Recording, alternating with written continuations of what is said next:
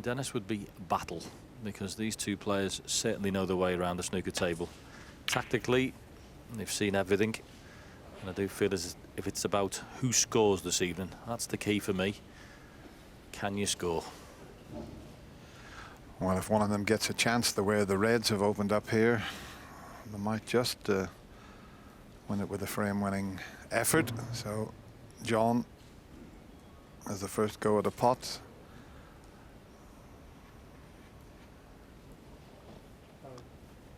Sit still, please. Sit still. Just a little bit of movement in the crowd. Everybody just settling down for this, what could be an epic battle.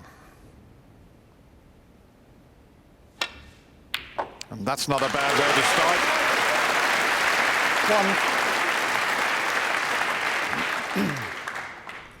That's worth another look. Terrific cueing. That does your confidence. A power of good. Can you put your camera away, please? The black is clear into one corner pocket. There's a red blocking the path for the other, but in a few shots time, John Higgins could have things in the clear around the black spot area.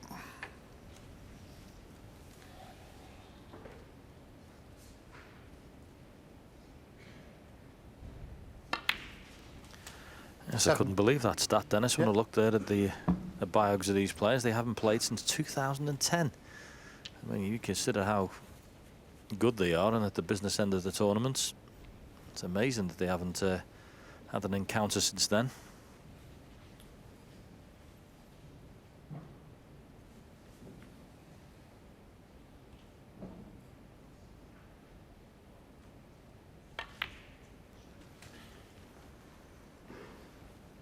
Yeah, John's been slipping down the rankings. 12. Somewhat. Number 12 at the moment. He's up against the world number 2. 13.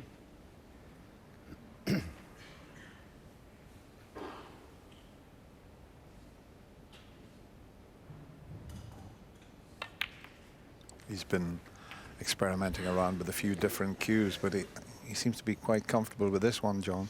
20. Yeah, it's amazing to think he had a spell for about 6 months or so where he never got past the last 16 of any event he was in, which is, for somebody of John's class, is amazing.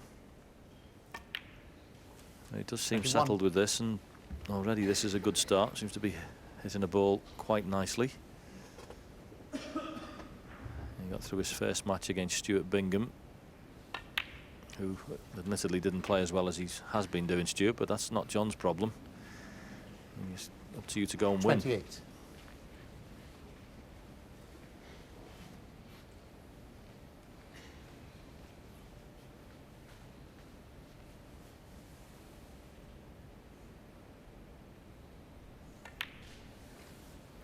$29.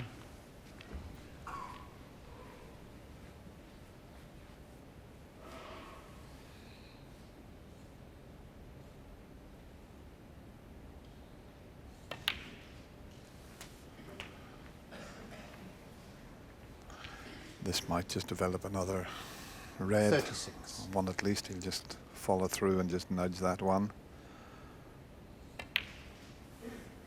Hasn't 37. really developed it, but he's picked up or picked off all the easy reds. Starting to get a little bit more difficult now.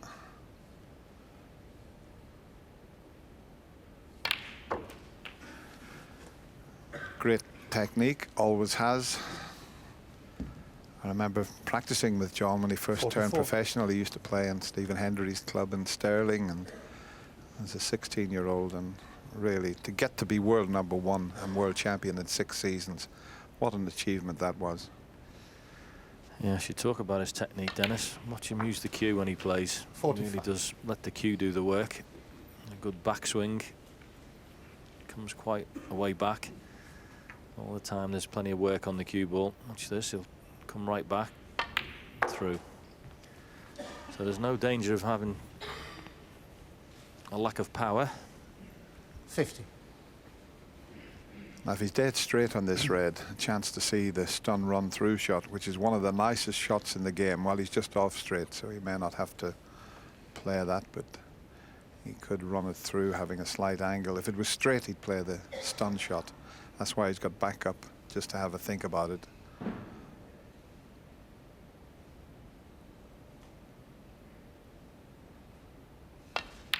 Still played that 51. delicate little stun shot.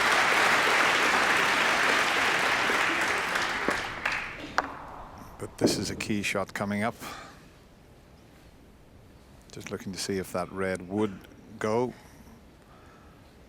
But he may have to put a trace aside. I'd rather go into the bunch, John. What do you think? Yeah, I'm just looking. He should avoid the cannon on the red that's at the top cushion here. If he plays that shot, I think he'll just miss that. But yeah, he might have to just put a little trace on. So he decided to split the pack instead. And how's your luck, John? Not very good at first glance. I mean, he couldn't have played it 58. much better. He found, well, he just caught that red. If he missed that first red, he would have split them perfectly. He split the reds, but he's finished awkward. He's unlucky there. Only a couple of pots away from securing the frame. Just shows you, that's why he was thinking of playing for the single red, because when you're playing a cannon, you're never sure what's going to happen, and he only needed a few more pots. Bit unlucky that. I'll show you it again.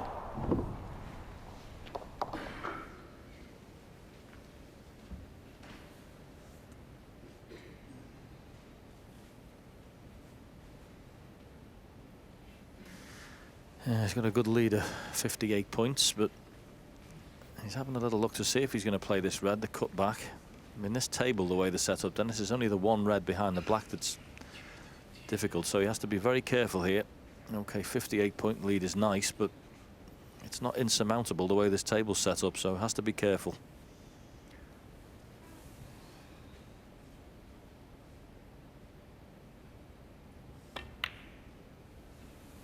John Higgins, 58.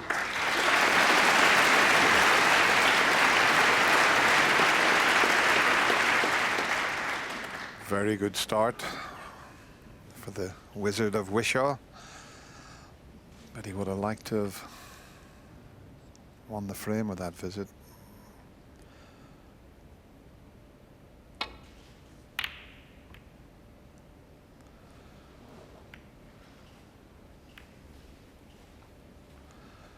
Yeah, he needs another little bit of insurance here, John Higgins. He got to do with another red safe. Don't know if he's got a shot to nothing here to play, but the brown and green are a good target to get in behind.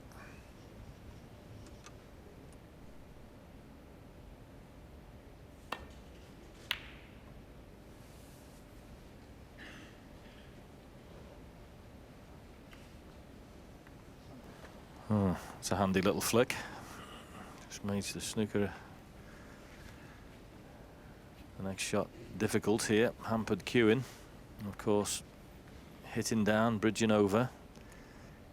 Make sure you don't foul the brown there. And of course makes the contact on the red that little bit more difficult. Foul. So much so he's hit the black. And a miss. John Higgins. Yeah, 7. he's got a little bit of probably unwanted side when you're striking down like that. It swerved it past the red. We'll show you it again as he delivers the cue. Probably just caught it off center, swerved it slightly away from the red, hit the black full ball, and well, golden chance for John Higgins to now secure this opening frame.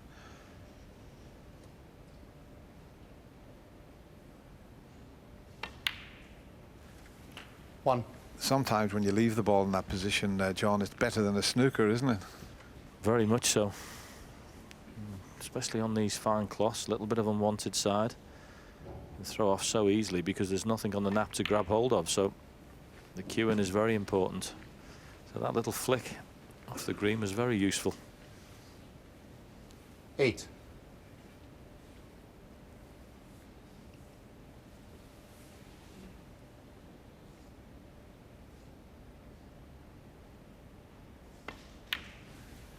Nine.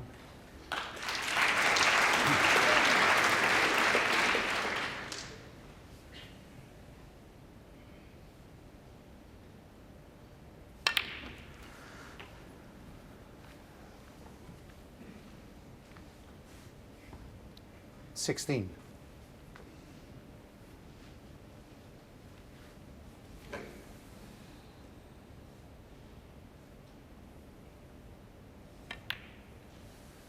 17. Yes, here's the shot John played off the red and the table, and this little flick off the green. Carried on and went right in front of the brown. And it is 24. just that little nudge made the cueing awkward.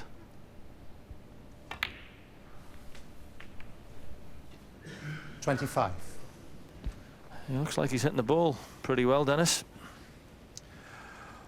Well, he hasn't made a mistake. He just was unlucky with the split on the reds when he broke down on 58, but he's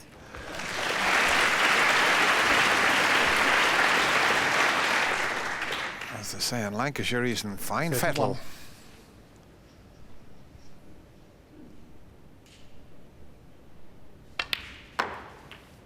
$32.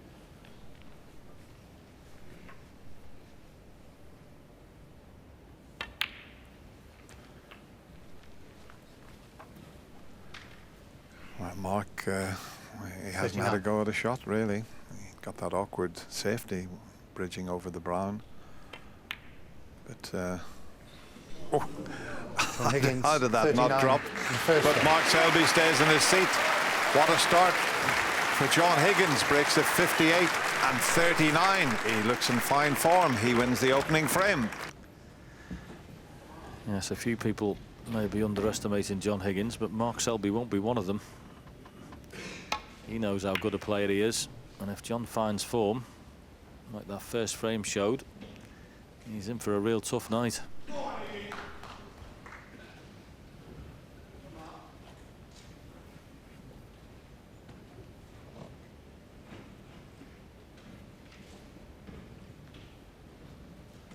Just a few latecomers arriving.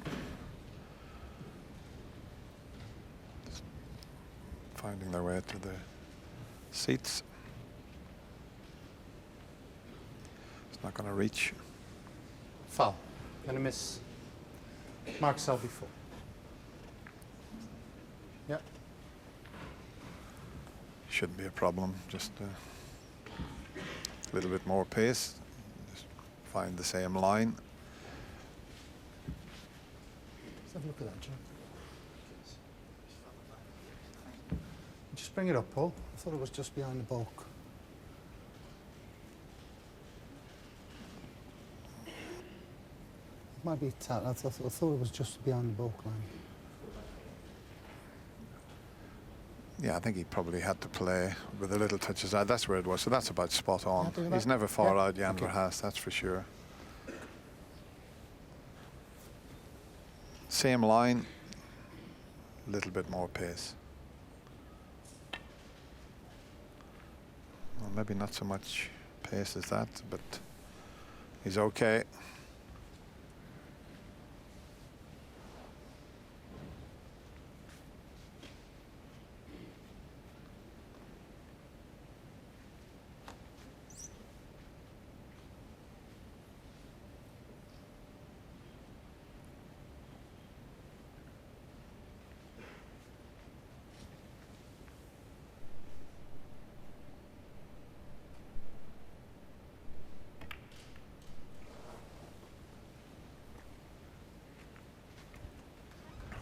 Yes, they've had a couple of classic encounters, these two players, over the years. Back in 2009, John Higgins beat Mark Selby in a World Championship quarter-final match, and it was one of the best matches I've ever seen at the Crucible.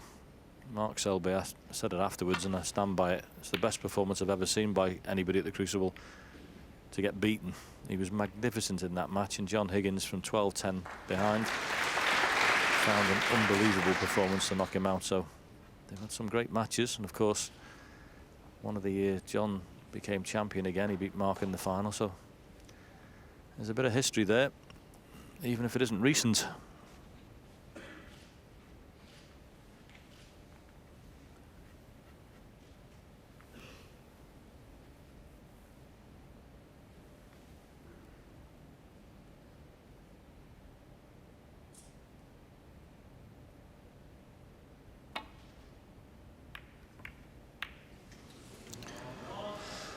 It was never going to be easy to get back down the table, and he just caught the first red.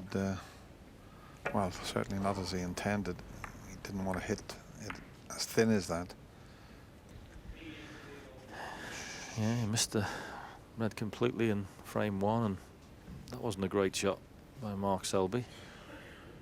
One thing you know against John Higgins, tactically, you're going to have to be up to scratch, because he does put you in positions on the table that's lots of trouble. You've got to have the answers.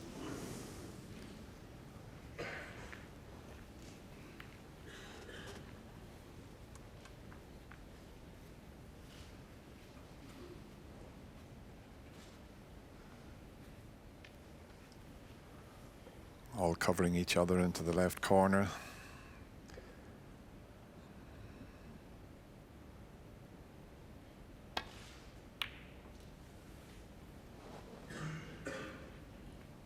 Oh, that might be a useful flick. No, not quite.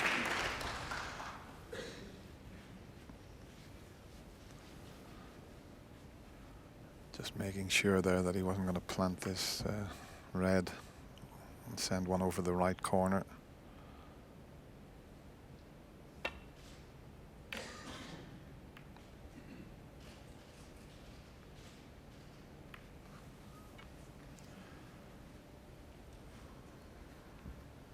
I mean, if it does develop into a tactical match, it's going to be very, very interesting to see who's going to win that battle, because they're both so good in that department. Yes, I think a lot of the matches Mark Selby's been playing in and winning, tactically he's been better than some of his opponents, but it'll be hard pushed to be better than this man in the tactical department. So that's why at the start of the programme I thought the scoring was important for Mark Selby. He won't be getting 2 or 3 chances to frame off John Higgins.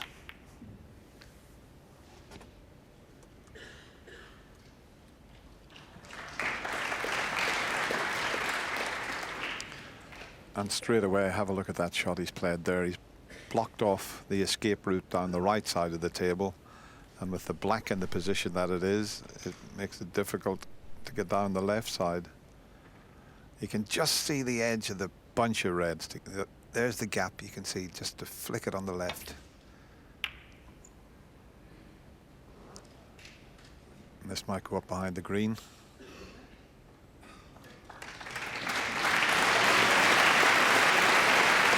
Wow, what a difference that's made.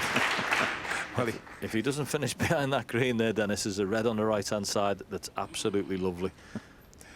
he did hold his hand up and apologise. He was trying to get on the baulk cushion. I don't know about that apologising. It never did any good for me, Dennis. Now, he's got to be so precise with this, as we show you where the white finishes. He's going twice across the table to land on the red. And that's just to the right of the 2 on the cushion here. But he has to be spot on. Have a look at that for an escape.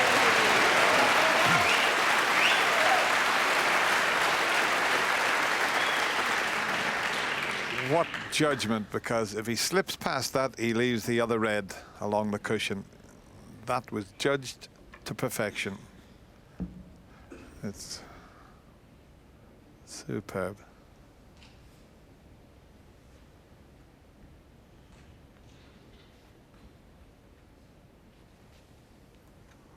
Yeah, no great surprise he's playing off this red.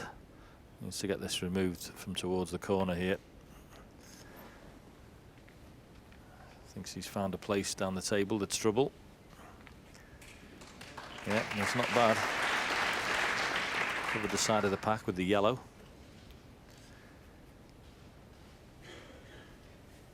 This is definitely an example of chess with balls this evening, Dennis, with these 2.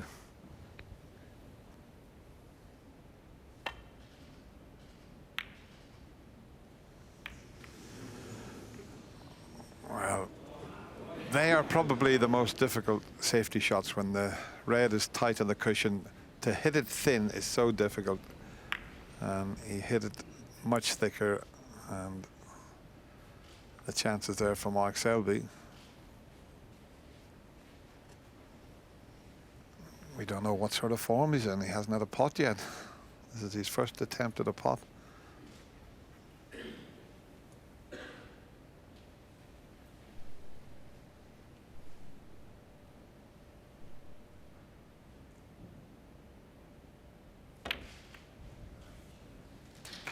One.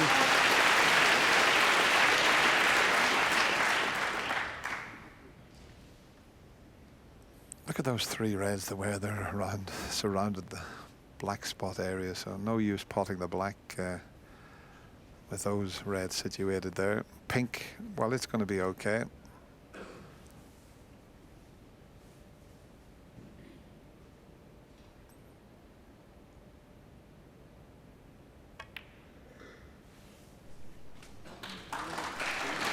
Well, I know it's very early in this match, but I really do feel that Mark Selby's going to have to score off this chance. 7. I mentioned earlier he won't get 2 or 3 a frame. He forced an error from John there with his excellent safety, but just got to establish himself in the game here.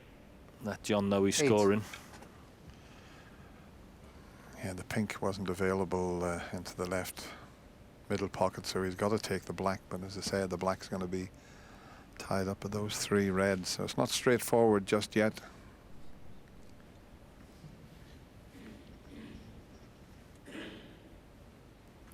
Yes, the red that's on the extreme right of the table is a bit of a problem, I think. I don't know whether the pink could pass that, because he could play on reds in the middle off this black if he wanted to. He's decided to play the cannon. Ooh, and the top one definitely goes. And if the black potted after this, that would be perfect. No, 15. don't think it will.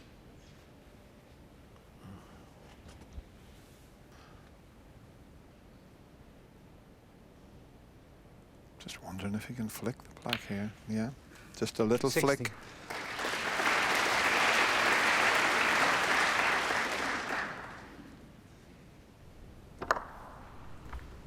Yeah, I think that red that's next to the black spot is still a problem, isn't it? It's not quite high enough to remove in a minute after this black. So things to think about. Not straightforward.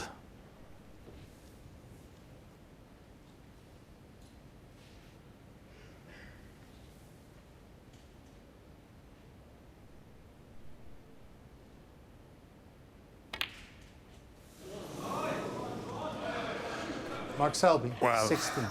how many times we see it? Took his eye off the pot, was worried about the cue ball. He was bridging over the red slightly, but he was more concerned with the white than the black there, John.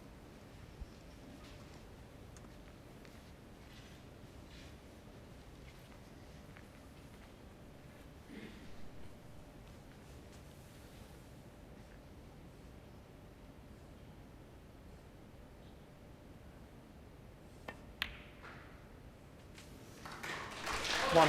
Wow. Nearly missed that. Hit the front jaw. Didn't think that was going in.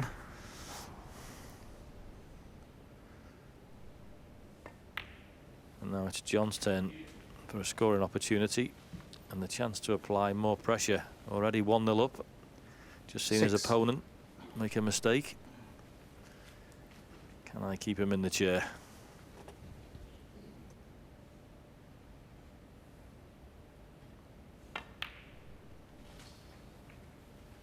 Seven.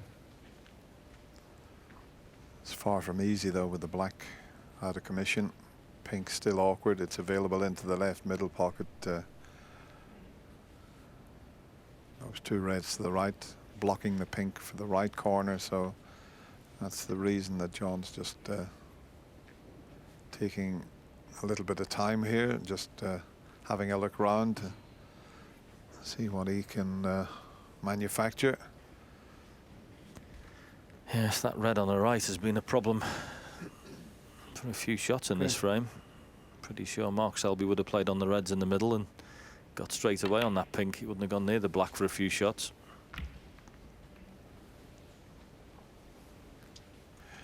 Might just be okay. He's a little bit unlucky, but he's got a dead straight red up into the corner, and he'd have very little to do to leave the pink. It all depends as to whether he's dead straight. He might be able to pot the back one of these 2 reds, and the cannon would leave him on the pink. Oh, John Careless Higgins, one from 10. John.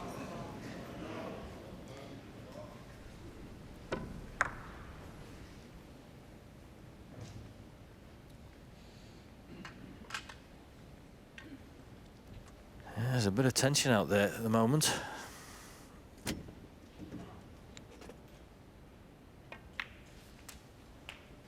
One.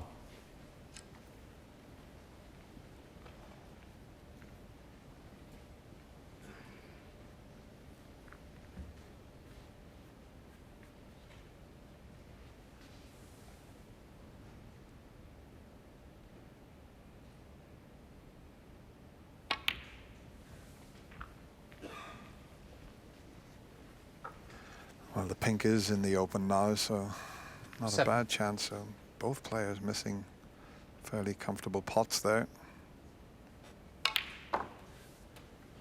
8.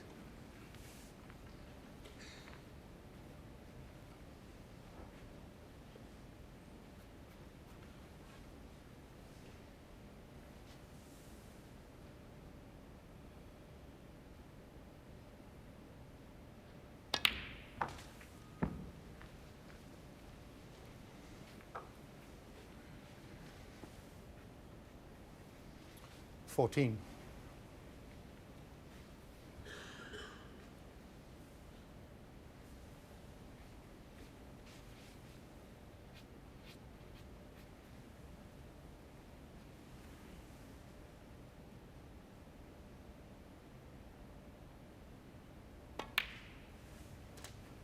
$15.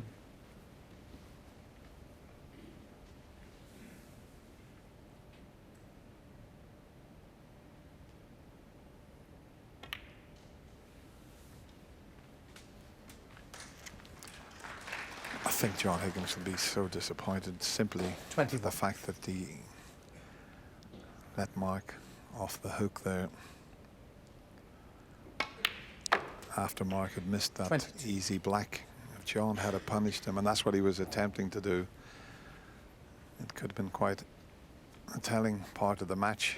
Okay, it's the second frame, it's first to 6, a long way to go, but all these little things can make quite a difference.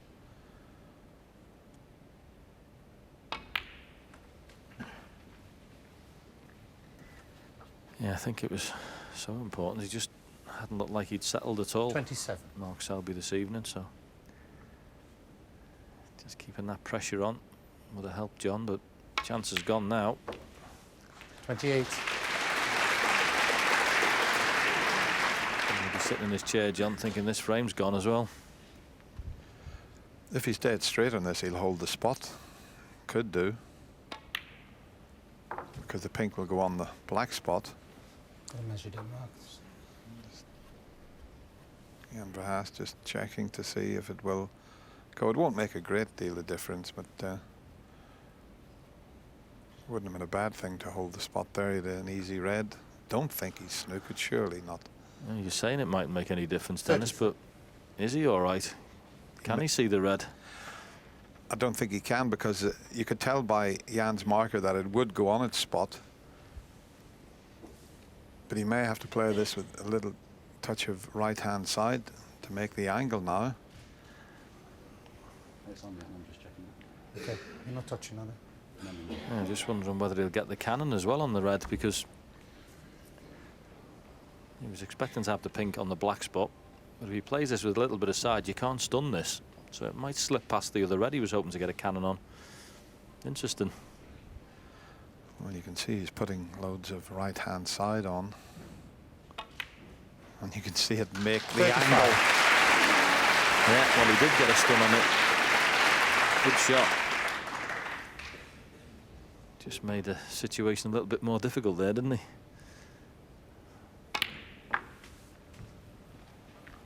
This is pretty good from Mark Selby, and it'll see that there, a little bit of swerve. 41. Virtually hit that red full ball and let the side kick the red over. Clever little shot.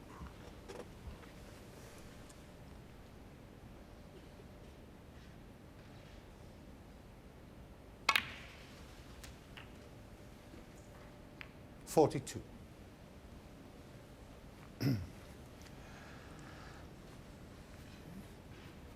52 in front, just 51 on the table, so the blue will make absolutely certain.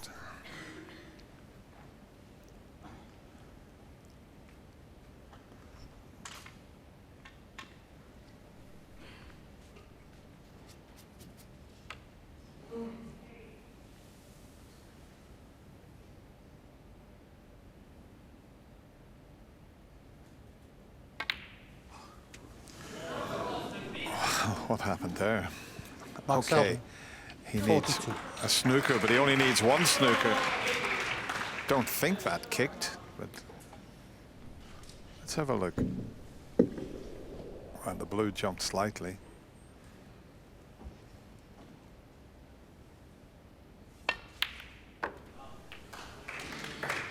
One.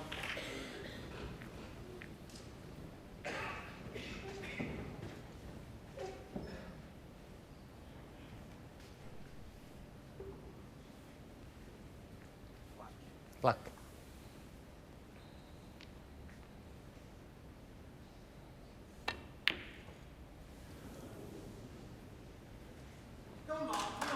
John Higgins won.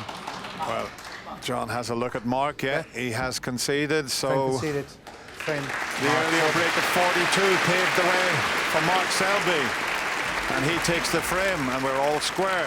One frame each. Good stuff, Steve. Thank you very much indeed. 1-1. Back to the boys. Thank you. Third frame. John Higgins.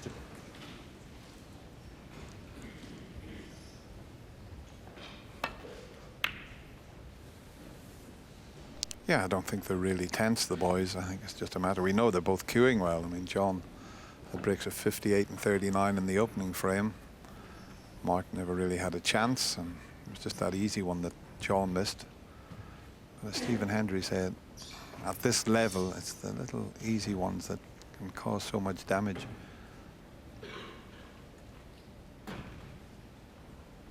Put them away, please.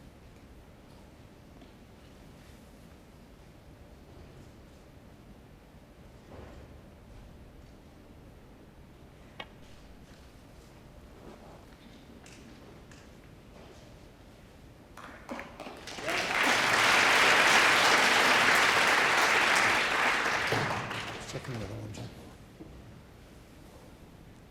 It's touching ball, but only that one. That one.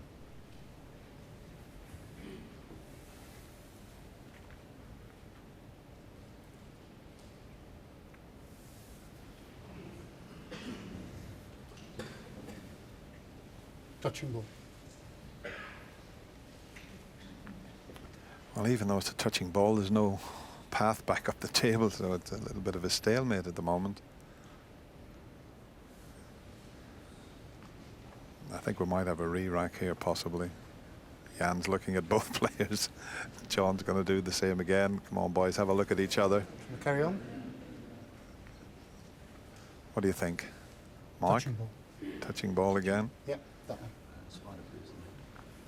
Yeah, slightly different this one, isn't it? You've got the spider here or the swan neck.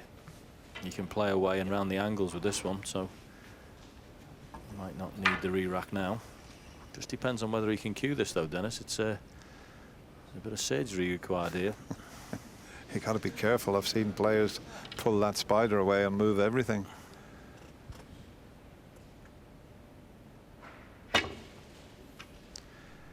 Yeah, I was a bit premature with my re-rack there, John, wasn't I? Sorry, John.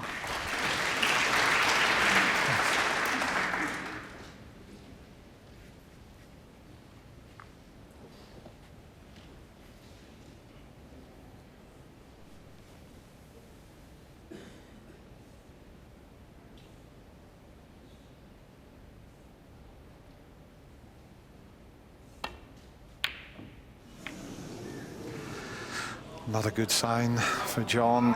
I mean, he knocked a cracking red in the opening frame. That was slightly easier. It still needed good cueing, but there are little shots that just knock your confidence. How costly is it going to be, though?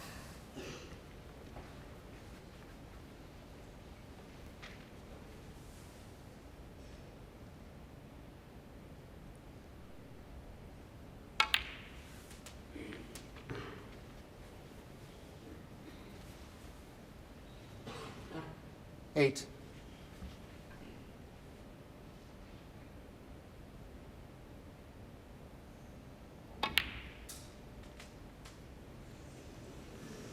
Nine.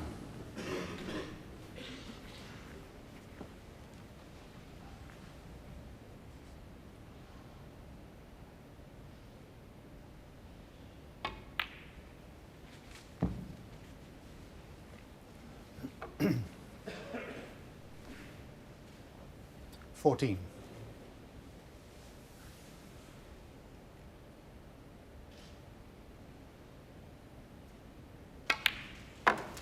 15.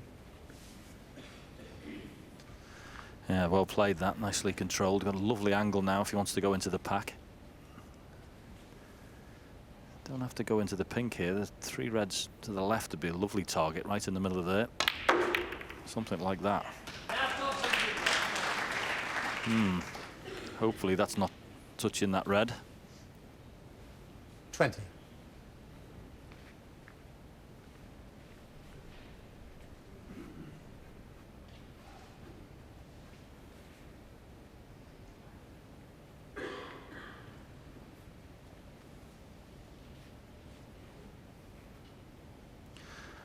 Good news and bad news in that shot. Split the reds up and he can see that red. He's not touching, but the red on the right hand side has blocked the path for the black there, so he's got to be round the angles and try and get on the pink. I think he was looking at there for the centre pocket.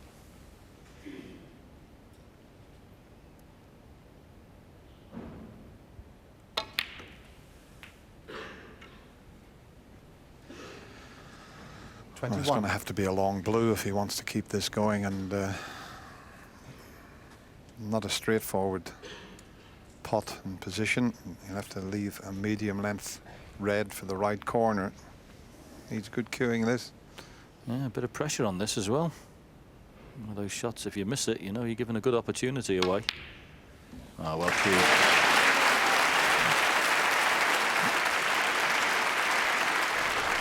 Yeah, worth another look, but he's a little bit closer to the cushion with the cue 26. ball than he would have liked. This is not a gimme by any means. This tests your cue action.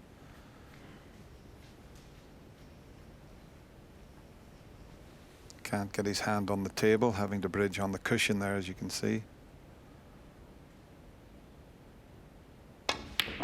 Yeah, but he's got away with it. He's been very fortunate there. 26. Very fortunate. Yeah, he's hit that red that badly, Dennis, hasn't he? He's lost the cue ball as well, missed the pot. Cue ball's come off a different angle because of it. Hit that a little bit hard, didn't he? Wondering if John can get in behind the brown here.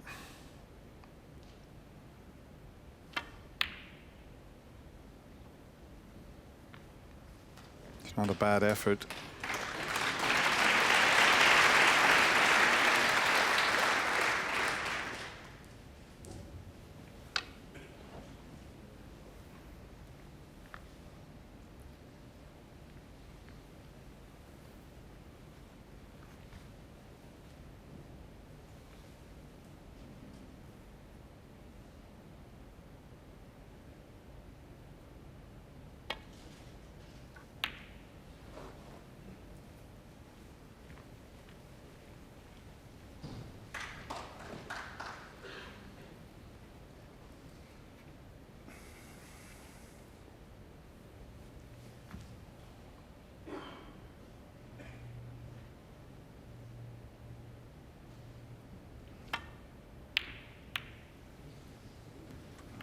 Well, that's very unusual from John Higgins. Such an easy safety shot to push that red up and down. And if he's got away with it, he's been very fortunate. Red shouldn't have been anywhere near the green there. Most unlike him.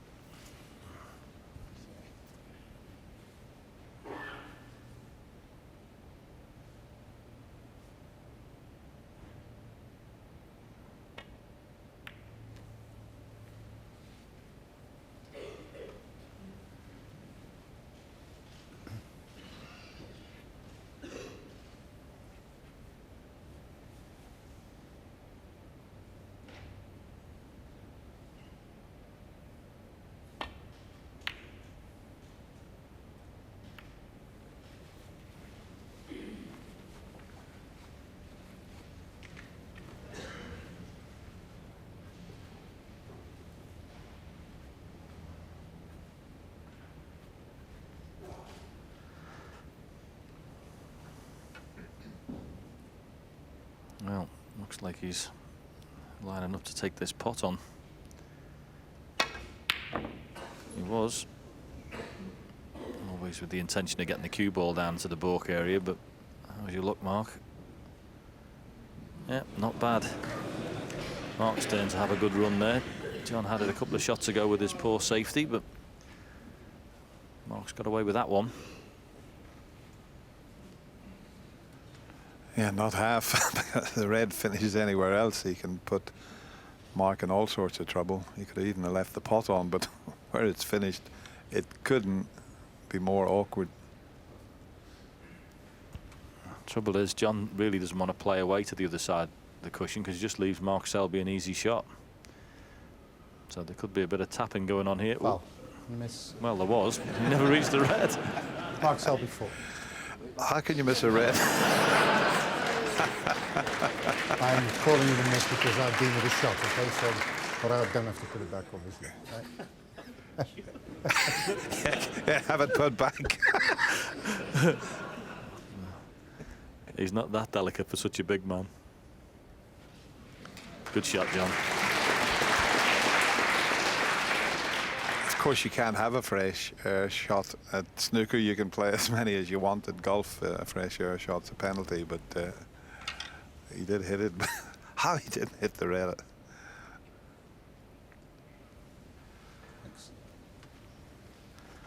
Well, Mark didn't have much of an alternative really to play away, so it should be easy enough for John just to stun this red down the table. Yeah, he was asking for it a bit there, Mark, and he's got the ultimate one. You a little bit surprised the shot he played there, Dennis? Yeah, it was if Mark was thinking, I don't want to get bogged down here. I'm 30 in front. I don't want to be tipping around. I'll just lay off it. But it was a poor shot to leave this available. Let's have another look at it. He just glanced off it, thought, well, shouldn't be a problem, but it's certainly a problem now. And there's no cushion or no red near a cushion to land on.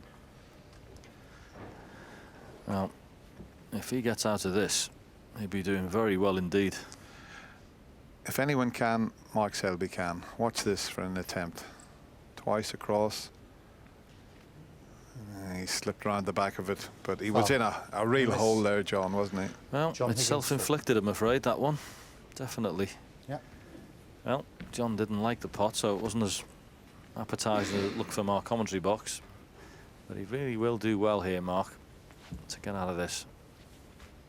This isn't pretty at all. Yeah, John. Yeah, that's the sort of line he doesn't. He's got to get close to the blue. You can see I'm almost through the middle of the blue.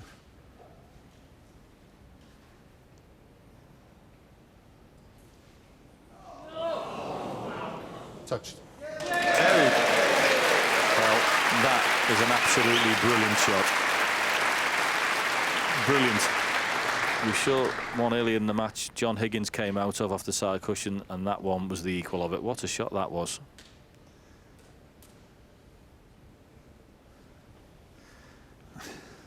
Good eyesight from Jan Verhaest to spot this. Let's have a look. Wow. Yeah, it almost curled on and then came off again. It was amazing that the way that went. The last couple of inches on the roll, it goes as if it's past it and then indicates right, has a little kiss, and comes off again. It must be in a finger mark, Dennis.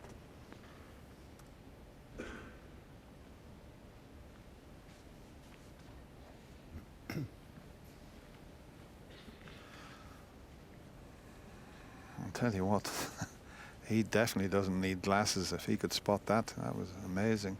Well done, Jan. Yeah, and I suppose the best thing for Mark Selby, aside from hitting it and leaving it safe, was he didn't leave a touching ball either. Here's another one of those tricky ones for John.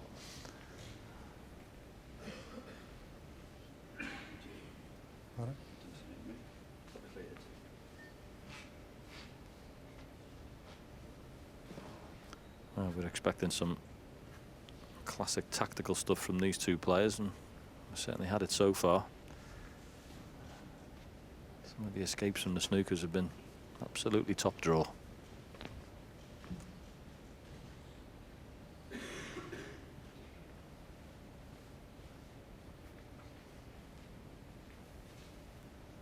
This is a thin one. He's going to try and get over behind the green. He couldn't do that. This was the best he could do from that position. So the target is the green for the safety shot. Just watch John Higgins' cue ball here. He'll play this with left hand side to swing the white over towards the balk colours. Yeah, it'd be interesting to see which red he takes on here. Got a choice of a couple down that left hand side.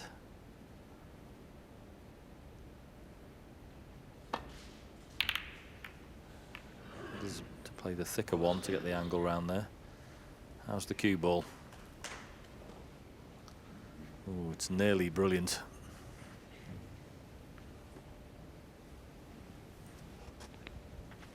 Yep.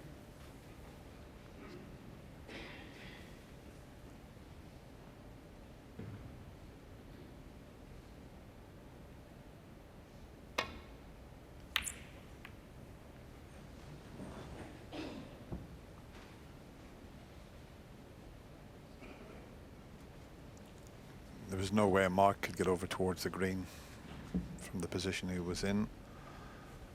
John can do. I'm just wondering. I can't really take a pot on as a shot to nothing. Play off the two reds that are together and try and get a little bit better than the previous shot. Has he hit it harder this time?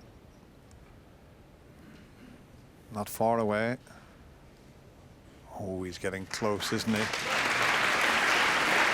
it's one of those situations. Mark Selby knows he can't play a shot to get round there himself, and every time he plays the only shot he can do, he's leaving John an opportunity to get behind that green and brown. It's just the way the balls are rolling at the minute. John's in the ascendancy in this particular tactical exchange. Sometimes there's nothing you can do about it. You just have to hope that they don't get behind there.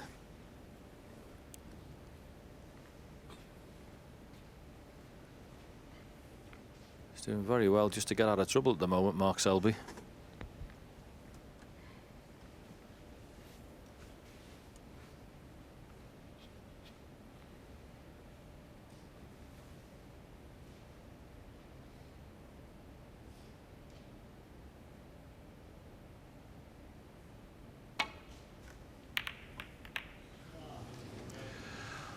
Well, those good safety shots from John Higgins has paid off.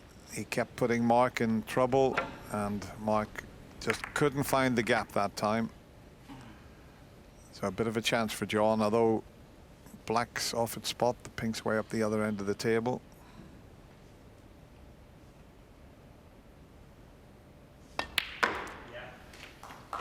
Black will be back on its spot after this shot.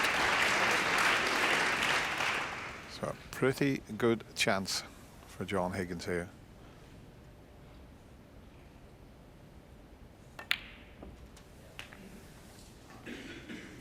Oh my goodness me. What have you done there, John? 8. Touching ball. I can't believe he's played that shot. It's touching. He's just trying to pot that, come there through the gap for the red on the left hand side. He's overhit it. I don't think he's on any ball. He'll be absolutely kicking himself. What a chance he's let go back in there.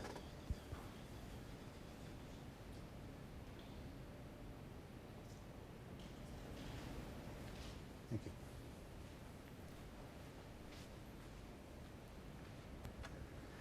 If someone actually asked you, Dennis, to play a shot where you could put yourself in that much trouble, you'd be hard pressed to pick one.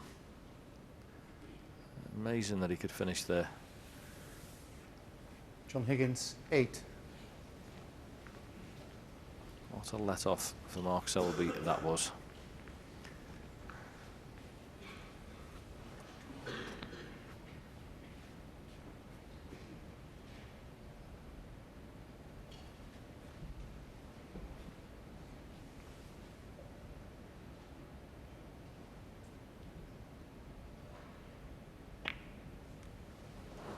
Chance now for Mark to get the cue ball up behind the green.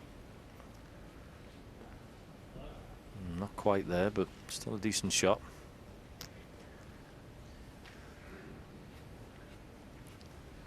John just letting Jan Verhaas have a little look there. He's going to play past the blue. Looking at that red there with his cue just to see where it'll go once he's played this thin contact. And once again, there's a chance here behind one of the ball colours off this if he gets it right.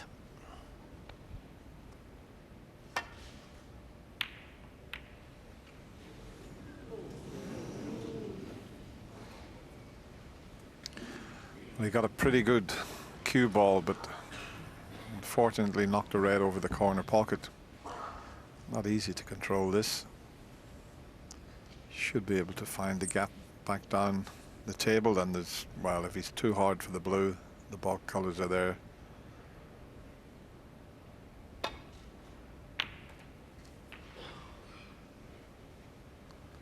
One. Mind. He doesn't want to be over that side. He wanted to be anywhere around the green spot area, and he was perfect. It's a funny shot that, Dennis, isn't it? You more or less play it thinking, well, I'm bound to be on one in the balk area. Just make sure you pot it, bring the cue ball down, and I must be on a colour. And the cue ball throws wide, Selby, one. and you're on nothing. So both players will be disappointed with the last couple of minutes or so. John, particularly when he was in amongst the balls there. And Mark not to be on a balk colour. So one chance each gone begging. John looking for a path to land on the red behind the black, the one that's near the cushion, because all the other reds are in open play. So an important escape here, and I don't think he can get twice across the table because there's a red in the way either side. Yeah, definitely that one on the left hand side of the black is the big problem. That wasn't there. He'd be coming off the see where John's pointing his cue now. He'd be coming off the side cushion and playing onto that one, but as I say, that one on the left of the black is the size of a football at the moment for John.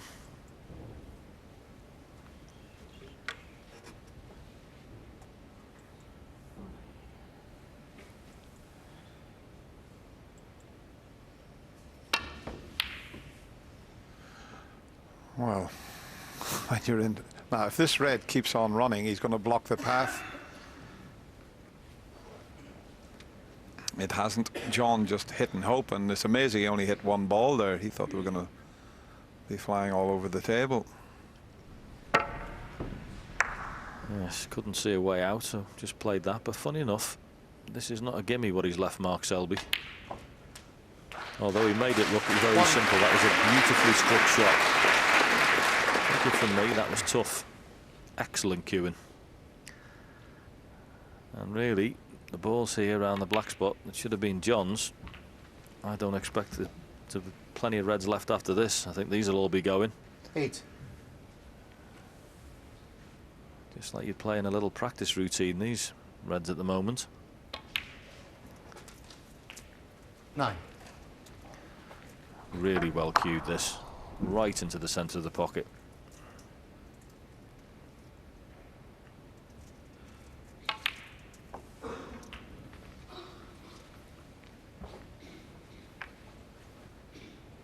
$16.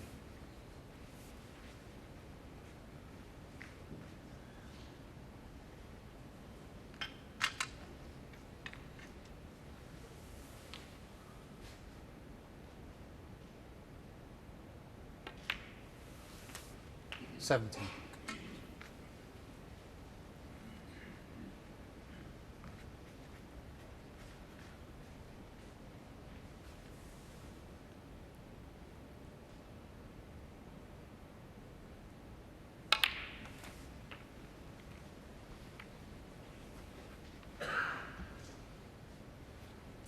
$24.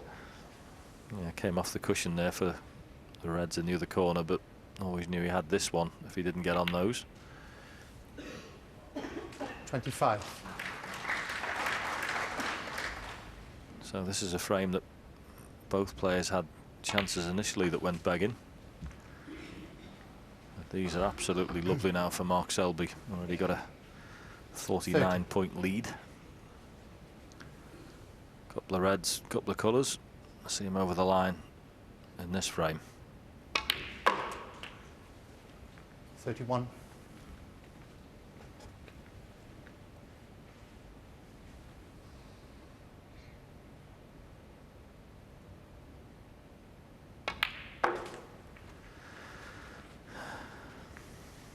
So just this red will do it. 36. Don't expect any problems at all here, and 37. good stuff this evening. Disappointed John Higgins has had his chance here. A brilliant competitor Mark Selby is. 44. Even when he's not at his absolute scoring 45. best, which has happened a fair few times in the big tournaments, he just plays the right shot and competes every time he takes his cue out of the case. Very, very 52. tough to beat.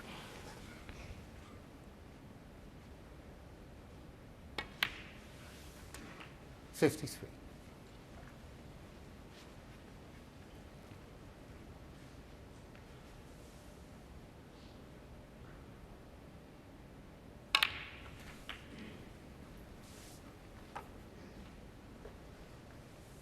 $60.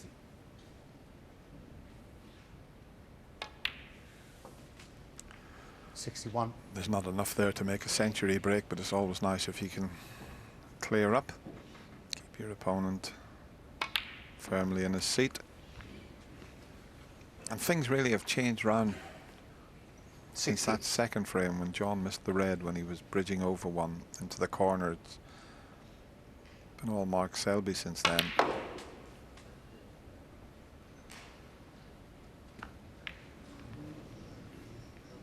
$70.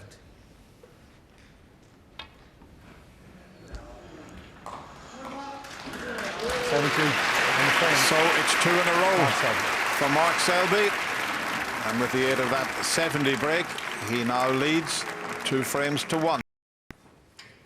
Thank you. Fourth frame. Mark Selby to break.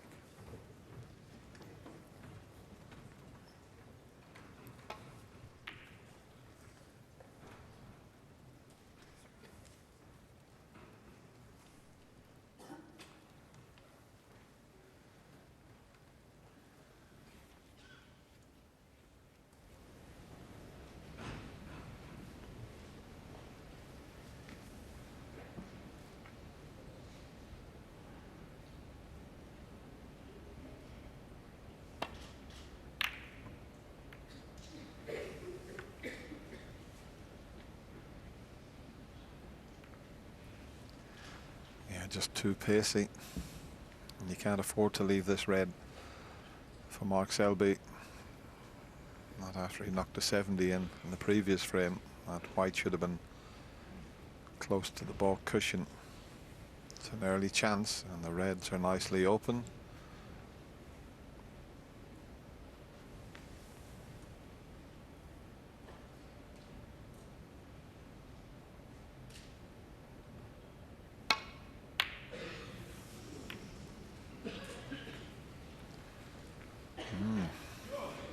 Thought he'd have got a little bit closer than that.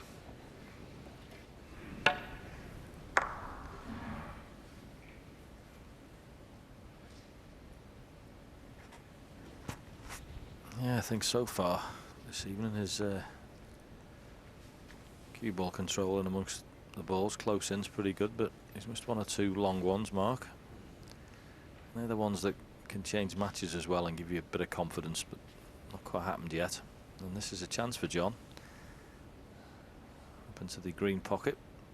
Well, is he playing in the centre? In the yellow pocket, I should say. There it goes. Oh. Fancied him to pot that.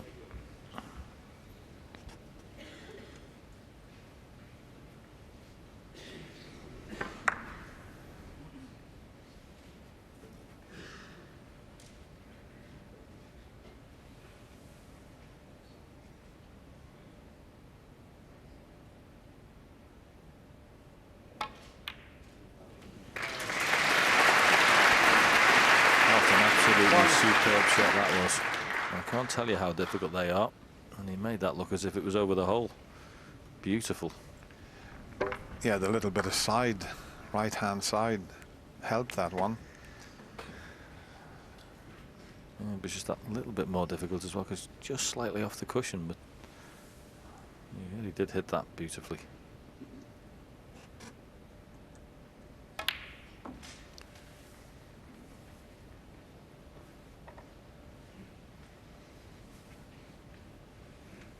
4. Yeah, this was Mark's attempt at the red. I thought he would knock in. Well, he could have left something a little bit easier, but I still expected John to knock that long red in.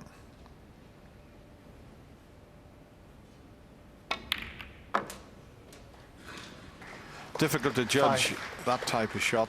He's done reasonably well with it. It's one of those little cutbacks that show you the white pushing through the reds again. Always difficult to judge it spot on. So a delicate little cutback here.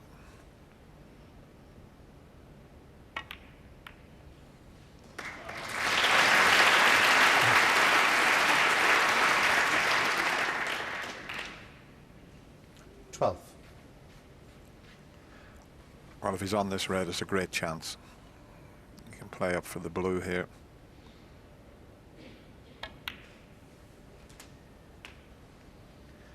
$13. Yeah. Yes, that black was a lovely shot. Never easy. Cut back, blind pocket. Need to put a little bit of control on him. Not absolutely guaranteed, you know, where the cue ball is going. So sometimes you can take your eye off those. Really nicely controlled this was, and never anywhere else but in the pocket. It's a shot like that that cost Barry Hawkins the deciding frame against Ricky Walton last evening. Similar type shot.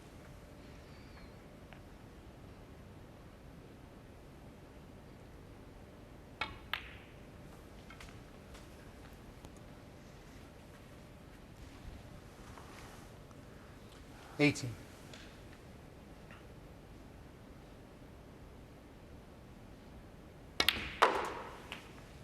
$19. Yeah, a little stun run through there, just slightly held the cue ball a little bit too much. Closer to the cushion, makes the cueing a bit more difficult, cueing down on this. Once again though, really well struck. 26.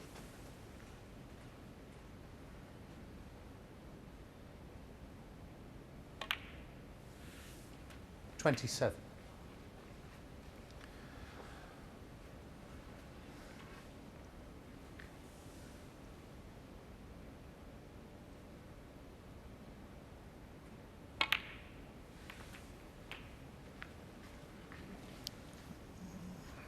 Not bad. 34. Choice of reds. There's Vicky in the audience. She would have been a little bit concerned the way John Higgins set off, but she knows there's every chance that her husband can go to the mid-session interval 3-1 up. But having said that, slightly out of position here. Needs one more good pot. Yeah, it was the cannon before I was a little bit surprised with. I thought he would have played the cannon onto the red on the right-hand side of the pink, but chose to play a different one.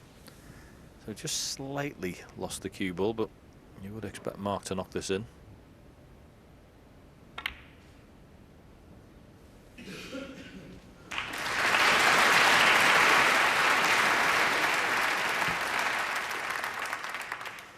Good recovery. 41. Sorry.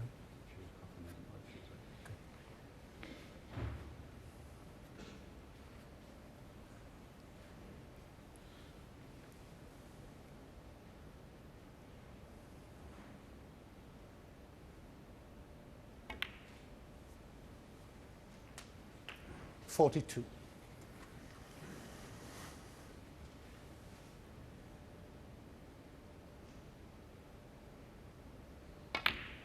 Taken these particularly well so far. As I say, when he looks close in amongst the balls, 47. doesn't look like there's going to be too many mistakes from Mark. Only one or two long pots this evening have caused him a bit of trouble, but just as for John Higgins, he's just not quite kept the pressure on Mark Selby. He's had a couple of chances 48. that have gone missing, and okay, it wasn't a gimme that red into the yellow pocket, but John Higgins of old would have knocked it in, that's for sure.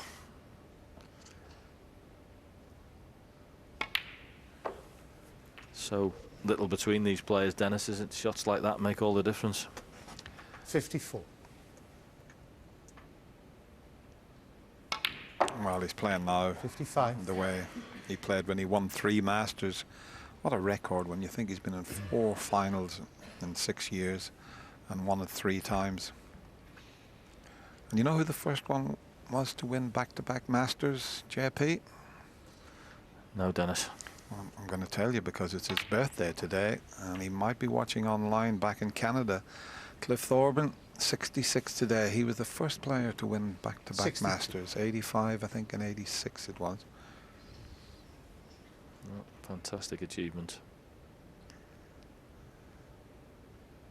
And happy birthday to the grinder. 63. If you're watching.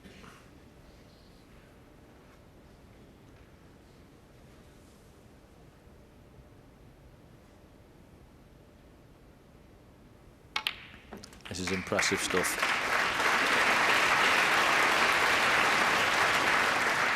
$70.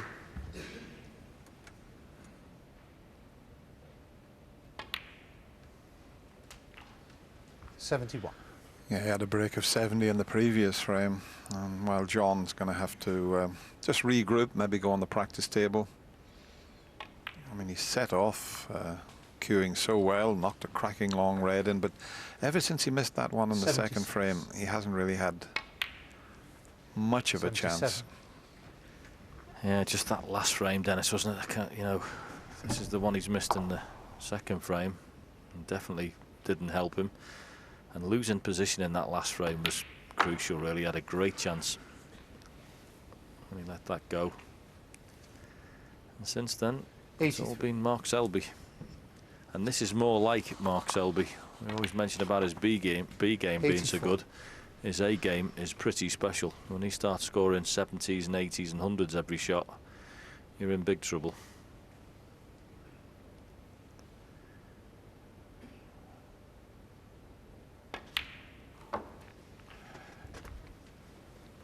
Not going to be easy to make the century break with the red frozen 90. on the ball cushion up there. He's made 29 centuries this season so far.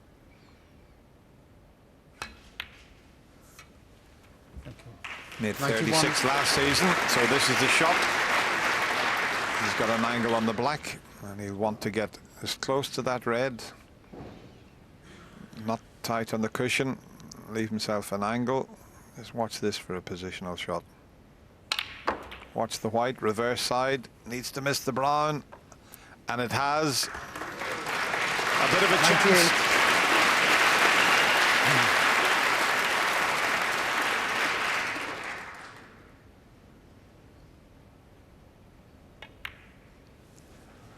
Well, no century break, but Mark Selby lost the opening frame, but he's done very little wrong since. He's took 3 frames in a row, and with that break of 98, he goes to the mid-session interval, leading 3-1. Cameras away, please. Frame 5. John Higgins to bed.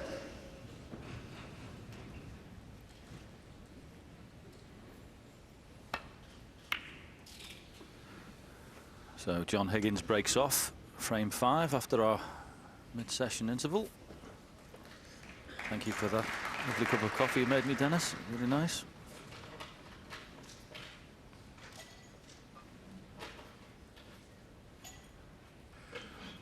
Not a bad break-off shot. I've got it. He's covered all the red, so Mark going for the 2-cushion escape to glance off that red to the right of the pack.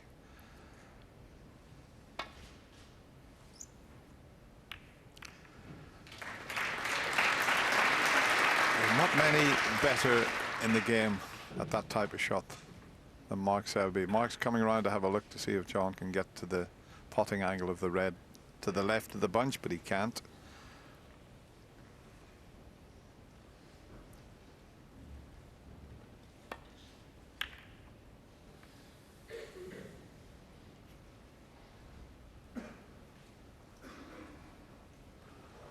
And the black's tied up at the moment. I'm just wondering if Mark will play the red to the right of the black and just bring it into play again. That's what he's doing.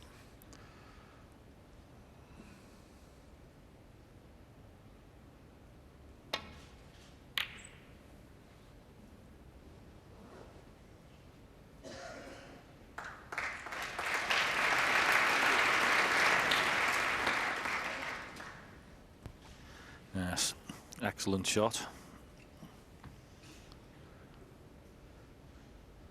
Just wonder whether John could take this pot on, but he'd avoid it. The pack that is on the way back, so he couldn't. So just a thin safety shot. Much more difficult to control the cue ball, those sorts of shots. And he's just had the old snooker player's pet hit, hitting a balk colour when you play that safety shot and knocking it onto the cushion safe. Spoils the game somewhat when that happens. Okay, not too bad with just the yellow out of commission. A bit on the thick side with that one. But at first glance, no easy pot. You can get through to the one that's near the corner pocket, but it's a tough shot. Won't even entertain that one.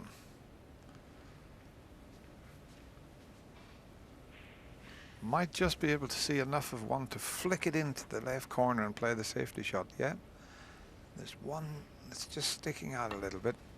That's the one. Has he covered it?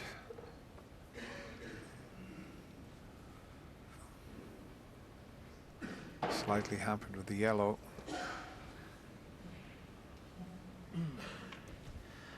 Yeah, Kewen's slightly more awkward. Not 100% convinced he can get by there. He's just having a check on that.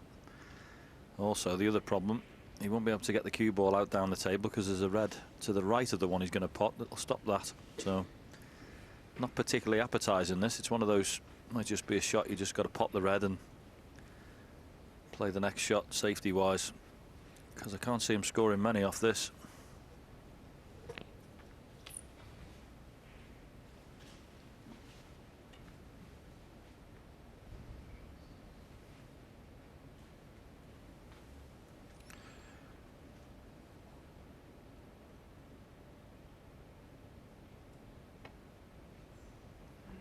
Now, how true is that? That white's drifting, as you can see. It was a delicate little shot that he was attempting there, but it did drift to the right. Well, if he was, you can see the cue ball moving, but if he's playing that shot, Dennis obviously didn't think he could pot it, because Extended rest. why not just play the pot and then play a safety? Strange one, that. Must have been tighter than we thought. And this is an awkward shot that John's faced with, because he's got the extension on the rest, the extension on the cue. He's got to get it out of the way pretty quick, because the white's going to come back towards him. He might possibly... Well, look at this. That is... Hey, Jan Verhaas caught a salmon with that last week.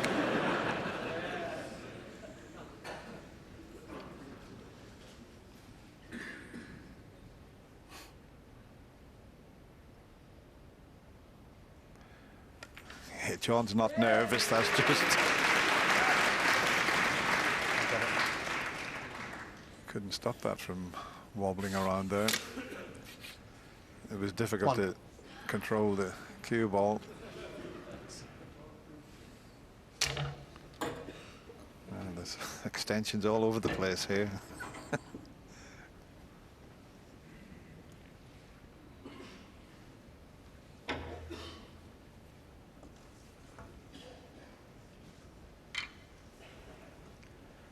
Yeah, tricky little shot this. Once again, one of those pots into a blind pocket. Okay, it's just dead weight, nothing on the cue ball really, but the pot itself needs to be got. Well played.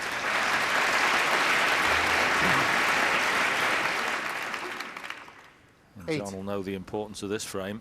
Going 4-1 down to Mark Selby will start to look pretty difficult, so win this one and just get back to one behind. 9. And good chance this. A few reds in the open.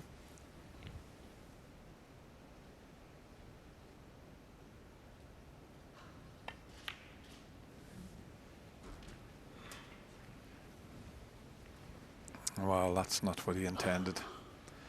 The black's away up onto the yellow spot. 16. He didn't want to hold the black spot there. Now he's going to have to force this in to get up for the blue.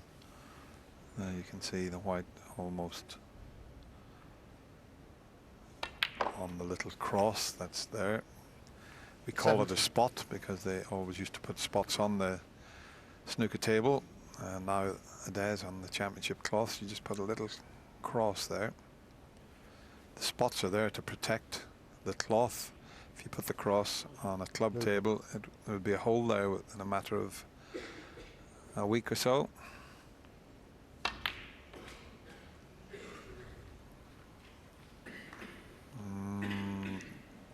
Might just be okay. The one at the back of the little bunch of reds. There's a gap through to that. That's the one.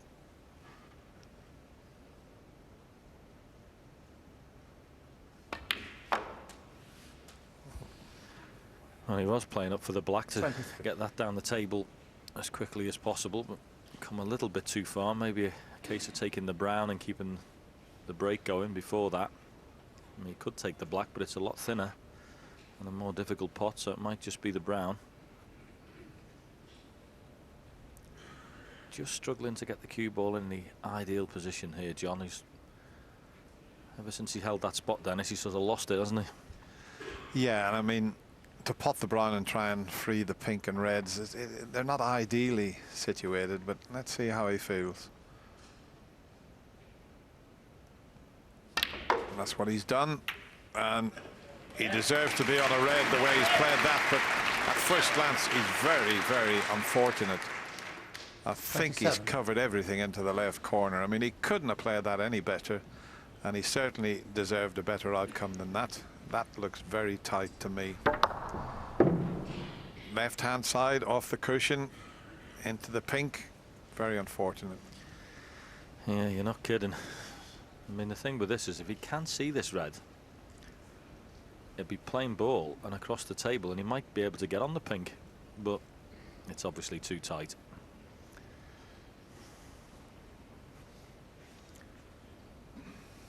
Really unlucky that.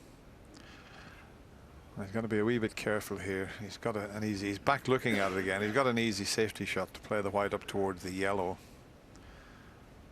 But if it doesn't pot, it doesn't pot, and usually your first instinct is correct. John Higgins, what are you doing? John Higgins. He tried to convince himself there that he could pot that, and he had to play it with pace. He had an easy safety shot on.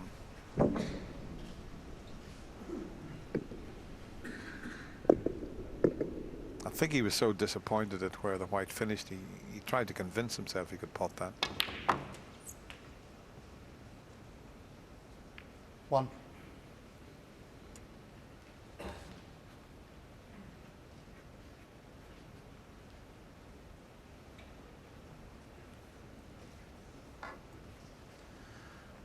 Yes, he'd be kicking himself, Johnny, but I'd love to have stole himself there and just played the correct shot, which was down the table, but you've done it now.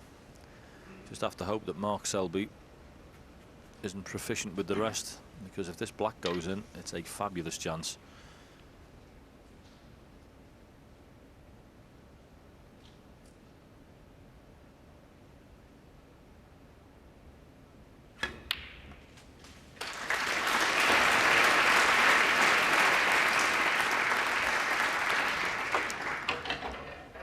All depends whether he can get through to the. There's a couple of reds available. Oh, he can get through to the one that he wanted. Just a stun shot again to leave the black. 9. Now, can he make John Higgins pay for that strange shot that he took? He didn't think he could pot it, and then he thought, I might be able to pot it, but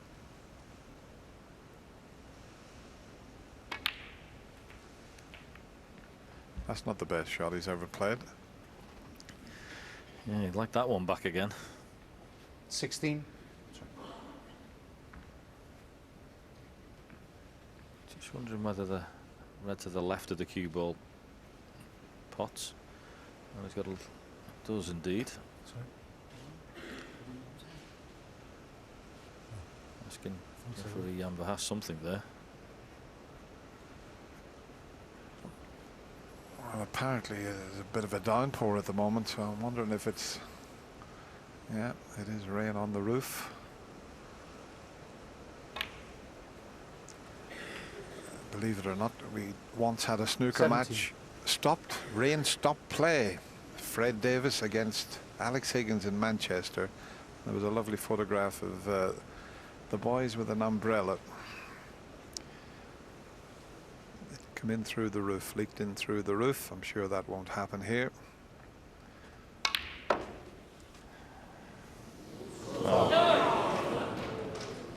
It's raining on this parade after that shot. John Higgins. Understand that one. Didn't think he was going to be anywhere near the middle pocket, but he's managed to make the angle. He'd be very disappointed there, Mark Selby. That was a really good chance.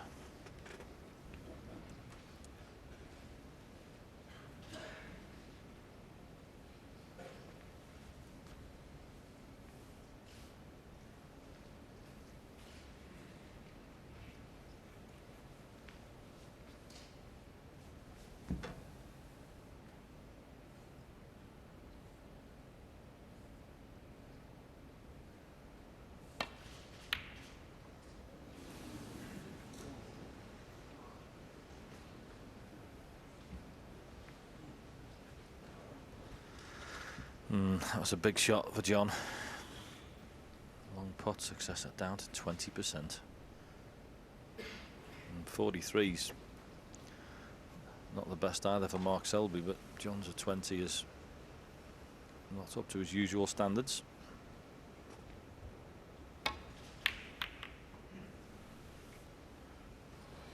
Well, he's got another chance here, although the white's going to be almost tight in the cushion, but you would think he doesn't have to play this with too much pace, because the way he'll cannon this other red, you'd think every chance of finishing on pink or black. Yeah, just doesn't want to get that cannon from behind, does he? And keep the cue ball trapped. So interested to see what happens off this. If he hits it on the way down, it'd be great. Which he did, Dennis. But he didn't need to hit it that hard, and he would have finished on pink or black. I'm surprised that John played it at that pace. I'm just wondering whether he was worried about getting the cannon from behind instead. As you say, I agree with you. Why hit it that hard John otherwise? Higgins, 1. Yeah, just a gentle shot would have left him, well, certainly on the blue, but he's got second best. He's got Mark in all sorts of trouble here. But there's not many better at knowing the angles than Mark Selby. We have another Scot, Angles McManus. Alan Angles McManus was brilliant, but this fella knows his way around the table.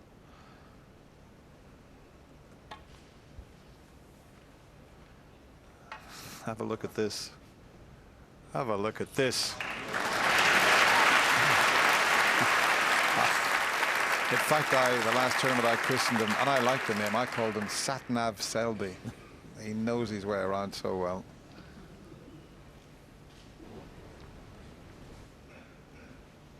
Brilliant. I mean, there's been 2 or 3 of them this evening, hasn't there? You know, people have got out of snookers and difficult situations, and every one of them has been played to perfection. That's why they're 2 of the greatest tactical players who've played this game.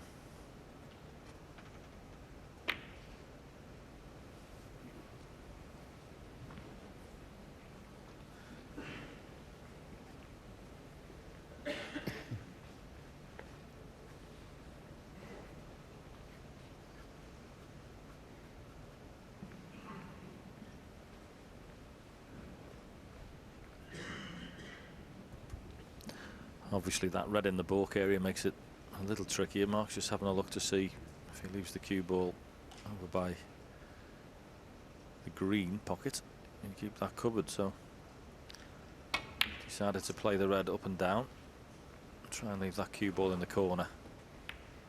Clever shot. Played it well.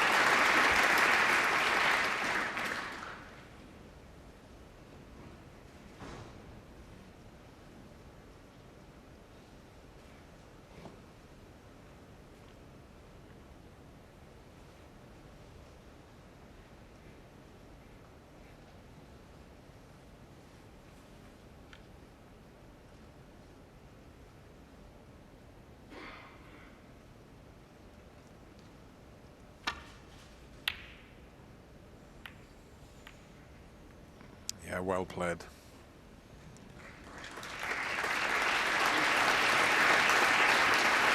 Absolutely excellent, that shot. All about the cue ball.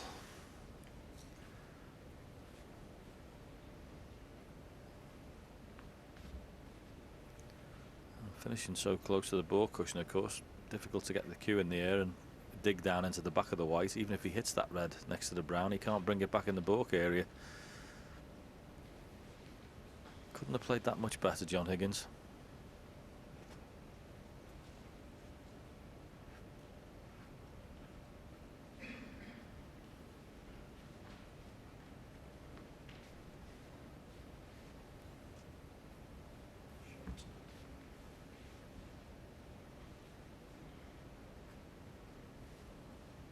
Well, here we go. He's got the butt of the cue up in the air. This will be quite a good shot.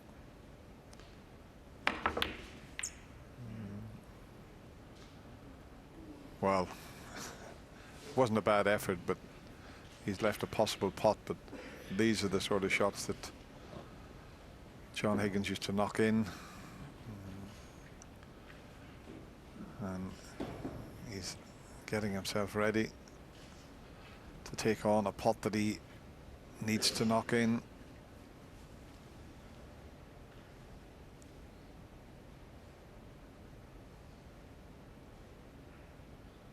Polarity.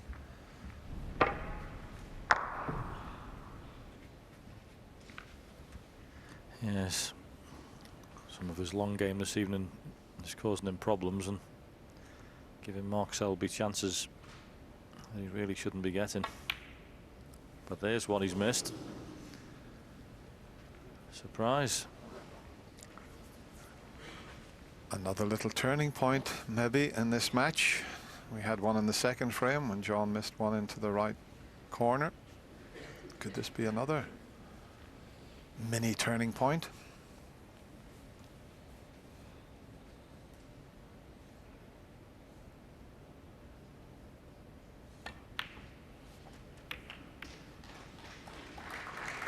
One.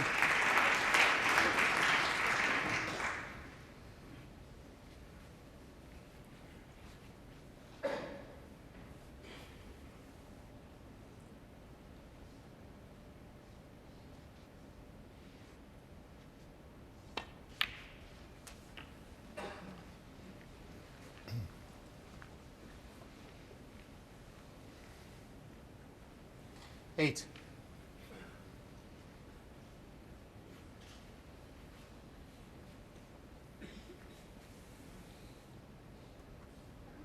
So a 23-point lead already. So balls in the middle of the table.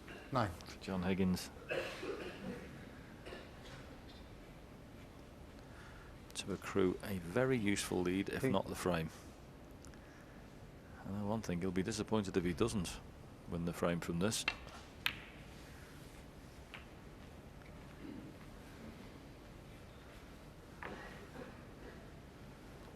$15. I bet you can't believe he's back at the table after he missed that long pot.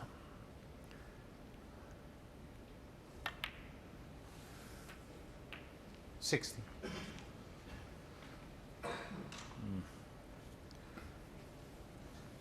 Shouldn't be a problem. Stun the green over for the red in the balk area.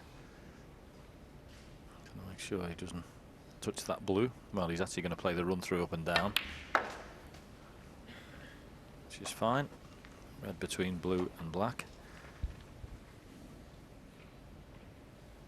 90.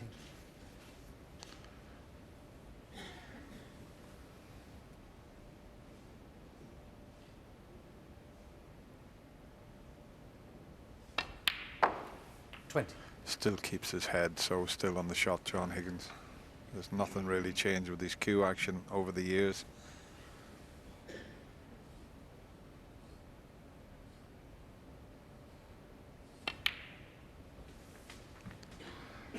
Yeah, it was a frame he badly needed, and he was handed a lifeline when Mark Selby missed that comfortable 27. red into the left middle pocket.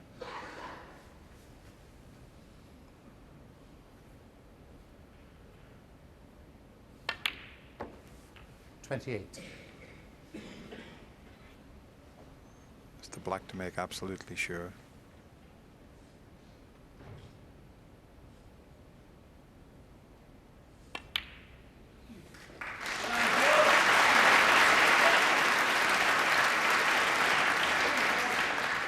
$35.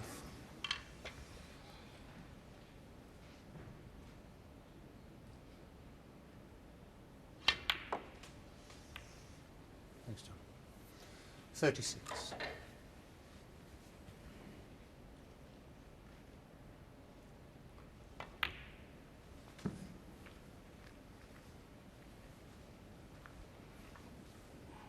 $42.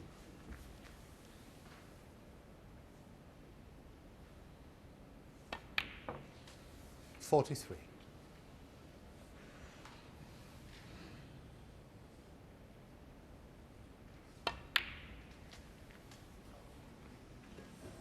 Foul. Mark Selby 4. John Higgins 43. So Mark Selby concedes the frame, and John Higgins, aided by that break of 43, takes the fifth, and he's now only one behind at 3.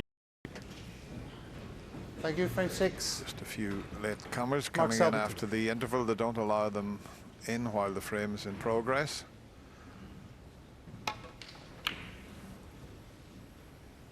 So Mark gets the 6th frame underway. And not a bad break-off shot. If John's going to come back up the table, he needs a thin snick off this red.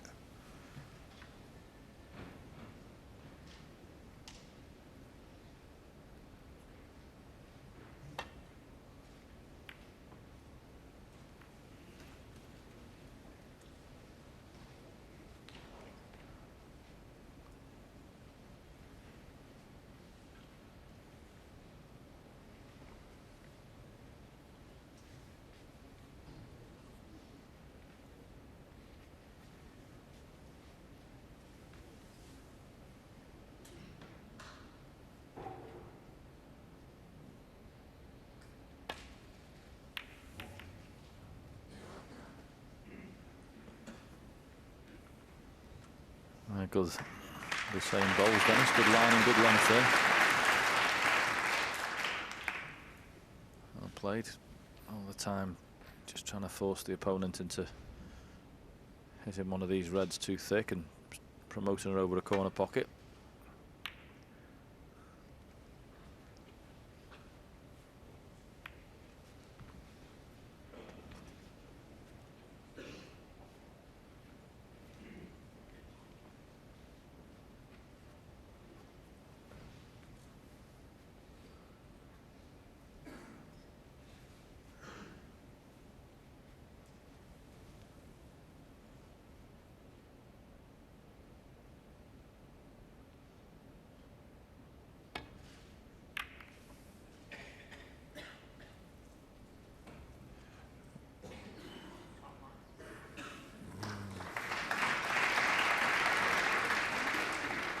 Quite for a moment there. It looked as if he might drop tight in behind the yellow.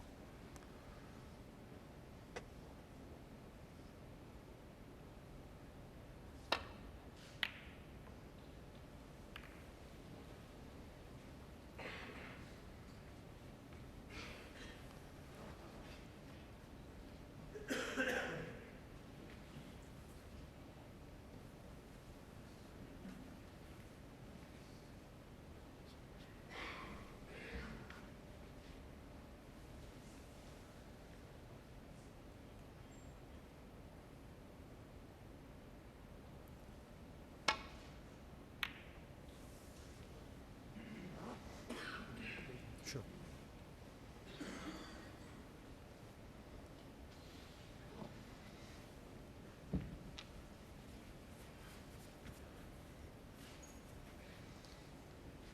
John just having a look at the red into the right corner. He can get around the back of the black if he judges the angle correctly. If he hits it too thin, he could cannon into them. So if he pots it, he should be okay. Well, he's not okay. Oh, maybe he is okay again. Having a look at the outcome, but had he have potted that red, I don't think he would have canned the one he finished up canning, but he's got away with it by the looks of things.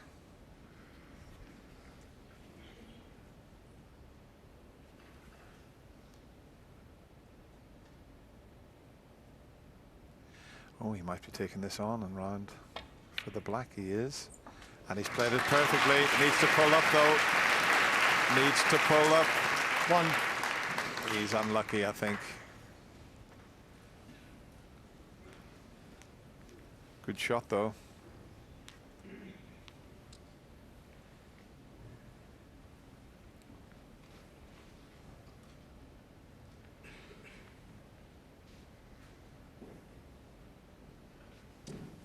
Bramble.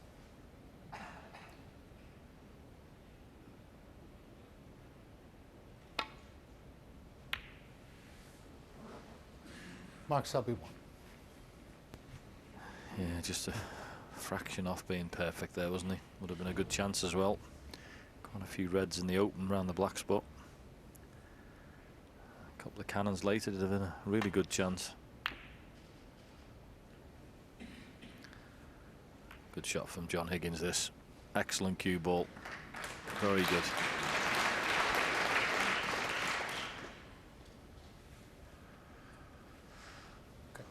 Okay.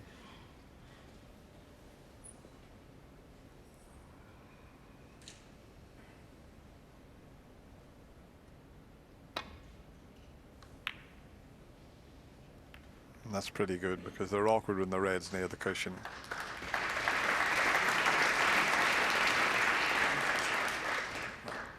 Might just be able to see enough of the red to the right of the pink to swing this around the angles. I think he can head up towards the yellow if he gets this right. Plenty of left-hand side on it. Yeah, it's one of those you've definitely got to hit right, though. You get this thick, there could be reds going towards corner pockets here.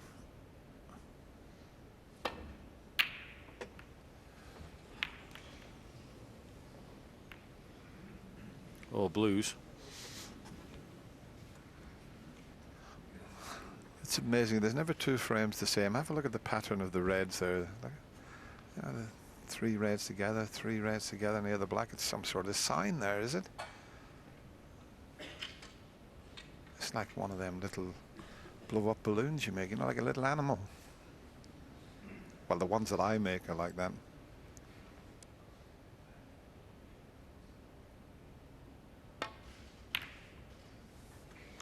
That's a new one on me, Dennis. You're seeing crop circles now.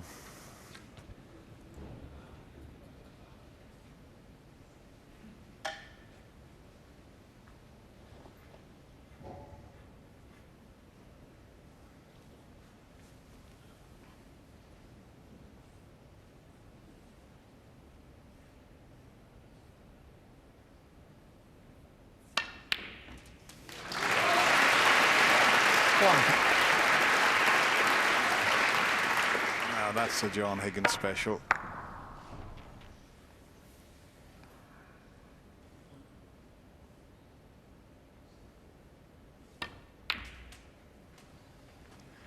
But that's not what he wanted.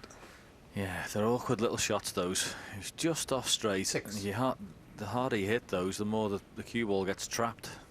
Doesn't get any pace on it.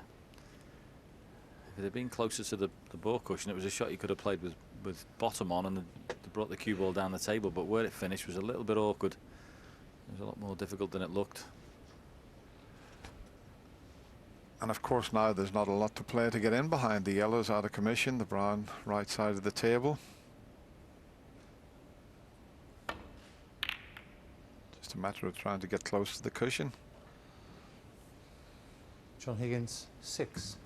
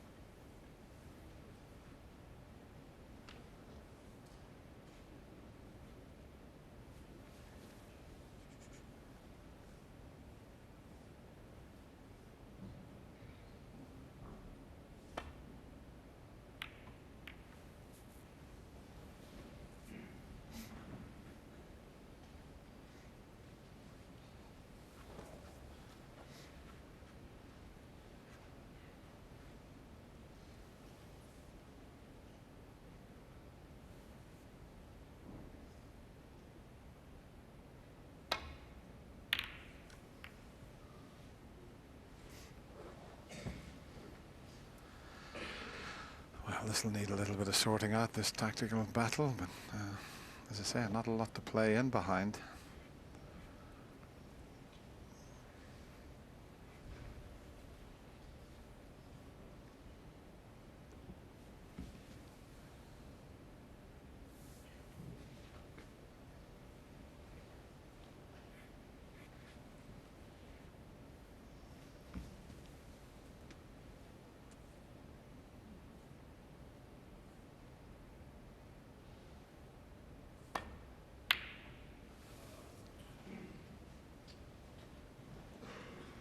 Well, a bit of a chance here. How straight is he on this red? If he's got a slight angle, he could screw back and maybe develop the pink. Otherwise, he's going to have to play it with topspin. He has got enough angle to do that.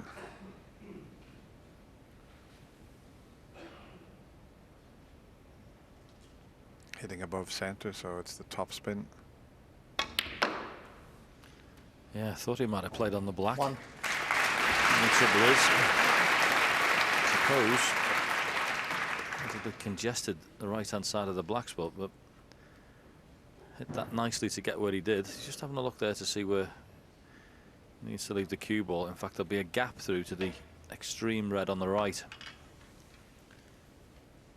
So just hold the cue ball virtually where that is.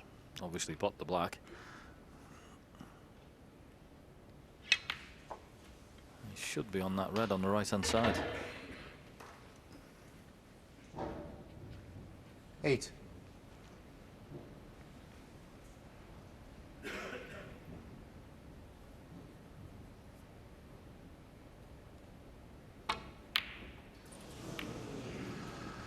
Oh, dear me. Mark Selby, 8. And I don't think he's got away with it. It's been a bit of an awkward frame, and maybe players just losing a little bit of concentration. But the scrappy frames are just as important as the ones that are made with one visit.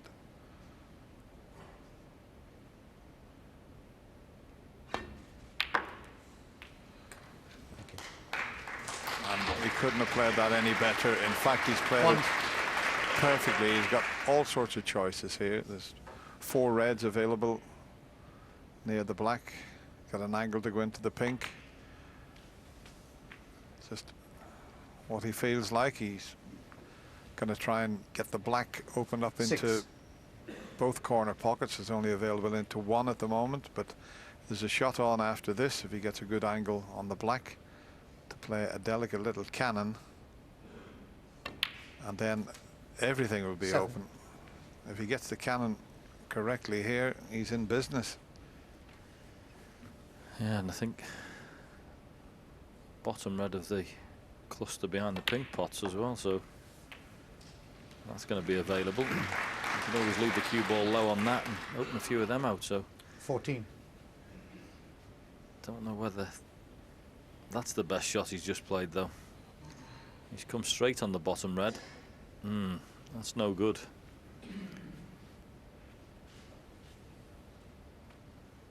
Can't get on the black off that. Well, he's looking at this one into the middle pocket. He won't leave anything. It's a free shot, and he'll be perfectly on the black. What an important shot this is into the middle pocket. 15.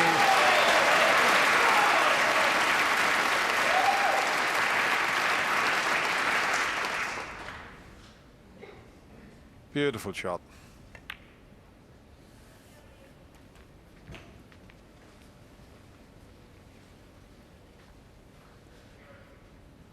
$22.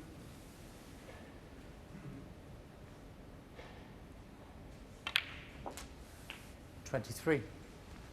Yeah, I can play choice of shots. Just having a look there, you see. I'm pretty sure the bottom red in the cluster behind the pink is potable now, so little screw back.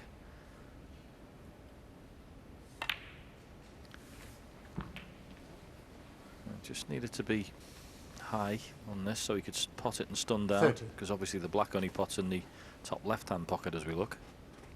Yeah, and he can't do that from there, I don't think. Well, he did. It was 51. almost straight. And look at the angle he forced. Something that you couldn't have done with the old thick cloths, these lively cloths. It's amazing the angle you can create.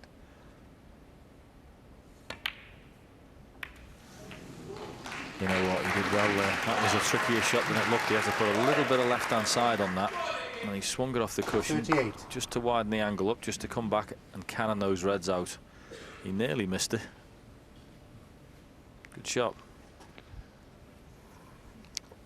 Well, he's got a long straight red up into the corner pocket past the green, but he prefers the one that's just to the right of the black.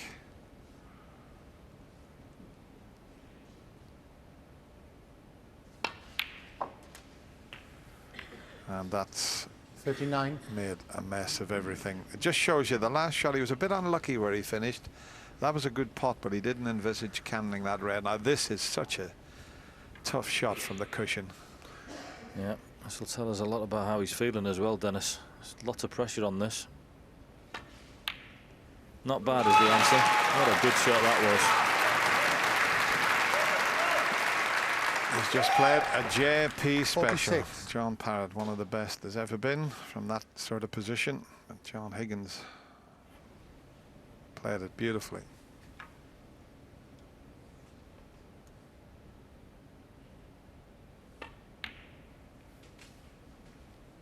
$47.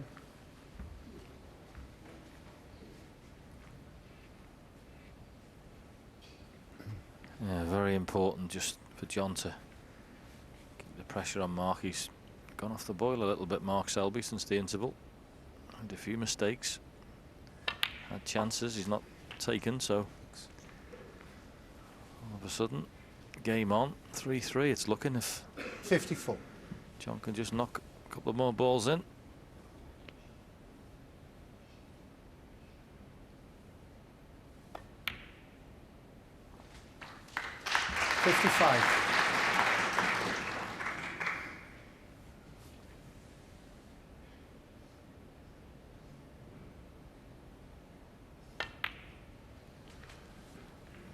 Just needs this red so he doesn't have to play it with a lot of pace. Just make sure of the pot. 60.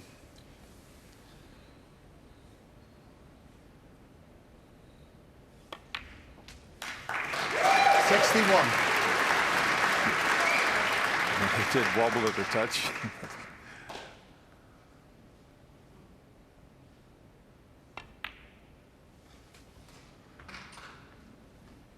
Yeah, a bit unlucky to slip past that, but well past the 66. winning post in this frame.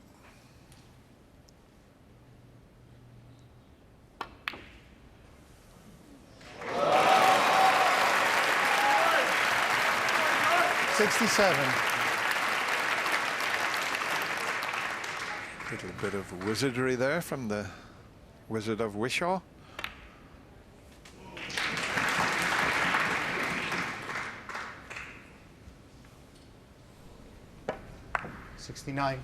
Little exhibition type shot there. And he's gone for a double, a treble.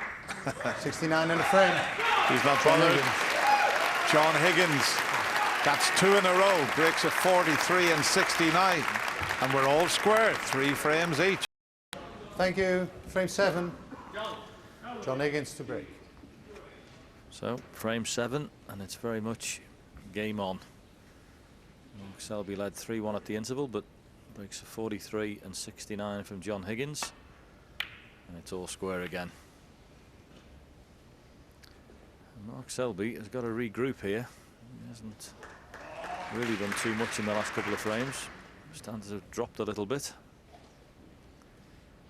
so you can pretty sure that the comfort break he went on.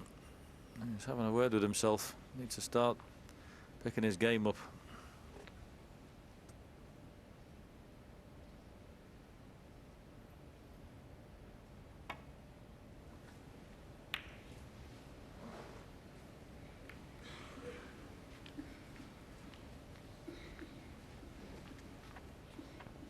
Not quite as he intended. He wanted the white near the cushion. John Higgins might just be tempted here. I'm just thinking if he could roll that red up into the left corner, he wouldn't leave anything else. So he might just risk this because he'd drop on the blue. definitely worth the risk. Well, he's just looking at the angle again, but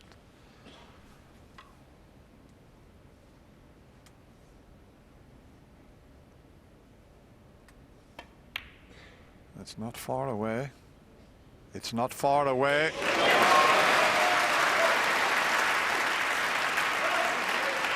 One. That was beautifully played. It's a shot, though, that Mark Selby shouldn't have left. His shot was just played a little thinner than he anticipated.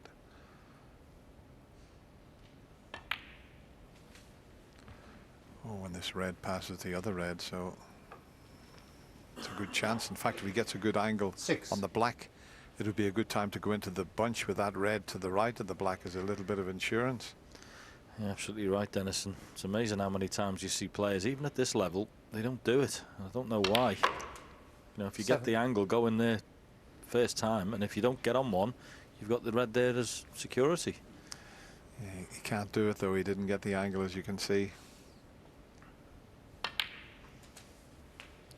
Yeah, I'd have been doing what you said if you could have got the angle. Now you 14. put this one, presumably get on the blue, and then you just got to trust the luck a little bit.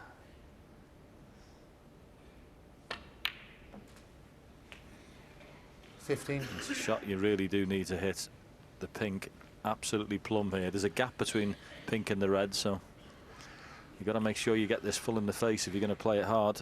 Make sure there's no plants on, though.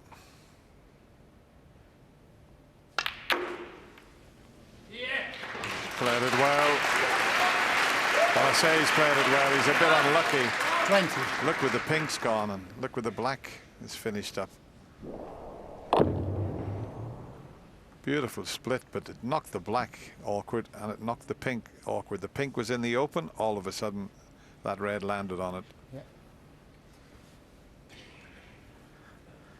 Yeah, I think the black may pot here, but of course it's a little trickier than it would have been. It's stun on here. Try and hold for this black. Well, John didn't fancy playing for it. So he's trying to get top spin in. 1. Always difficult, especially using the extended rest there just to get the momentum on the cue ball. So he's a bit low on this blue.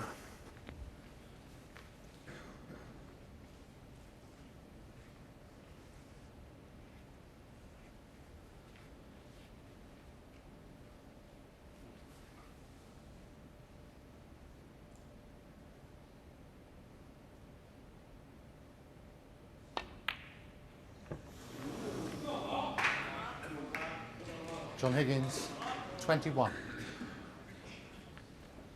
Yeah, he was very unlucky with the split when he knocked the pink and black safe.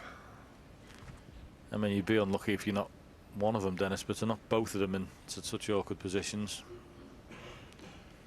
Yeah, very unlucky. The only good news is here, he's got away with that one because I don't think he's left anything. Oh, you're absolutely right, John. They're all covering each other, as you can see there from that picture.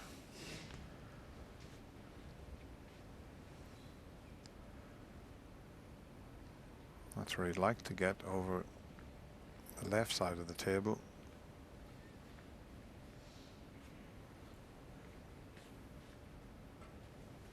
Well, he's going to take this pot on along the cushion and head up towards the yellow.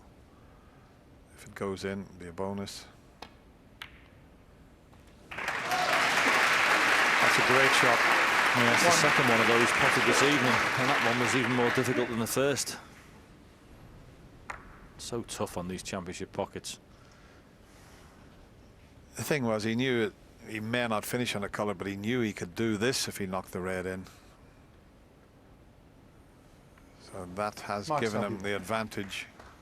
Yes, and look at the way he's played that, Dennis, as well. He's played three-quarter ball to the left-hand side of that to stop John Higgins going across the table, which would have made his escape from the snooker easier. So he's purposely played the cue ball to that side of the yellow. He'd have to go twice across to get onto that red there, and that's not easy to judge. He's looking at an alternate, but it's not easy.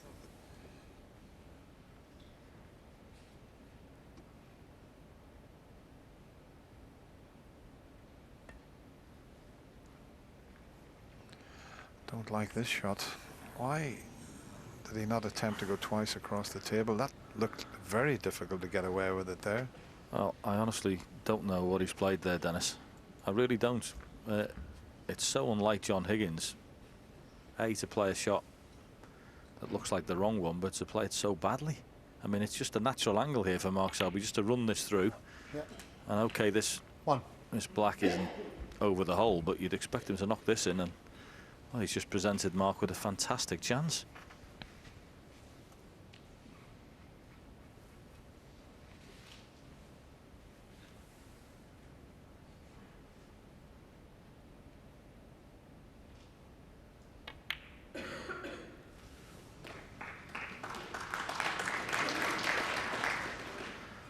Here's John's escape again. What's he trying to do? 8. I don't really know which red he's played on there. Second look and I still don't know.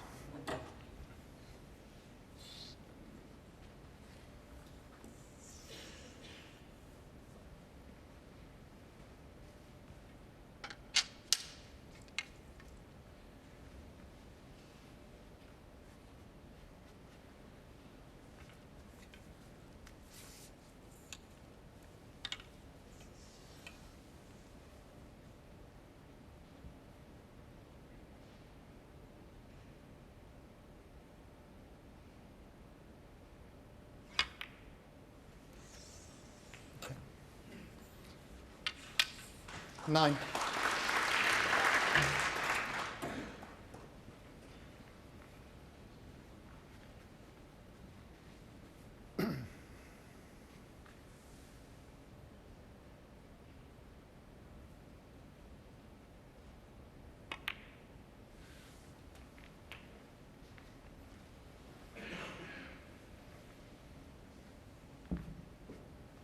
Sixteen.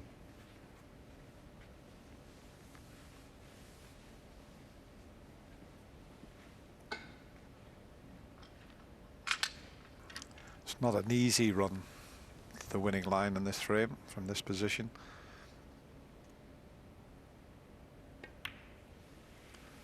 Seventeen. Well, a little bit overhit. Downside is it's a little trickier, the black. The good news is he can play a little flick cannon on the 3 reds here. Plays the outside one, he'll open them all up into play. Yep, there you go. Good shot.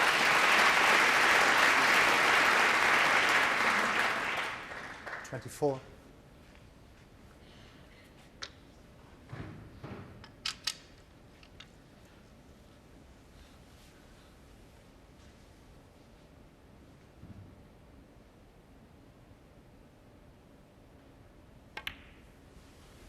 $25.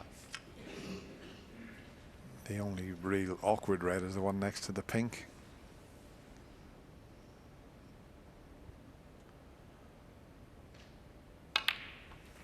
And he'd be well past the winning post if he can keep knocking these in. 32. He won't need that red.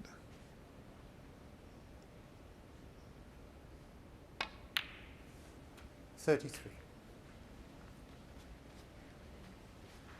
This will put him 20 in front.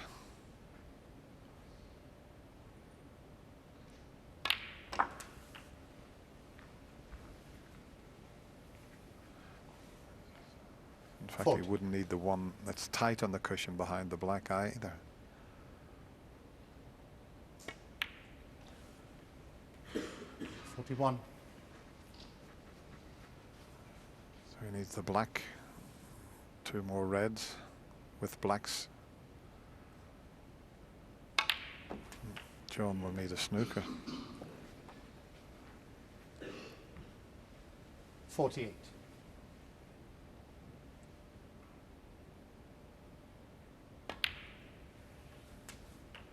Oh, he's gone too far. 49. He's made it difficult now for himself.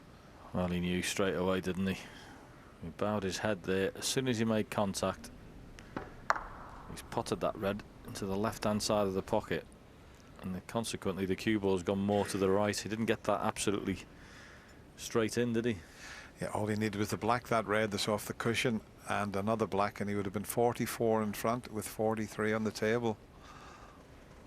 He's going to have to go all the way around the table if he's going to try and get on that red. Well, there was no angle to do that, so it's just a safety shot. Looked as if he was going to clinch the frame there. 56. Yep, we mentioned it earlier, didn't you? We said there's no such thing as an easy shot on a snooker table, and that's why. If you said to him in the club all day, all you got to do is pot that, keep the cue ball, make sure you're on the next black to get on the red. You wouldn't make a mistake all day.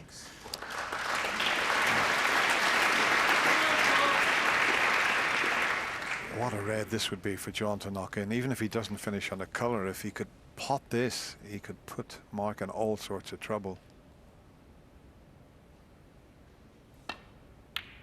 It's there. Even if he's not on a colour, it's okay.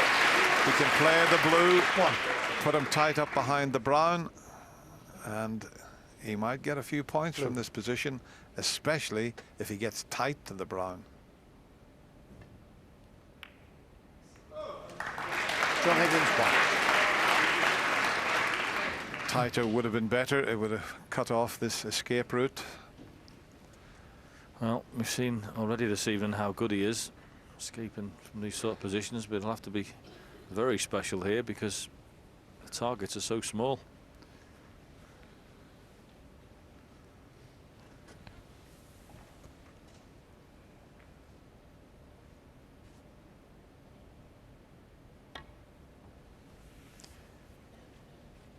Here comes the white, and it's just slipping Well, past now. If they it's miss. dead straight, John won't Higgins take it four. on because he can't get on the black. He's looking around at the scoreboard. He's just 31 behind. There's a slight angle there with it. Big shot. And if he gets, well, that makes it difficult, stunning it in.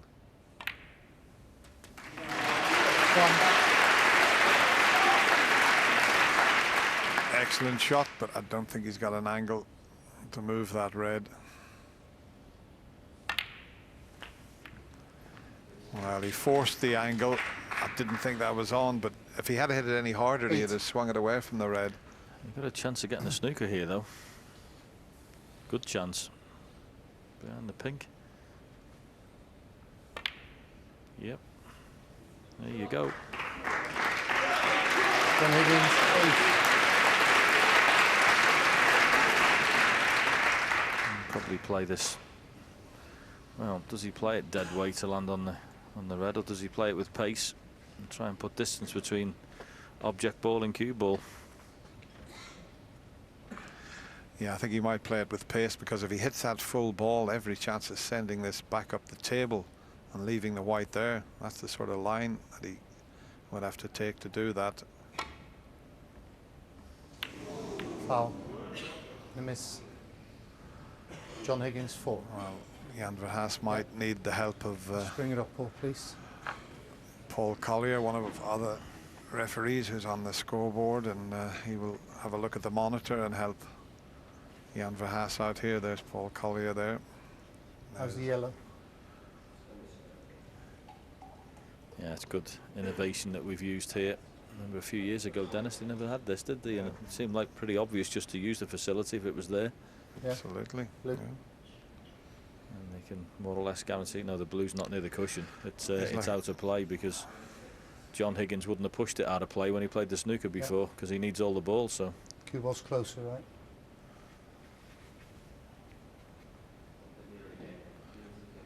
It doesn't look too bad now. How's that? Yeah, well, I'd got a line up previously, so that's not too far off it. It doesn't make a lot of difference, but the To me- white's near enough spot on. He'd be playing the same shot again. yeah, I think they've got the blue better now. Fraction area. It's You happy, certainly Mark? away from the cushion Yeah, a little John? bit more than it was Thank you. just before. Thanks, Paul. Well, he'd play the same shot again, and I think he'd play it with pace, because if he does hit it full ball, he could send the red back up the table. So let's see if he can get nearer to the line this time.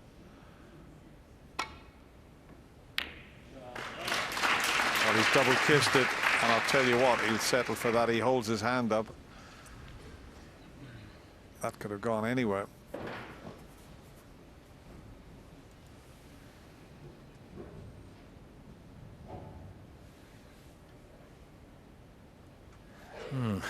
Got a couple of shots he could play. I think he might just clip off this and put it side cushion and try and line up with the blue.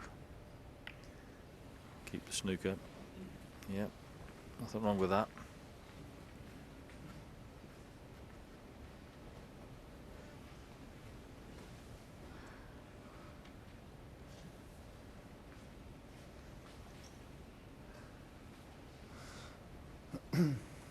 Mark's just having a look to see where he'd flick the red out to, because he can actually hit this red on the left hand side as we look down the table, but he's got to hit it very thin. He's just having to look to see where the red's going to go. Well, if he can get this white, well, he's hitting cushion first now, isn't he?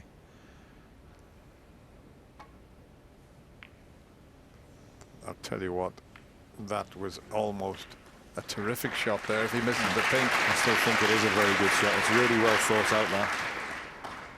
Just to play the cushion first. Very clever.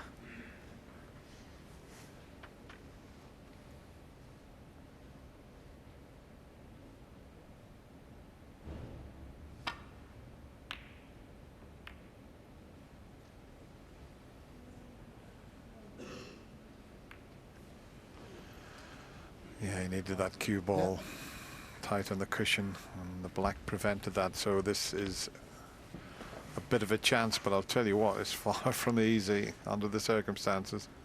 Yes, and I suppose from what we've seen so far this evening, the apartments have been not up to scratch. Has been his long game, but as you say, Dennis, this is seriously tough. Good cueing for this one.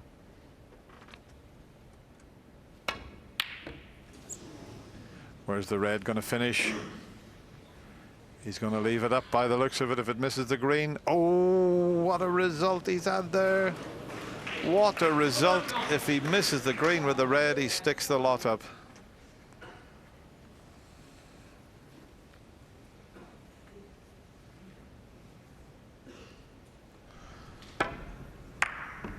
Once it hit that cushion, if it misses the green, he sticks it up. But there we go.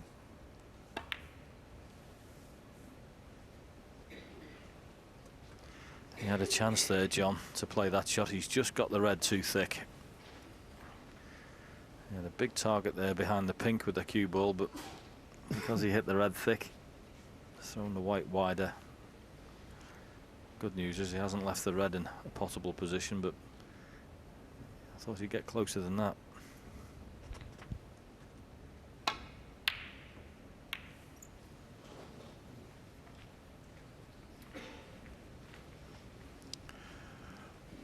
Well, this is a half chance.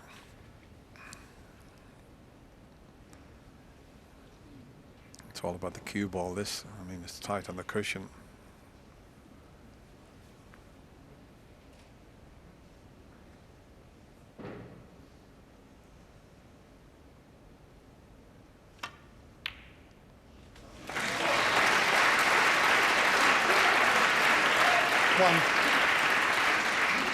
That was a much better shot than it looked. That's a couple of balls that John has knocked in when the cue ball has been frozen on a cushion.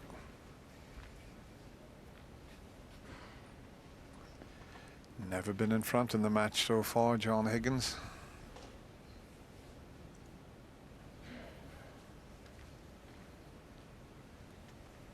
He did win the first frame, but he lost 3 in a row. But this would be 3 in a row for him if he could take it. Blue.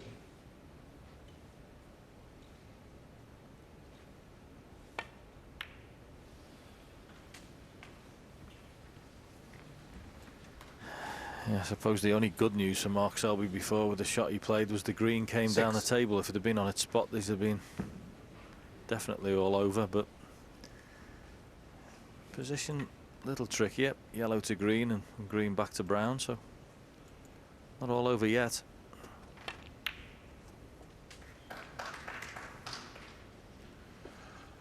Eight. That's not perfect. It will pass the blue. This is the shot. This is the key shot as John looks around at the scoreboard. Yeah, it's in a funny position as well, this green, because it's one of those ones you'd love to stun this in, but the middle pocket might be in the way.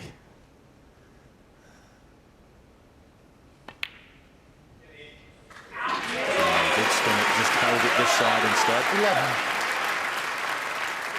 So far, so good.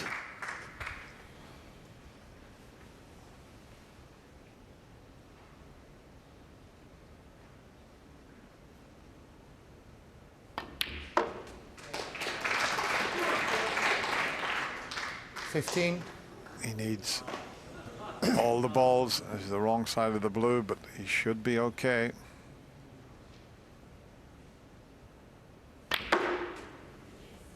Oh, he hasn't had enough side on it. 20. He hasn't played it with enough side. Where was the side? If he pots the pink, Mark Selby will be able to tie. What did he do with that blue? He can't believe it himself.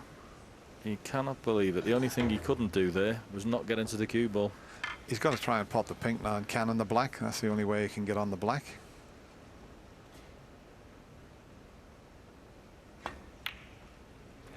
And he's missed the cannon. He tried to flick the black out.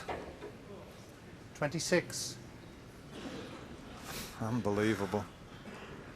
He cannot believe it, John. He's just looked at the sky there and he cannot believe what he's done. If you'd have said to him, play the blue and put yourself in an awkward position, you couldn't have done a better job of it.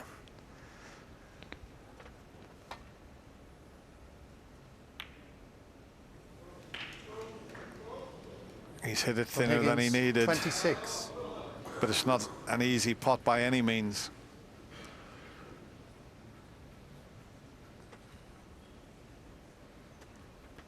Yeah, the things you can do when you're under pressure. Brain gets addled, gets a bit fuzzy, make poor decisions. This is a massive shot.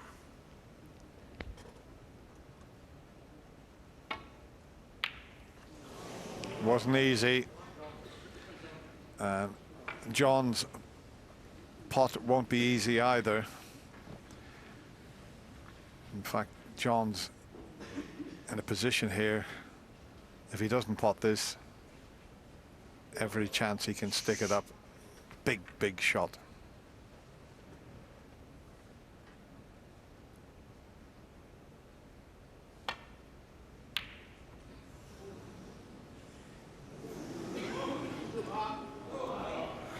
I suppose, thinking John's favour, of course, Dennis, he gets 2 bites of the cherry, doesn't he? And looking at Mark Selby, I think he's going to try and back double this black into the right corner pocket and bring the white back up the table by the looks of things. Well, he had the safety in mind as well. He looked at the angle, but look where he put the cue ball.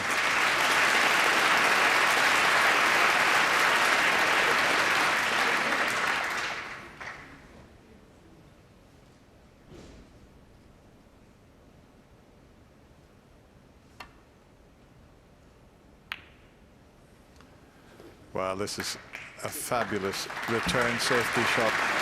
Well, that's the best shot of the match. That seriously is the best shot of the match. Absolutely wonderful judgment.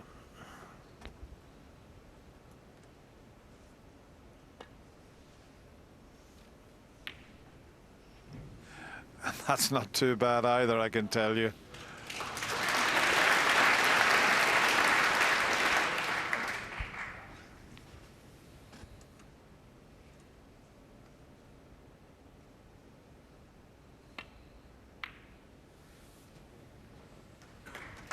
Brilliant. Wall to wall to wall. 3 consecutive shots, all top class.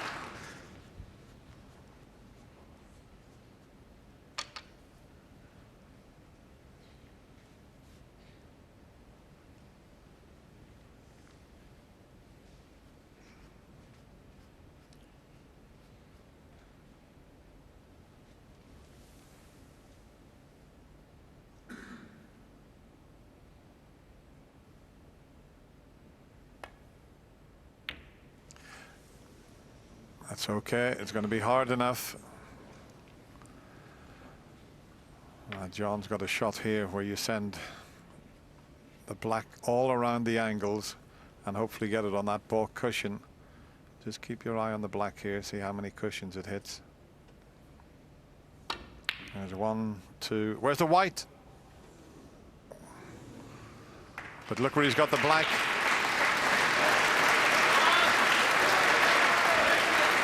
This is some of the best standard of safety play on a black that I've seen for a long, long time. Both players superb.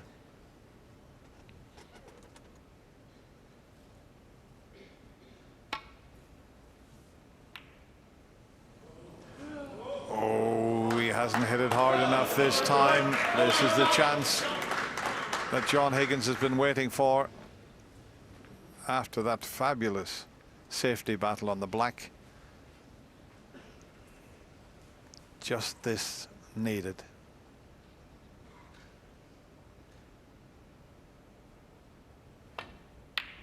And in the black goes.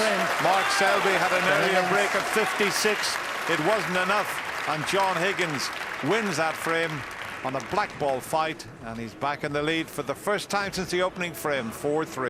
8. Mark Selby to break. So Mark Selby breaks off in frame 8. Who'd have thought this? 3-1 up at the interval. Looking in the ascendancy, breaks a 70 and 98 to go 3-1 ahead.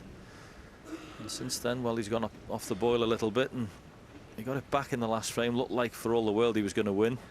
Lost position at a crucial time. And John Higgins stole the frame to lead 4-3.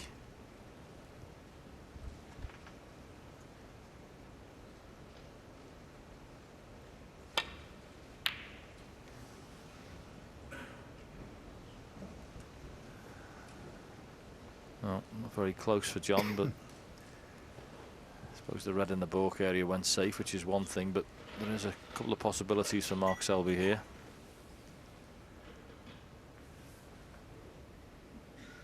Slightly hampered in his cue action by the brown. He's got to be careful on the follow through with this. It's not where you cue up there, it's when you go through. Oh, that's a good shot.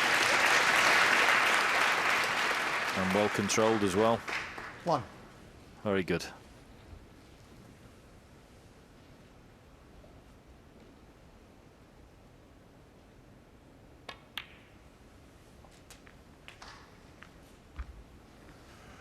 He's overhit that at the end of break, so 8. he's just getting down, playing a safety shot. He's not going to worry about it, and that's what you've got to do when you play a poor shot.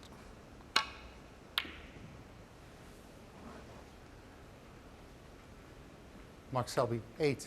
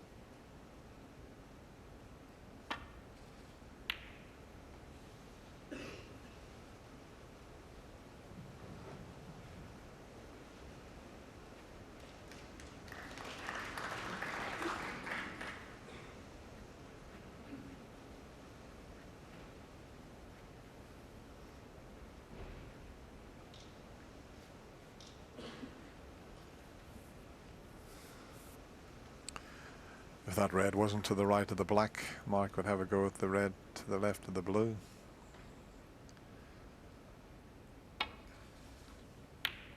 He's hit that much too thick. That's one of the worst safety shots that Mark has played. Mind, he stuck the black up in the previous frame with a poor shot after playing 4 magnificent safeties, but that was a careless one.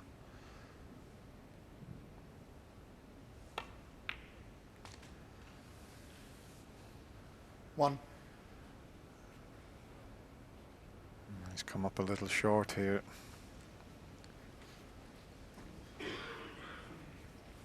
As you can see, the wrong side of the blue.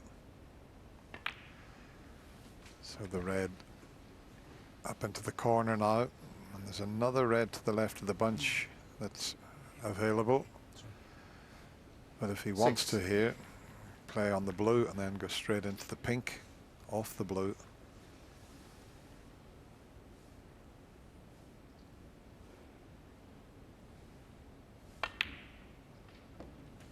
Seven. Not a bad angle.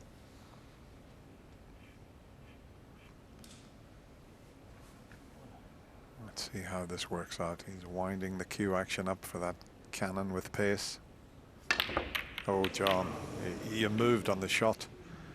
Okay, you had to hit it hard. Has he been lucky? He might have got away with that, but he moved. I've never seen John move on a shot before. Yeah, he did, and he's been very fortunate because I think he's covered everything.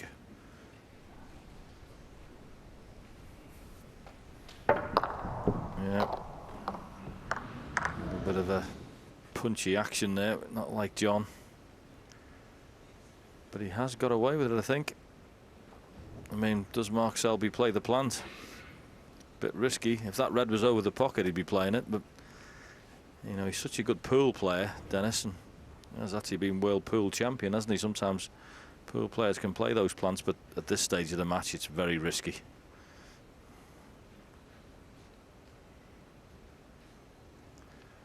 He is blessed with a terrific temperament, and he showed that with the last 2 shots. One where he ran out of position, he just got down, played a safety shot, didn't dwell on it, and he hasn't dwelt on John's big slice of good fortune, it has to be said, to finish there and leave everything safe. I say safe. I say safe. What an effort that was. He played that as a sort of shot to nothing. The only one he could leave was the one he took on, and have a look at how close he got.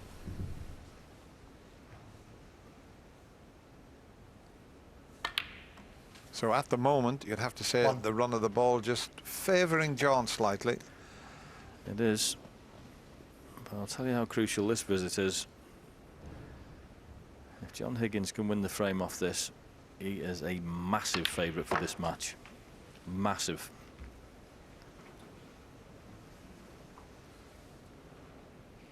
Five.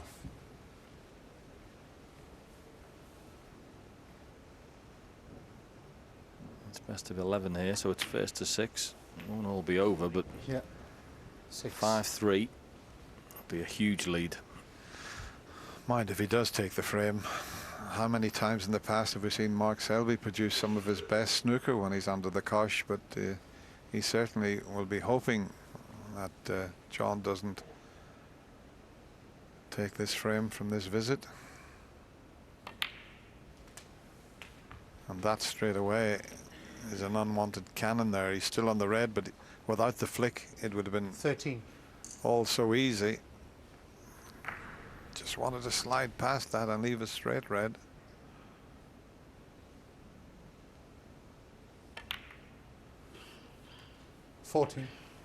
Doesn't want to be playing cannons if he can avoid it.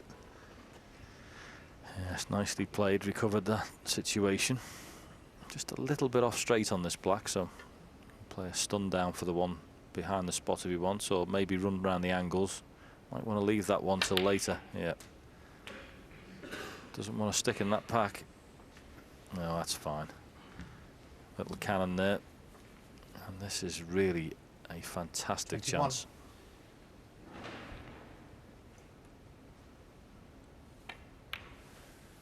$22.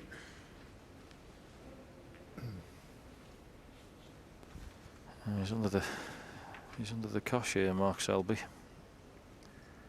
I know what you're saying, Dennis. Is one playing the game who doesn't give in and keeps trying. It's him, but you can't always keep coming from 5-3 behind to win 6-5. Sometimes it's got to give.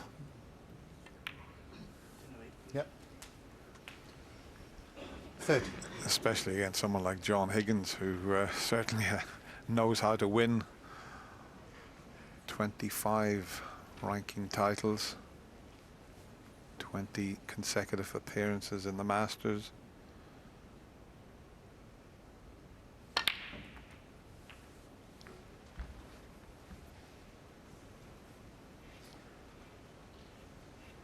$37.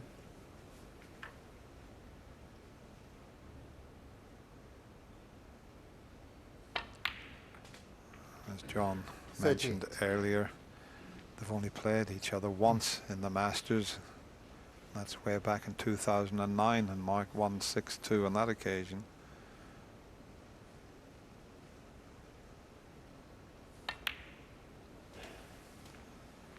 Now, where's he put the cue ball here? That is careless. Yeah, he had a big area to play 41. in there. 2 reds, 1 near the blue spot, 1 to the left, and up from the pink was loose. You know, I still fancy him knocking this in, but it's an unnecessary pot. This break should have been easier. So 40 points ahead, 1 good pot required.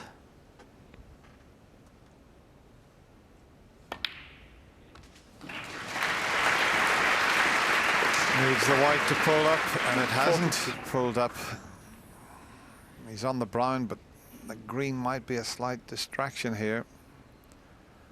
He put everything into the pot and just forgot slightly about the cue ball there. A little shake of the head and a little wry smile.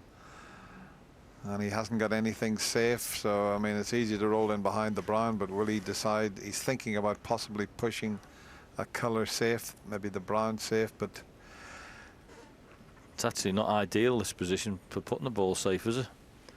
It's not one you can. I mean, he's decided just to stick that there. John Higgins, 42. Okay, it's a good break of 42, but he'll be disappointed, Dennis. will he ever be disappointed? And even that, he didn't put the brown tight on the cushion. That's not safe.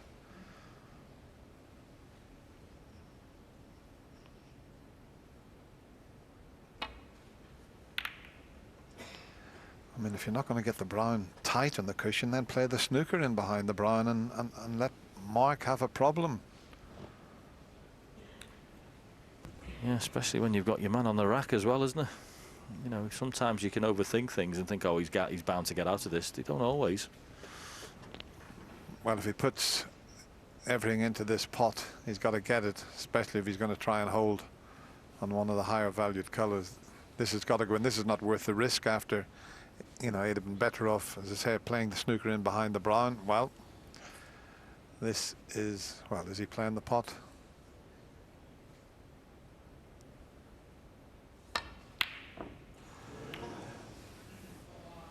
He might be lucky again, you know.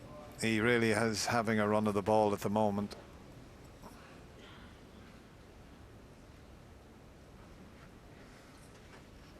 Yes, for that to jaw, come across and hit another red, and for both of them to go safe. It certainly is quite fortunate. It's a funny game though, Dennis, isn't it? Doesn't forgive you. You know, Mark Selby's 3-1 up and certainly should have won the last frame. He was in with a great chance, and this game doesn't forgive you. It's a funny way of turning around and making it awkward.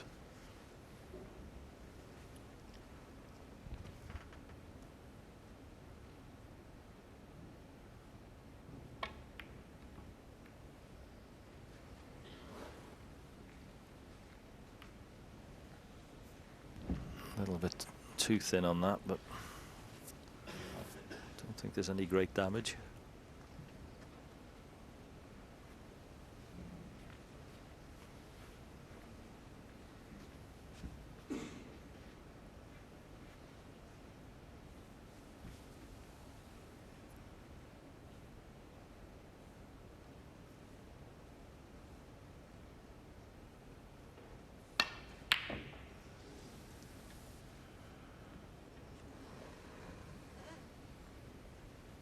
This is the only difference with John Higgins over the last couple of seasons.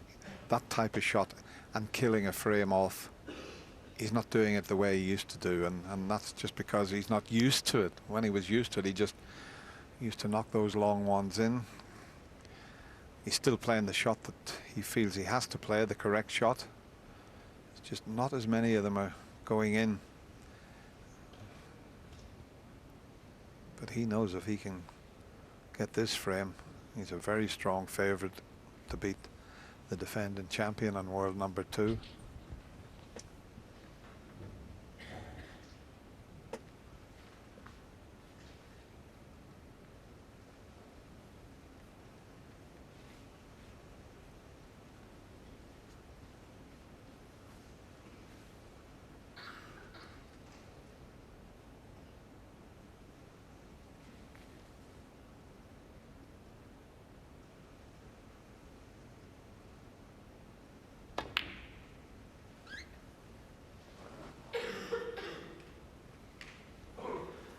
That was nearly a brilliant shot.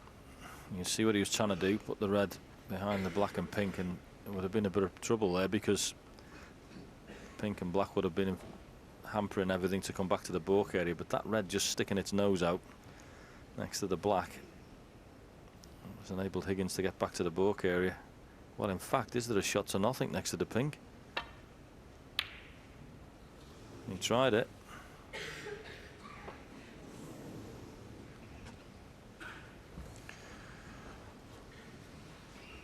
Well, the fact that he's caught the bump of the middle pocket gives a half chance to Mark Selby. It's not an easy one, this. He's quite a tall lad, Mark. He's well over 6 feet tall, but even he can't reach that. Once you get the ball in line with the blue spot, it's quite a stretch. Yeah, it's just off straight, this red as well. He's got to use the rest. And it looks like if you're going to play this, you'll be playing for the black. Around the 2 angles, but it's a big shot. If the black pots, of course, or will it be a screw back for the pink? Oh, this is tough.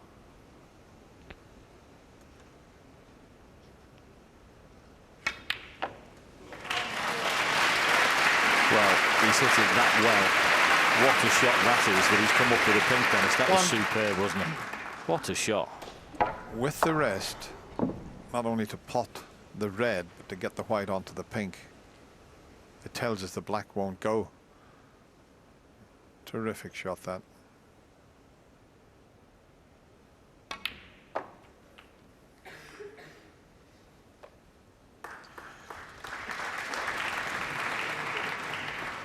Seven. So he's got a chance, well, A, to get back in the frame. And I'll leave it at that, because if he wins from here, it'll be some effort. 8. Red next to the black is a serious problem. Okay, brown's not glued to the side cushion, so it's potable, but still no gimme. But of course, it's the circumstances. Quarter-final of the Masters, and you're 4-3 down. Can you find it from somewhere, Mark? 13.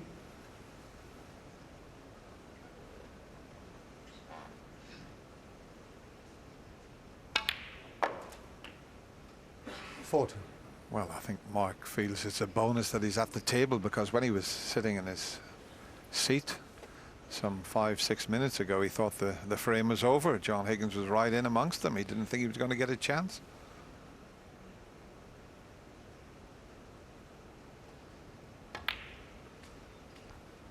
So it's all about that red and black. And what sort of angle has he got on this? 19. I don't know if he can screw back and develop red and black. If not, he needs the perfect angle on the pink. Can he just screw back and develop it? He tried it. He tried it. 20. If he had just flicked that black, he would have put all the game on. Yeah, okay, so he's going to play the blue. Can he get down the table and leave an angle that he can just play the snooker on the red and leave it behind the black? Oh, pot the blue, Mark. Well, he's played the cannon to move it out. He hopes he misses it now. Mark Selby, 20. Wow. I honestly didn't see that coming.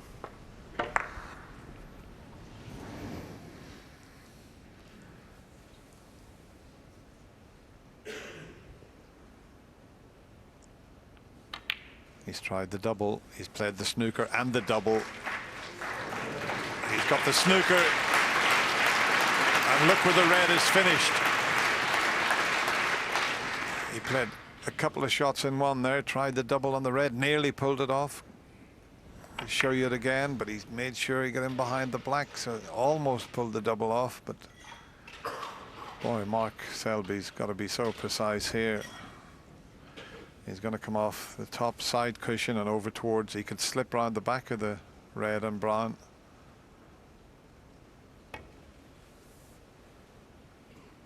It's a pretty good effort.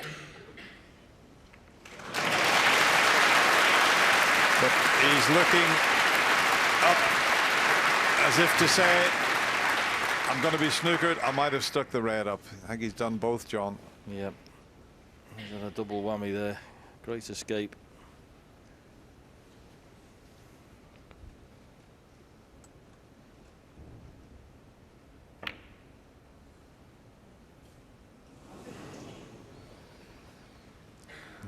Once again, he tried to pot that because he's 21 in front. He was on the brown. He would have needed the brown and the yellow, but he always knew he was going to get the snooker if he didn't pot the red.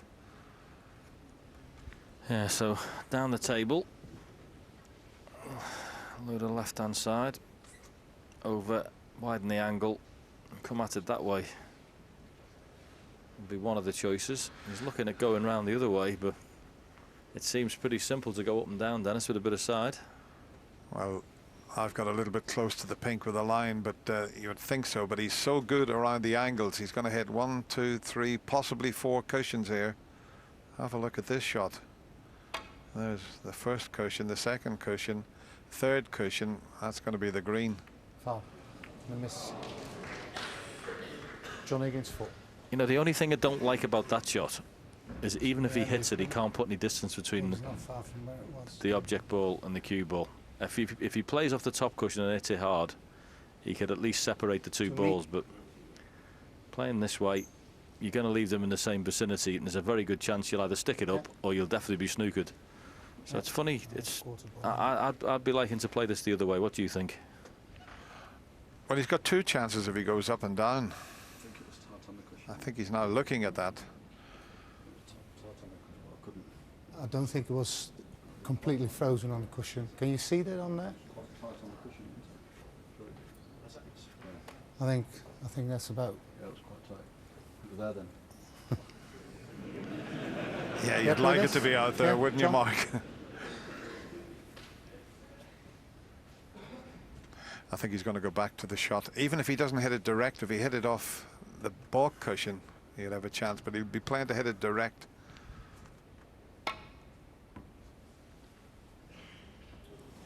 Well, and it's a free ball. Miss. Oh, he's got everything. He's Free got ball. a miss. He's got a free ball. How did he get round the back of John that Higgins' red? foot. Well, that is just incredible. He's missed it by the width of a lottery ticket, both sides. Black ball. Incredible.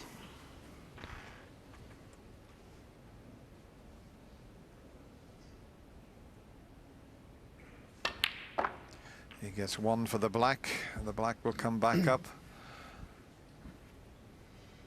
And he only needs the black again to leave Mark needing a snooker. He was very unlucky there, Mark Selby.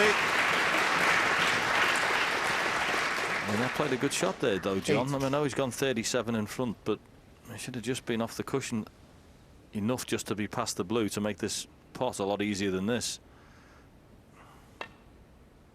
So much so that he didn't play the pot. John Higgins, 8. Well, barring a snooker, John Higgins has opened up a 2-frame advantage at 5-3.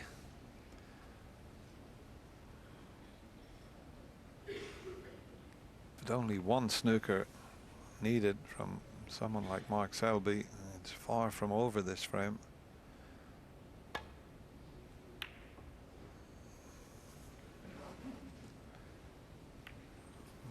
Didn't get the red safe. Yeah, it's over now.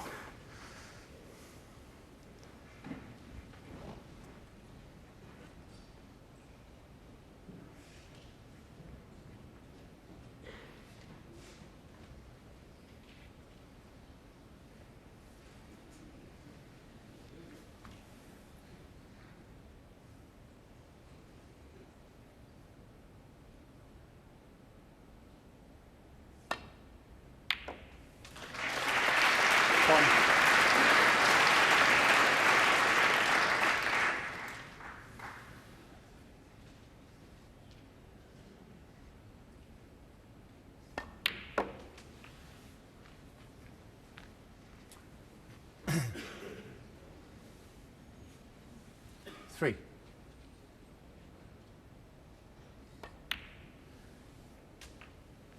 5.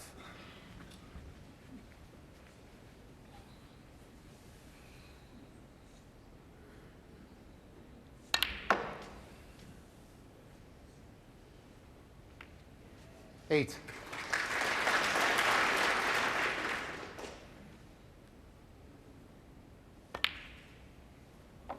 12.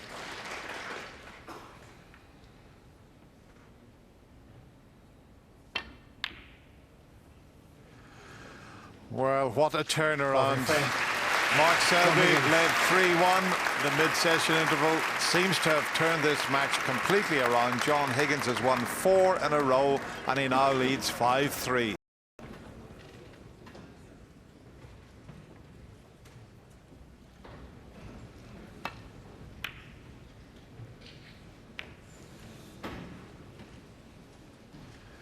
Well, we always say, whatever you do, don't As hit quickly the as you blue. can, please. Just waiting while a few people come back in. Maybe John should have waited before he broke off. It's a poor break-off shot.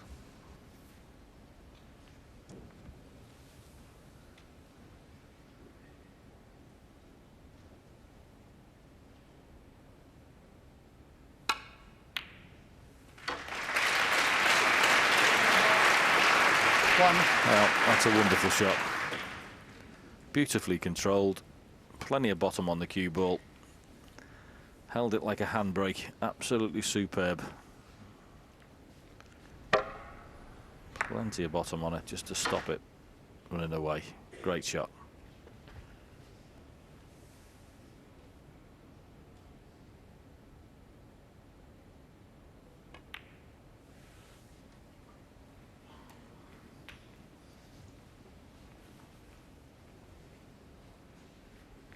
Eight.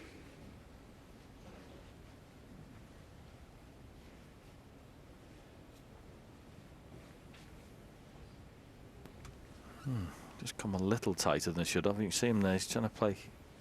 Well, he's got to play a little bit of side on this just to flick the red over, because he's actually not come high enough. In fact, he's messed up the position. Amazing.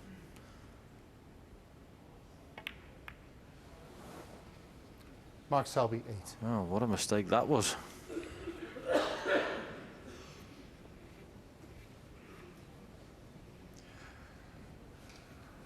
He still looks pretty calm and collected, but I'll tell you what, inside after that shot, he won't be happy with himself. And John's played an attacking safety. He's pushed the red over the pocket, but he may have covered that. Well, he hasn't covered it. It's absolutely dead straight. He would have to force an angle, because the black, to get on the black, he'd have to come back at least 12 inches. Let's see if he can make that angle. Well, he has screwed it back 12 inches. Great shot. Really good shot. Right through the ball. And as you say, Dennis, just enough to come back for the black, but there's pressure on this. Oh, well played. Excellent. Well, and the 8. next shot's going to free those 2 reds. He just rolls this through and just nudges one of the reds out of the way. 9. Played beautifully. I mean, he made it look so easy, that, but that makes such a difference there, just that little cannon.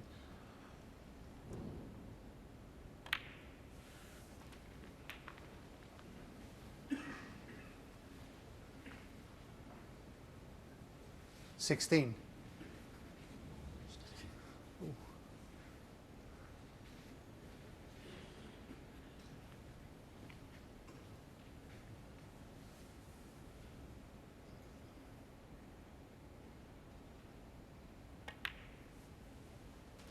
$17.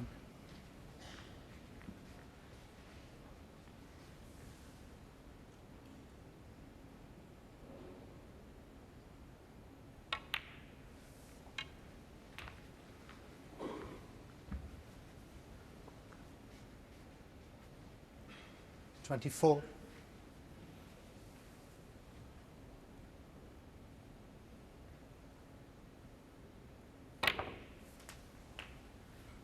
$25. Well, he did make it a bit awkward for himself, so he's got to be careful with this cannon now. Yeah, there's a nice little gap there if he wants to stun up in between the reds.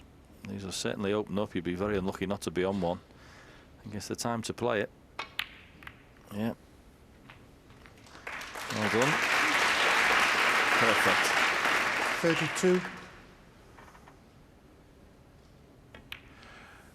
And it looks as if he wants to up 33. the tempo. He was down on that shot before Jan Verhaas had spotted the black. Yes, he was certainly up in the tempo in the 70 and the 98 he made early on before the interval, but since then he's been slightly subdued in his play, and 40. obviously John Higgins has played pretty decent stuff, but Mark's standard has dipped a little bit, but this is more like it. As he said though, Dennis, he's back against the wall. He can produce some good stuff. He's certainly going to need to here. Yeah, I've seen it so many times with Mark Selby, and well, he's won 3 Masters titles playing that sort of snooker. 41. Just finished a little straighter on the black. I think he's just about, yeah, he's got enough angle there.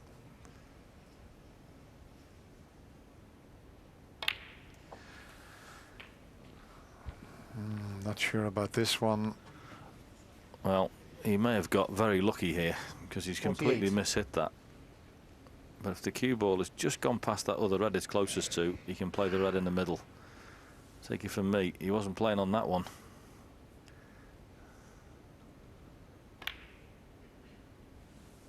And he's missed it.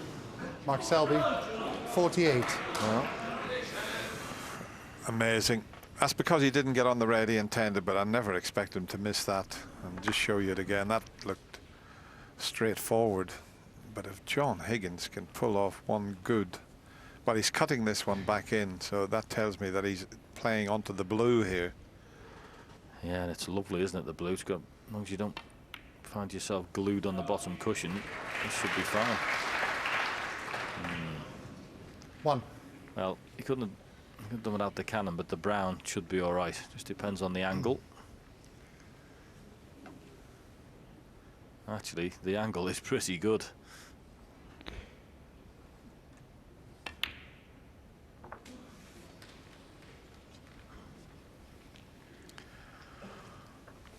That's a tall order. He's still 5. 51 points behind, but the chance is there.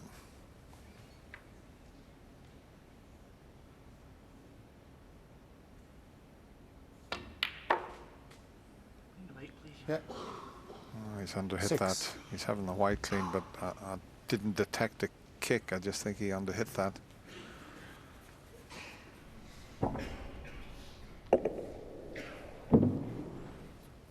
So now he's got a slight problem.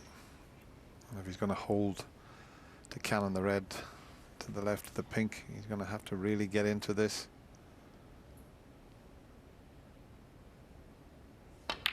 He couldn't. He's had to go all the way around the table. How's your luck, John? You've played the shot beautifully. How's he going to finish? 13. Not perfect. A good effort, but not plumb on this red.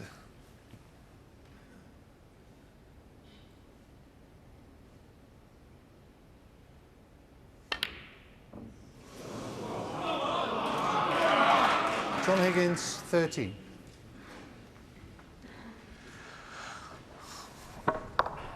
Well, when John Higgins was world #1 in this sort of situation, you would have bet your house on him. It's just that he's not used to this situation. Yeah, it's funny that, isn't it? People would say, what do you mean he's not used to a 4 times world champion? But, you know, I mentioned earlier there's great pot from Selby. You mentioned earlier, Dennis, you know, we haven't been past the last 16 in a lot of events this year. And even though you've got all the experience in the world, you can get in these situations and forget what to do or how you used to do it.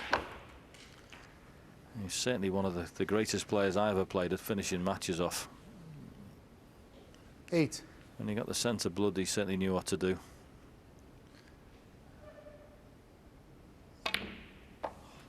Yeah. 9. Oh, and that looked like an absolute monster kick. I'll show you that again, and you can see the red and the white leaving the bed of the table. But he's only a couple of pots away from making absolutely certain.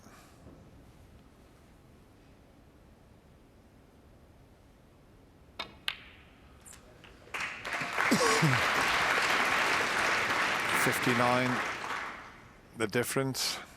16. Just this red needed.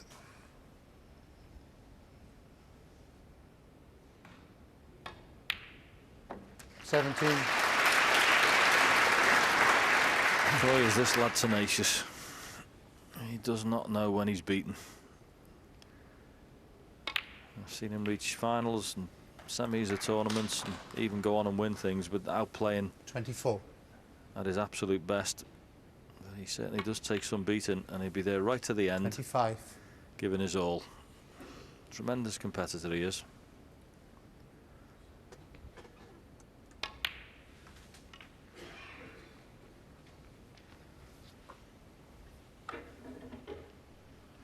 $27.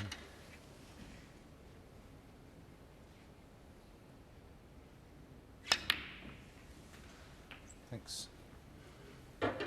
28.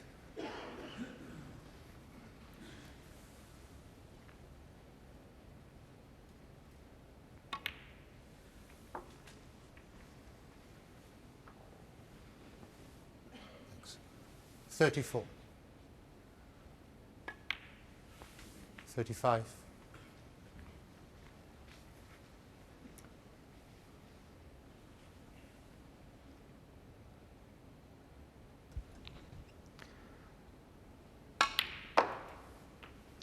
So you could say he had 3 mountains to climb, Dennis.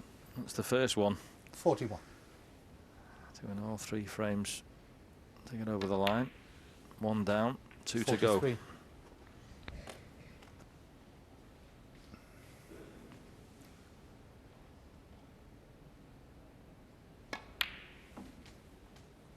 $46.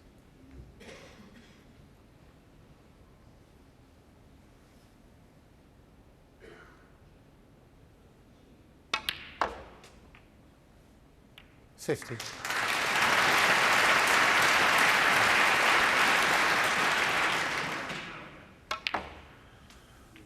Just a few exhibition type positional shots, and that's 55. not bad either.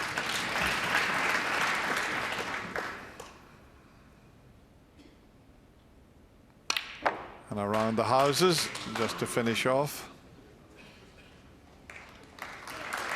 He's waiting for that cue ball. Hit it now. Foul. Yeah, it's a foul, but that doesn't matter. 55. Mark Selby had breaks of 48, and he finished off with that 61.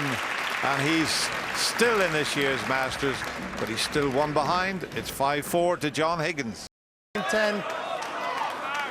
Mark Selby to break. That'll do. Thank you.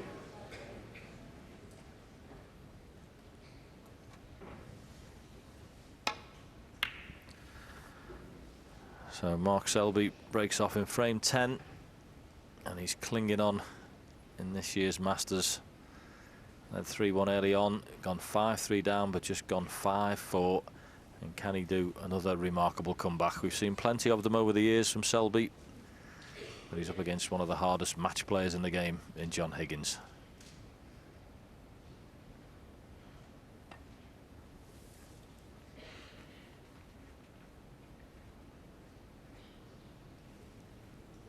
Foul. And a miss. Mark Selby 4.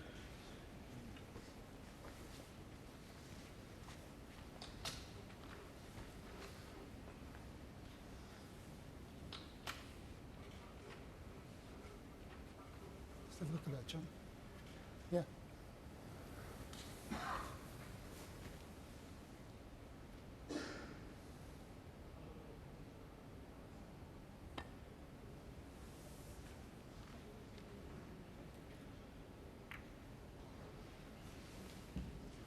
Touching ball.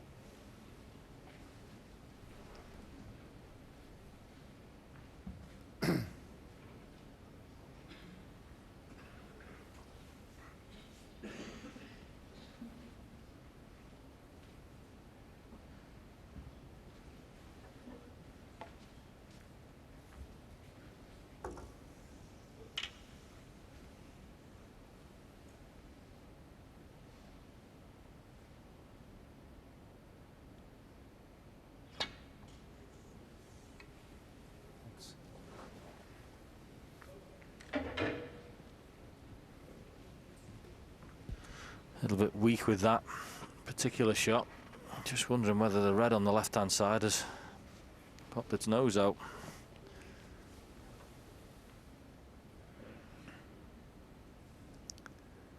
Well, if he's left that mark, Selby will be kicking himself.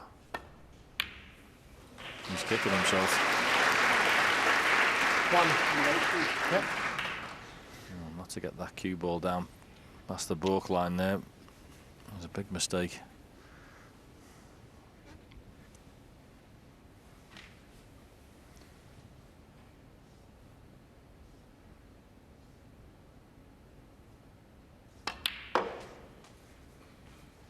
Yeah, Mark Selby there, ever the professional. You see that behind you there, just having a drink. Didn't want to move his glass there while John Higgins was playing into that pocket. There you go, you see. Just holding it. No distractions there for his opponent. 4. Proper gentleman's game we play, Dennis, isn't it? Yeah, nice to see players still call fouls on themselves. A little bit like the golfers. Very, very professional. Now, there's a few more loose reds. 11. Yeah, this used to be this man's forte, finishing matches off. Still a tremendous player.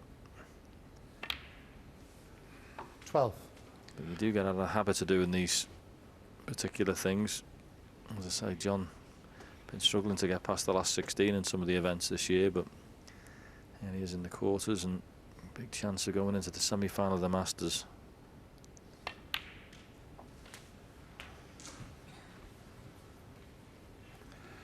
Yeah, it's a tall order, even for someone 90. of John's class. It's going to be fascinating to see if he can close out this quarter-final match. 20. Lost in the quarter-final last year to Sean Murphy 6-5, and the semi-final the year before to Sean Murphy 6-4. Yeah, if he wins this match, who does he play, Dennis? Sean Murphy. Correct.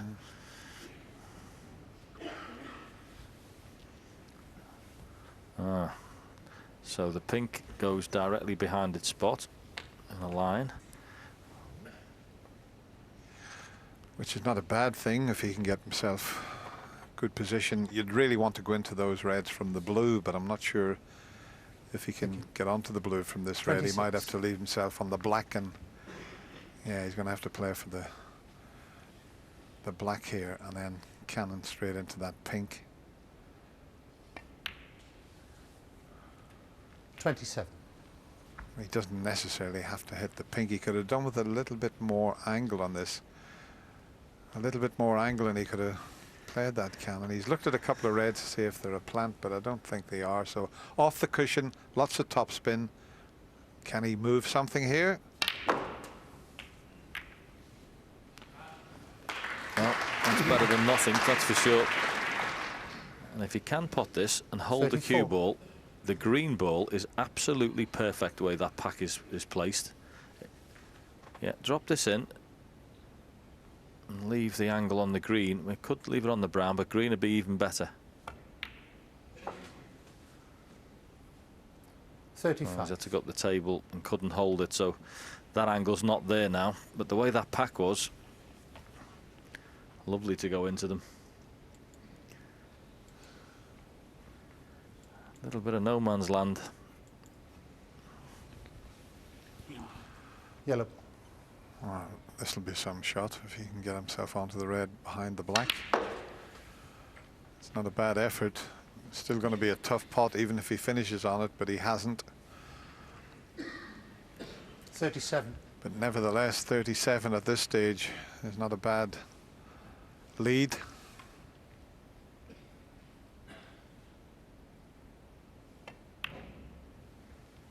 John Higgins, 37. Well, what a clever shot he's playing that. Yeah, I was thinking 37 good lead, but not too many balls safe, but that's definitely one. I think Mark can remove that one. There's a gap between the green and brown, and he might even play it in such a way that he opens the reds up and gets a good cue ball. Just twice across, so. Yes, I think he was guarding against sticking that red up, wasn't he? Making sure it was across the table twice and finishing where it did.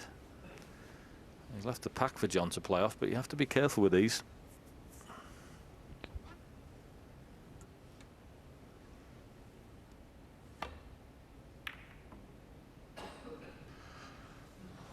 Much too thin.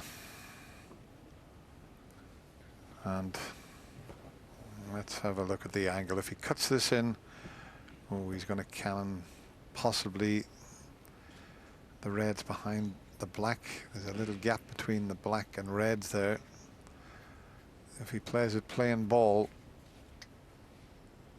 he might just find the gap between the black and those two reds. Well, you'll see very shortly if he can or not. Yeah, I think he's got to screw that to avoid the cannon. He couldn't avoid it. Great pot though. Oh, what's happening with the green? Oh, that's unbelievable. I'll tell you what, John, it's a free ball as well, by the looks of Just check things. that, John. Might be a free ball. And I'm just thinking if the black goes in the Higgins middle 4. pocket, he might take the black as a free ball. ball. It is. It's a free ball. Now, does the black pot into the middle pocket? Because if he could pot that and get on the black again, well, there it is. It's not quite on. White a little bit to the left. He would have had a go at it.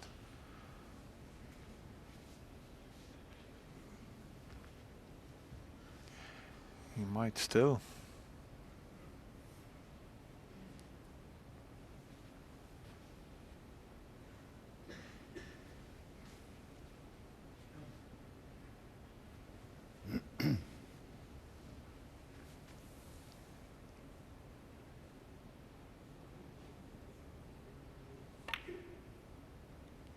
Not quite, but I'll tell you what, it's not a bad position. That's the black out of the game as well at the moment. Yeah, that was a clever little shot he played. Don't think he actually played the pot at all there. Just played it to get it up the table and put it in a safe position. All the time trying to make it as difficult as possible for Mark Selby.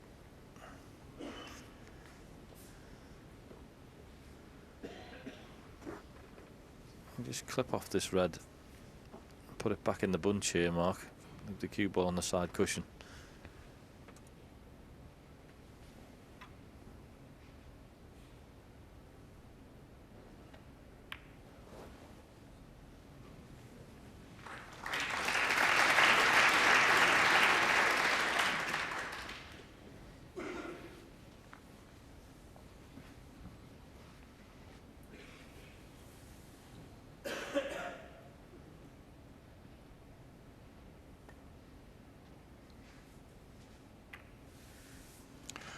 What's he done here? My word. Luckily the pink is out of commission, the black is. But that was a poor shot from John. Yeah, he just overhit it by a long way, didn't he? It was one of those ones you just needed to be coming dead weight into the side of the pack, but you're dead right, Dennis. I mean, luckily for him, the pink didn't just stick its nose out, or that would have been a chance to pot the pink and splatter the reds everywhere. Oh, there's a cutback as well.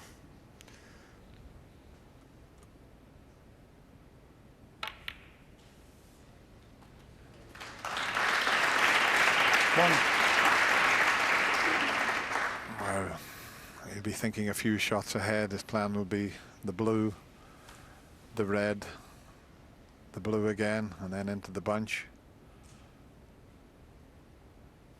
In fact, he's going straight into the bunch because he had an angle. What a shot that is.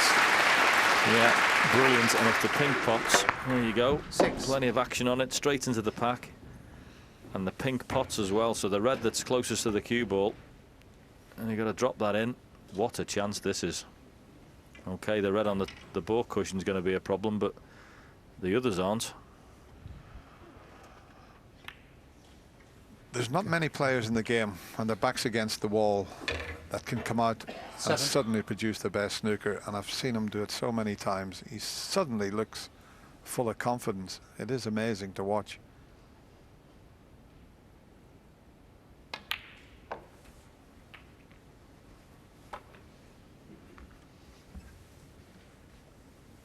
$13.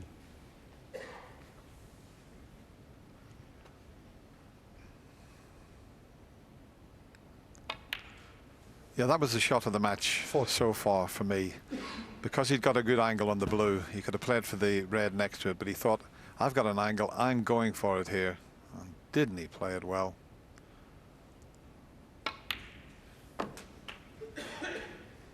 It's worth another look because he had an angle, but the action he got on that, 20.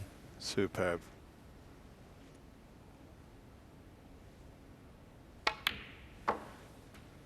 $21. Yeah.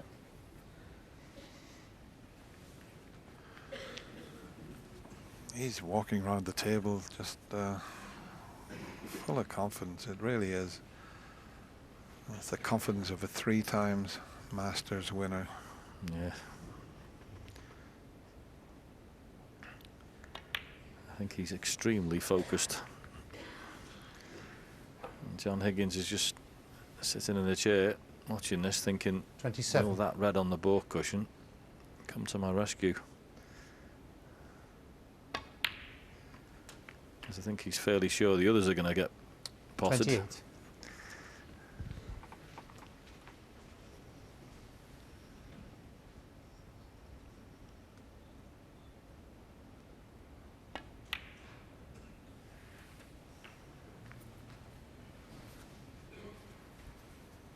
I think he's got a slight angle on this. 34. Yeah, there you see it. Yeah, he didn't quite pop that pink into the centre of the pocket, so he come off slightly off angle on this.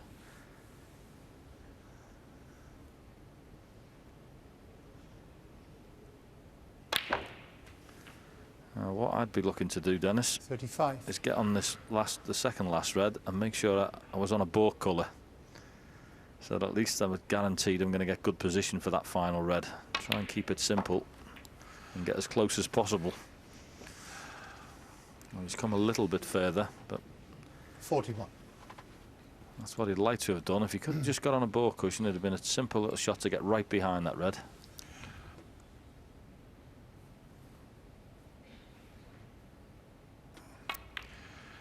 That's where he'd love to get the cue 42. ball to give himself a chance. He's got to get close to that last red, and he's got to leave it off straight. Now, can he pop the pink and go twice across and get into that position? Yeah, he's really disappointed with that shot. You could see him shaking his head there.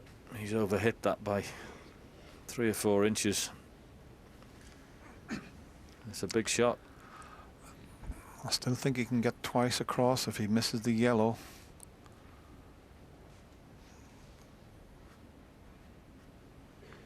Yes, I don't think there's any danger. It's a natural angle to get there. I just think the pink's a hard pot. And that's why he's probably going to play the snooker by the looks of things. Under the circumstances, not a bad choice. He's overscrewed it though. 42. When you've got a little bit of tension, and there's plenty of tension out there, you will overscrew something like that. He had to be very delicate with that screw shot.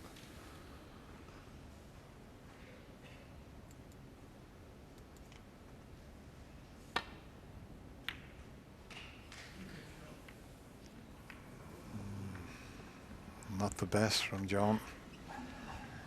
there's plenty of tension out there, isn't there? Totally and utterly understandable. This is a big, big prize.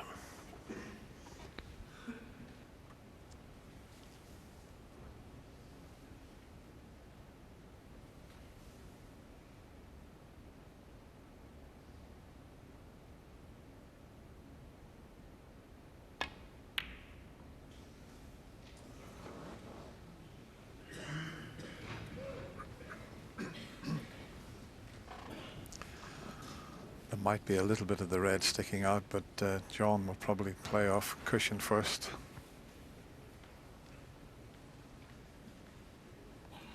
Yeah, he's got to really, hasn't he, Dennis? If he clips that red, there's only one place it's going, and that's over the corner pocket. So it's a matter of judging this correctly. You don't want to hit a ball colour with it on the way back.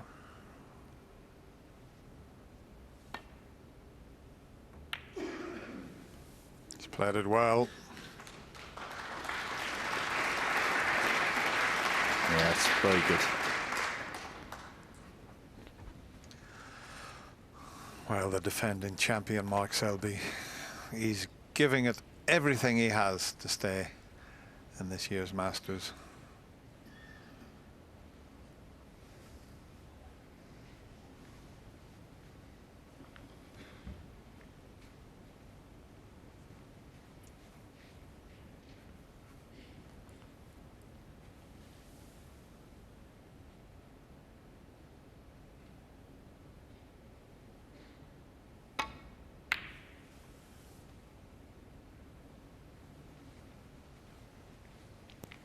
Just a little bit pacey, otherwise he would have had the snooker there. Still a good shot though. Who's going to make the first mistake in this safety exchange?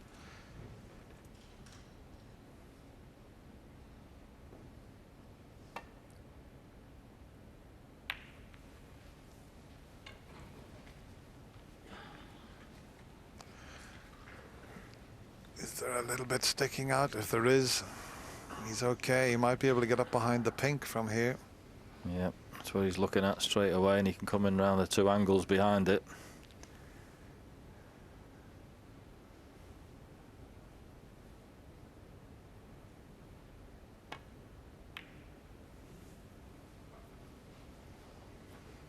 Well, I don't think he's got it behind the pink, but he might have got it behind the blue. Oh, he hasn't. Oh, chance, John Higgins.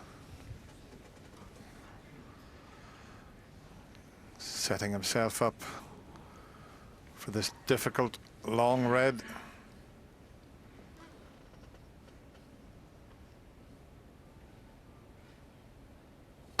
Oh, he's unlucky. He's potted a cracking red, but he's not on the green. He's going to have to play the snooker. Yeah, and he needs to get this absolutely dead tight if he can. John Well. Higgins won.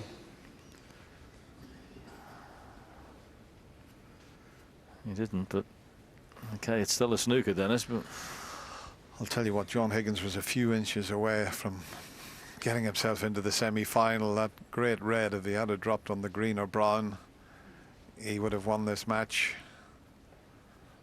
This was the good pot, and he just come right onto the green. A bit unlucky.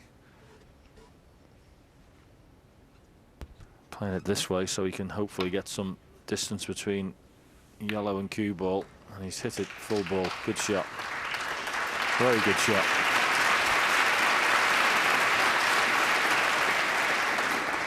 And there might be a chance to get the snooker behind the pink, but he could play two ways. He can play thin off the yellow on the left side if he wants, but that's the one. Is he hard enough? Is he hard enough? It's still a good shot, but he had a chance of getting the snooker there. It's been a fabulous frame, this, and a little bit of everything.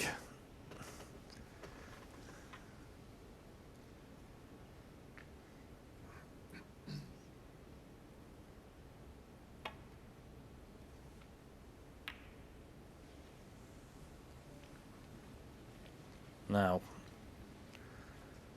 Well, not a particularly appetising pot, that one, is it? No, I think he might be sending this one around the angles.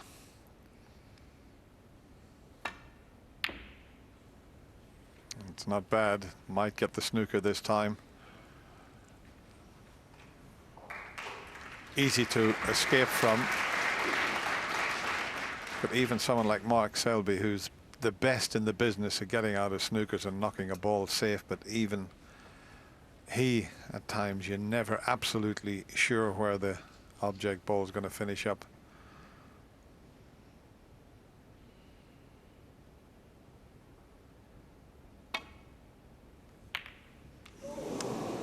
Well, he's almost potted that. He mishit that. That wasn't the way he intended to get out of the snooker. Yeah, almost potted it and almost snookered him. Yep, didn't play it like that.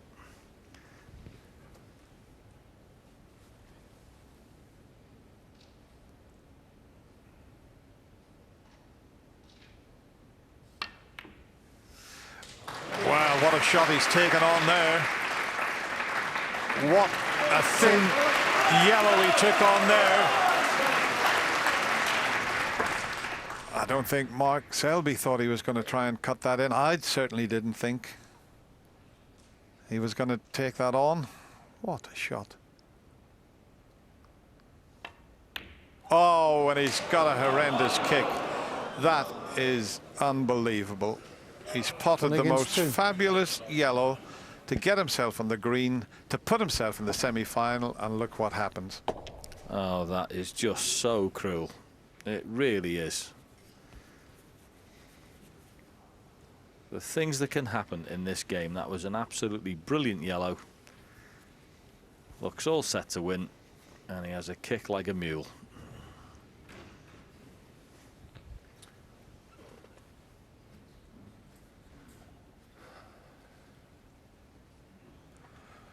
It looks as if it's a bit too thin for Mark Selby to hold for the brown. I mean, you'd have to play it with so much left-hand side, and that makes the pot so much more difficult.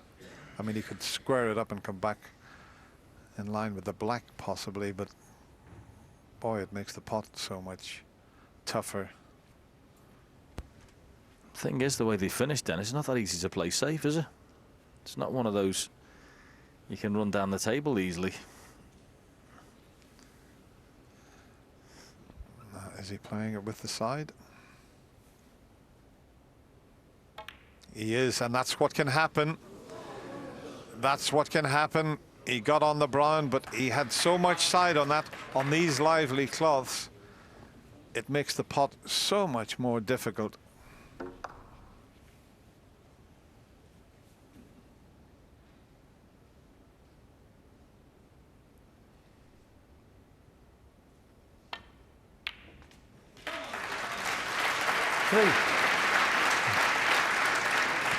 He needs the brown, he needs the blue, and he needs the pink.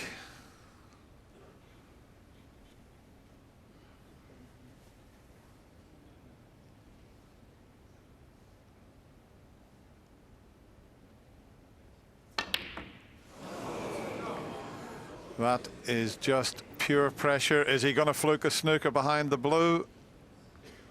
No. John Higgins, 3. But he hit that so hard. That was just Settle down, please. pure tension there. Has he left this on? Yes, he has.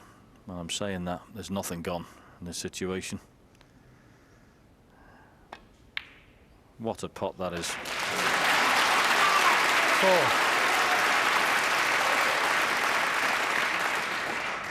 Under the circumstances, he stroked that into the pocket beautifully.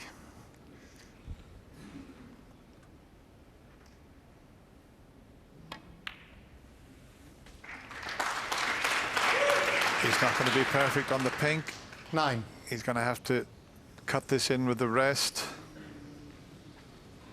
Okay, the black is safe. Takes a little bit of pressure off the pot, but it's not a gimme by any means.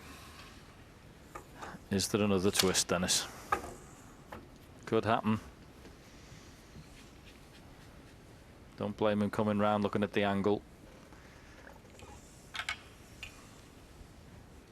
Not guaranteed this.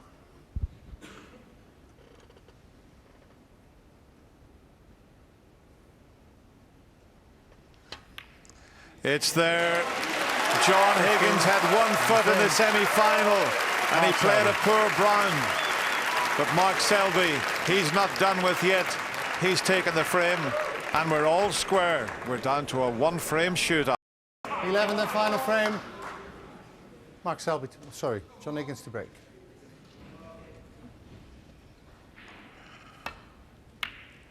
John Higgins gets another deciding frame underway. We get so many of them here at the Masters. The players are so evenly matched, but at 3-1, Mark Selby led. You thought this is not going to last too long, and then John Higgins won 4 in a row, and we thought it's all over, but never with Mark Selby to win that last frame.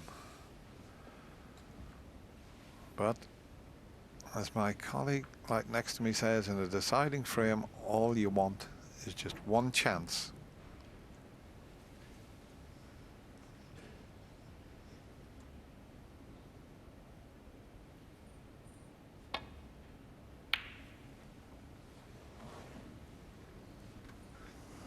Onto that cue ball, absolutely tight up on this cushion here, but still don't think it's that bad, although the red in the balk area, whilst not an easy pot, is available. So there's a couple of choices, neither of them absolutely brilliant, but you'd expect John to take that one up in the balk area. Just have a look at the angle on it. So here goes. First attempt at a pot in this important final frame.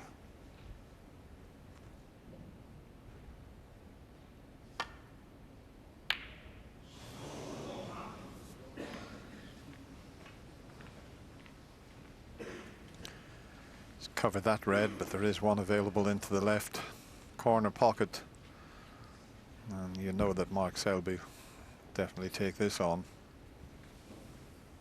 This could give him a decent chance if he can knock it in.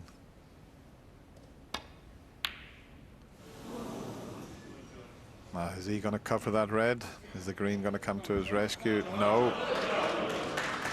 So Mark's had his half chance. John Higgins has a much better one.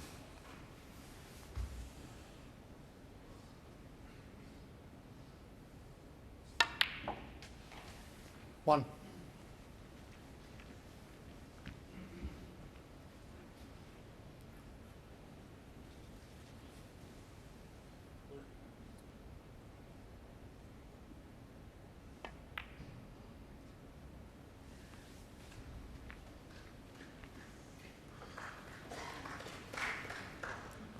Unusual there. 6. John nominated the blue, and was, you know, maybe just a little bit of tension there. You wouldn't normally hear that.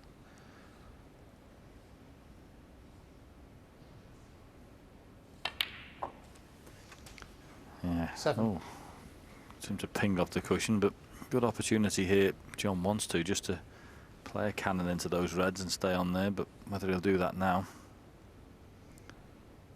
Well, he did.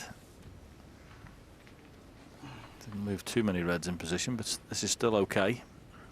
14.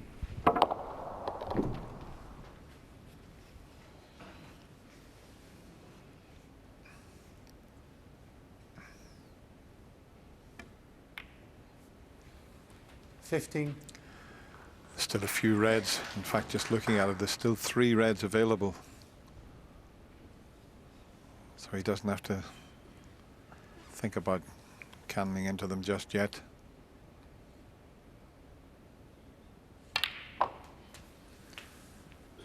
That is in no man's land. He's gone too far for the red at the back and to the right of the bunch, and he hasn't gone far enough for the red that's to the left of the pack. Boy, is that just a little bit of tension. He's let the chance slip away. Amazing. Yes, he's talking to himself about that shot, but it's gone. Let's play a good safety now, John.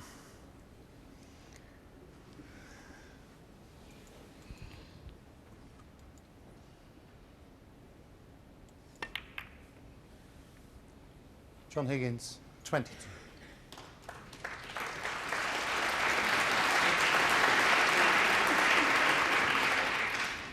Thanks, Mark. Thank you.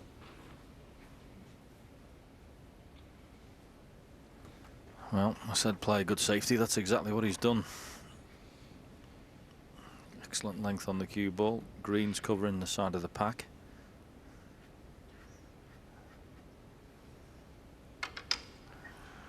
Yeah, he's just tapping the table with his chalk in acknowledgement of that good safety. If he's going to play the ones the right side of the table, he'd have to swerve around the green, and I think he's thinking about doing that. Now, what a shot this will be. He's going to have to swerve around the green and catch the red on the right-hand side as we look at it. What a shot this will be to get the white back up the table. Foul. Oh dear. Miss. Well, he won't be having to put them back, but what a mistake he's made John there. Higgins, 4. He got too much swerve and went straight into the green. Yes, I think he was absolutely frightened of hitting that cue ball out and thinking it wasn't going to come back and catching it thick, and he's gone and hit the green instead. Goodness me. Well, that cost him a place in the semi-final. 1. Well, John has knocked the black safe for that shot. The reds are nicely spread. The pink is going back onto its own spot. Now, the pink might be available into the left corner. If he can pot the red 7. to the right of the pink, yeah, it will go past the other red. So that's the shot. Just give yourself a little bit of extra time, John. This is your big chance here. Yes, and he's already got a 33-point lead, so just a matter of accumulating a 30 or 40 break and you're over the line, John. 8. All about composure at these stages. Can you hold yourself together? Everyone can play in the club, but this is totally different.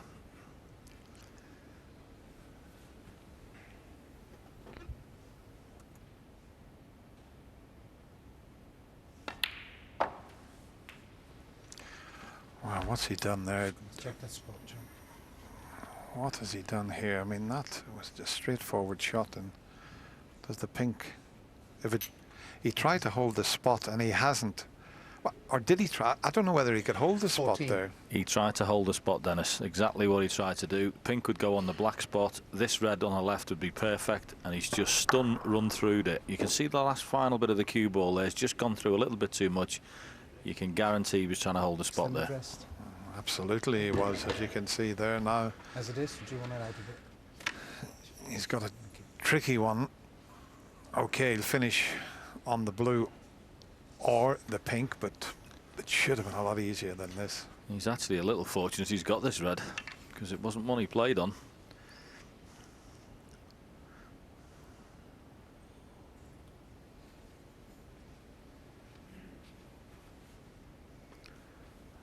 So, we mentioned earlier, it's about the follow through as well with your cue here. Got to be careful you don't touch the pink with this.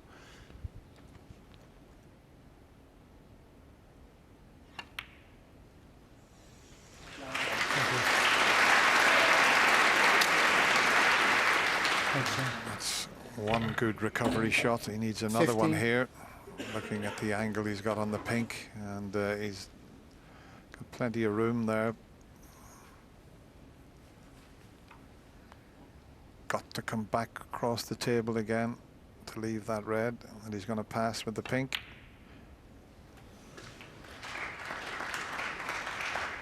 There's a red at the back of the 4 that's available also. 21.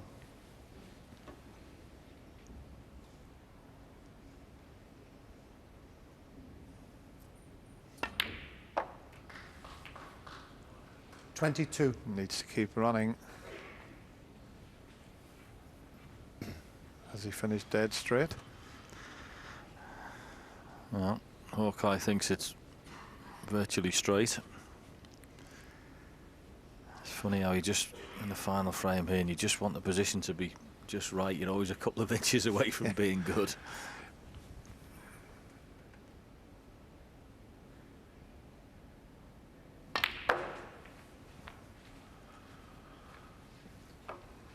Well, he's 53 points in the lead. 27. He can't get close to his next ball. Every pot here has got quite a bit of pressure on it. Yeah, and this is a type of shot that requires good cue, and it's very easy to hit across this. Just having a good look at the angle.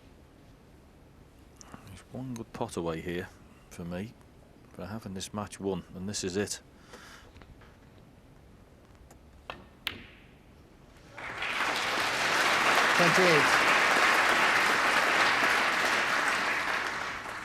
Well, Mark knows that there's a bit of work left to be done yet. He's gone too far with the cue ball, and the green and the yellow are both off their spots, so they're not as easy pots as they would have been.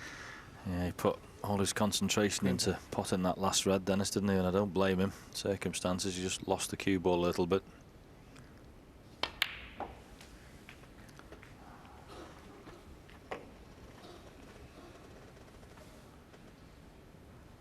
Now, does 31. anything pot?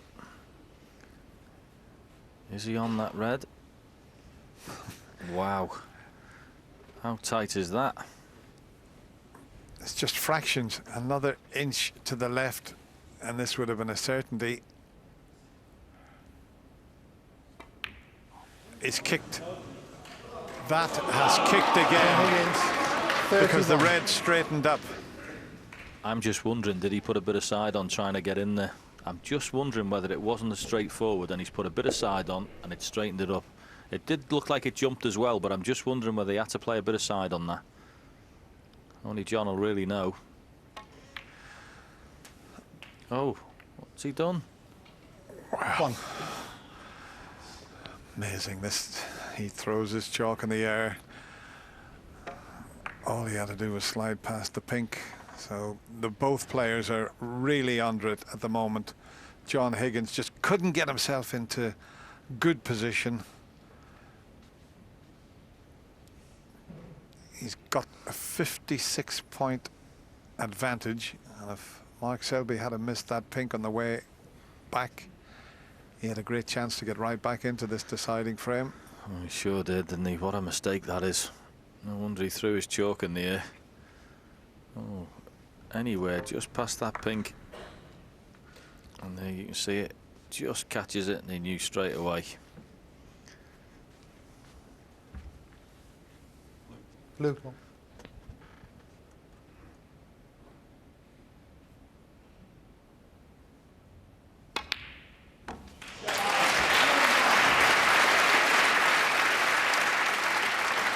Well, it's a fabulous blue, but he may not be on the red to this left corner. I think he's 6. gone across too far. Yeah, that is too tight, I think.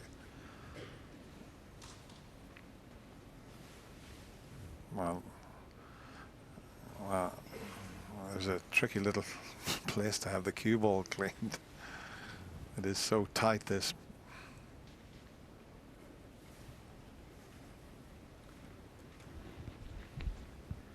Yeah, the other thing that was bad about that shot is the blue goes back on its spot and the red on the right-hand side, he'd like to have played safe off. He can't see now. You see directly in a line. Blue's not on its spot. He can play off the one behind the pink spot, but that's gone.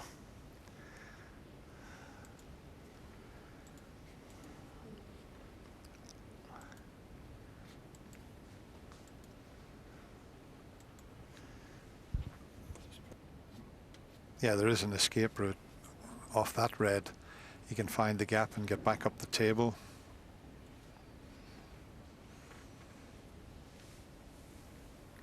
I think that's the one that he's playing. Or was he? There's no way he can pot that. He'd have to play it with so much side.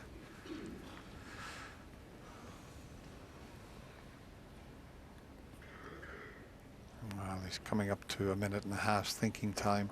As I said, the red I mentioned, he can get back down the table. He's a bit frightened because he knows one mistake and it's all over. So he's trying to keep things as tight as possible. But that's the only shot I can see that he can get back down the table off. I think he's playing it now. Yeah, just got to hit it a little bit harder and you can knock other reds into play, so I can understand it. But he's played Mark a Selby, fantastic 6. shot there. As he covered it.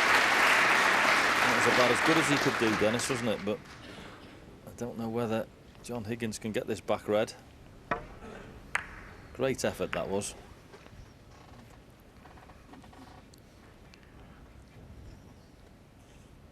Well, he can get to the potting angle.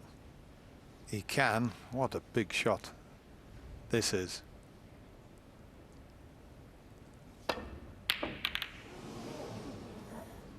Well,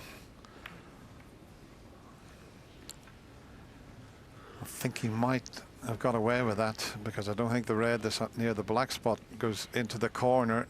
And if it doesn't, what a result John's had there.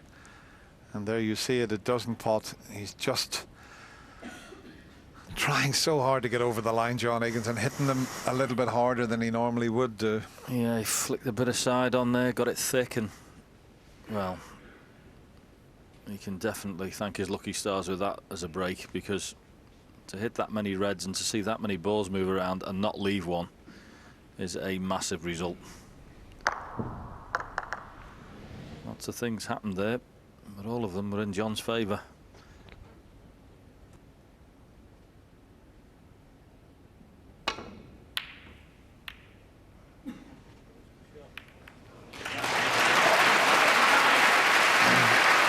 Well, I'll tell you what, that, John, is probably the best shot of this year's Masters. Well, you said earlier that was shot of the night.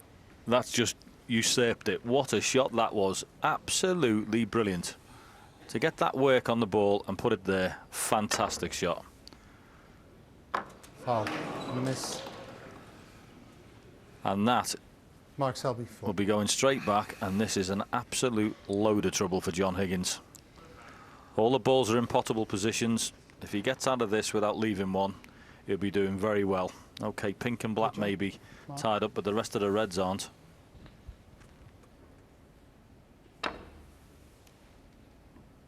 Foul. Miss. Well, can you believe Mark it? Selby, He's 6. managed to hit the pink and black and put them into play, and if there's a red on, well, no, he's going to have to put them back because, in fact, it's so tough to get out of this. I mean, how he hit the pink and black there is amazing. It'll take a while to get these back into position. If he'd have had a perfect angle on a red there, there's no way he'd have been putting these back. But as you say, Dennis, he's pink and black were separated in potable positions, but the first red must have been no good. And this will take a while. All because of this shot, Dennis. Okay, sorry. Well, you know, I mean, he's played that with screw right-hand side, check the white up to get in behind the green. You will never see a better shot than that. Now, it's so important to get these back in the right position here from John Higgins' point of view, so they'll have to use, because the pink and black looked as if they were tied up. Okay, they must have been closer together then. That's where they were originally, so that's not too far away. The black now, right? Yeah. Yeah, important to get this right as well, because we know, Dennis, from looking at the pink and black are not in potable positions at the minute. Originally there was a gap between them, but it's very important that those two are back as good as they can be, because they don't pop. John? Yeah, thank you. Thanks, Paul. Yeah, that's pretty good. So let's see what happens this time. Needs a bit of good luck here. Well, how can you find the gap there? Foul. And a miss. Nah, Mark Selby, that 4. is quite incredible. And 37 the difference now. And all John can do is hit and hope here. That's all he can do. And to find that gap. Okay.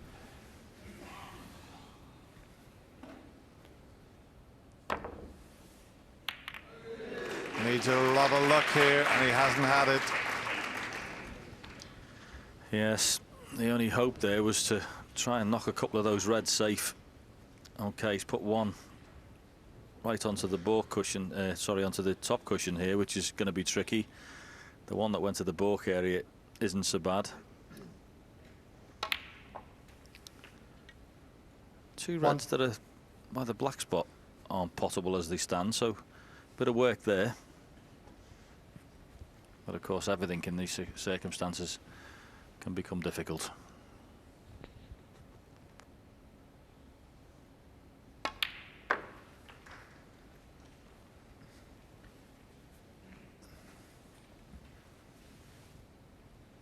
Seven.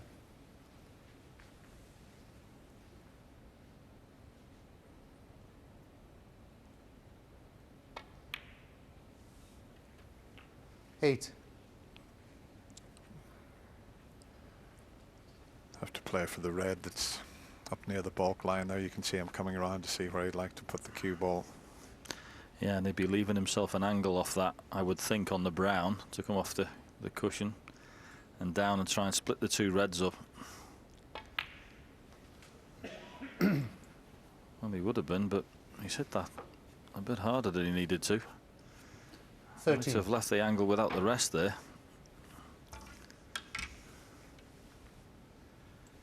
Yeah, certainly wanted the cue ball nearer to the side cushion so you could cue it without having to use this.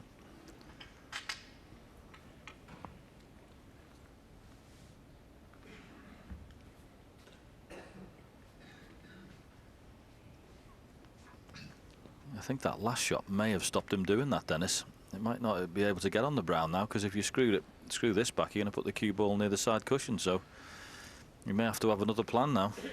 Yeah, because to get to those two reds from the blue, he can't. The pink's in the way.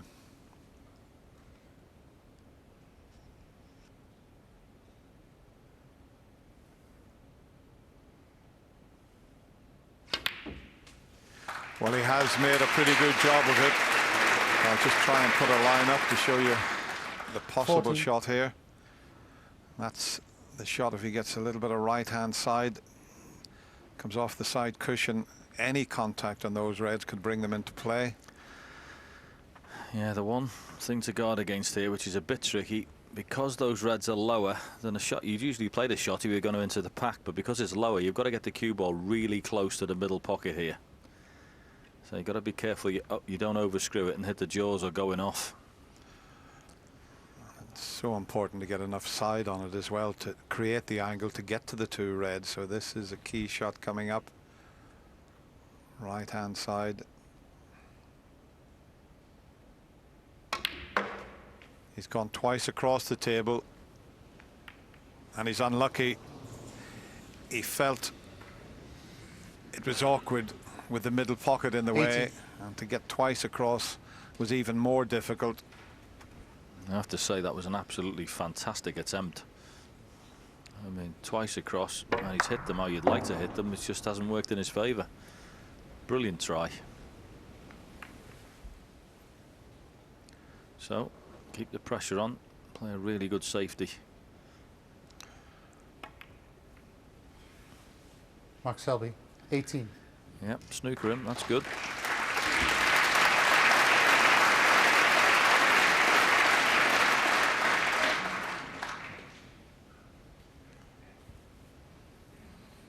Not sure if the black's in the way. Yeah, the right side of the table, it probably is, to come off that side cushion and nestle on the reds. That's why he's having to go twice across. Oh, that's not Foul. good. Miss. That's not good, John. Mark Selby, Yeah, 7. he won't be having that back. He's left an angle where he can pot this and run around. See where Mark Selby's cueing there? If he can get the cue ball in that area, he can pot the black and play a cannon to flick the left-hand red out. So can he get round the angles here for the black?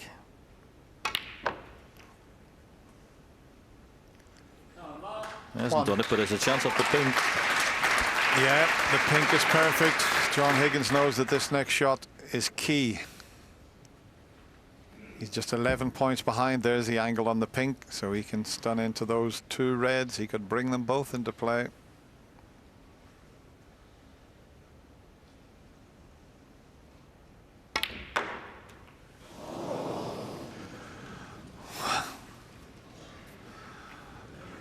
Amazing. Little 7. shake of the head. Didn't quite get enough stun on it. I tell you what though, Dennis, he hasn't half done well whittling away against this. He was miles behind before. He's only 5 points behind now.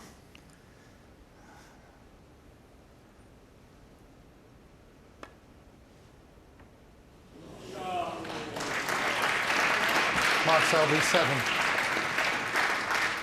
Well, we said right back at the beginning, the word battle could be important, and it certainly has been tonight, because this has been a battle.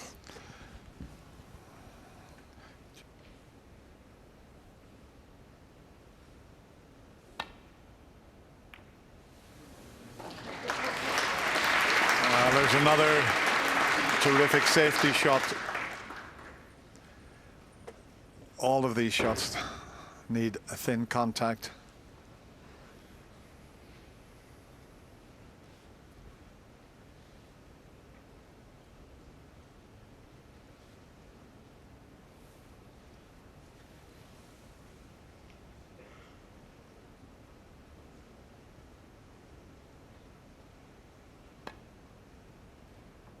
Oh, he's missed it. This could be a free ball as well. Miss. And the free ball. Oh, it's not only a free John ball, Higgins, the 4. flick off the brown has left him with a pot, but of course at first it looks good, but those two reds aren't pretty. Yeah, but if he can get on the colour off the brown, and he's trying to get over into the spot that you mentioned, and he's come up a bit short. If that runs a bit further across the table, 1. he would have had the angle to get to the reds. He's going to have to leave a tricky one along the cushion, and would you want to be taking that on at this stage? Yeah, any angle bar straight, eh? Where is he? Straight.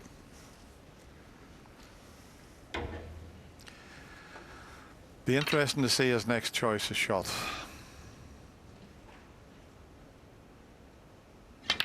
Well, he has created quite a bit of angle there. Now, how does he play this? There's two ways of playing this. You can play it with a little bit of pace, get up the table. 8. If he pots it, he can put Mark in all sorts of trouble. Do you try and drop it in and get nicely on a colour? He's 17 points in front.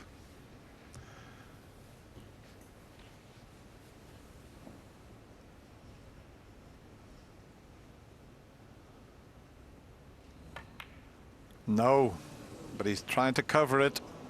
John Higgins. He played it in 8. such a way that he tried to cover it, but I don't think he has he? Well, he's covered it, but I think he might be able to pop this off the cushion. If anybody can pull this off, it's Mark Selby. Yeah, great knowledge of pool and the angles on the table. We've seen that this evening already, but I should get this. Now, 1. I don't think he's got an angle, Dennis, to get back on this red. I think he's dropped in a place where he can't do it. Yellow looks like it's straight, no good. Too much angle on the blue, unless he plays the blue and plays a cannon on the red to try and knock it out, but then you've got a bit of luck there. What about bringing the green into play and getting the snooker? Yeah, might be his alternative. He's looking at the brown. I'll take some cue action. He's got so many choices here. But I think if he can bring the green into play. Yeah, looking at this table, I think you're dead right. Green ball.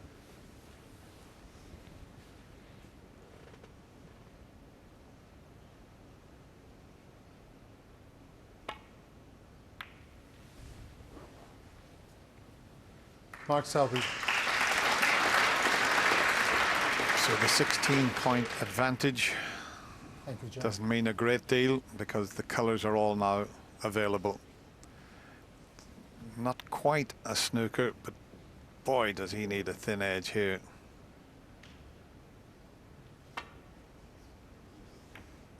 Oh, that's a fabulous shot. Well played.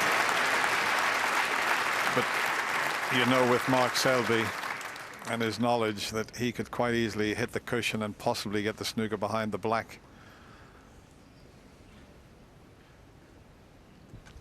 Yeah, he's just got to make sure that he gets the red thick enough that the cue ball doesn't get lost, but not too thick that it hits the black with the red. So not totally straightforward, this one. Yep, that's the problem. You hit the black. Where is the black? It's over the pocket, but the red's not.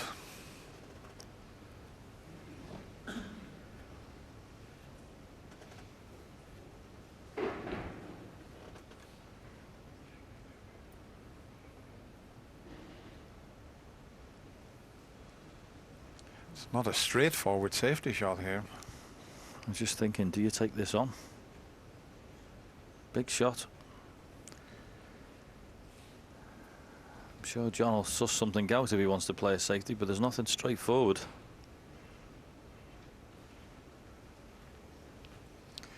Well, if there's no safety shot on, you'll have to have a go at it.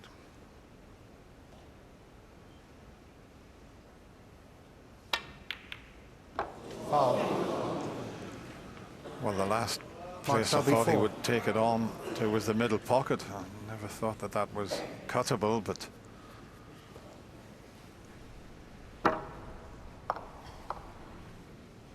unlucky to hit the yellow and go into the pocket. So one good pot from Mark Selby and he could still be in this year's Masters. The defending champion has battled so hard.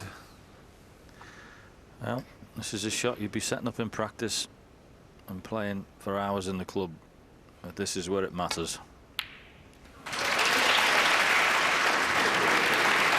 Well, it's a good pot, but where he didn't want to finish was bang on the ball cushion. Unbelievable where these things can happen. That bounces another 3 or 4 inches. It's probably game over.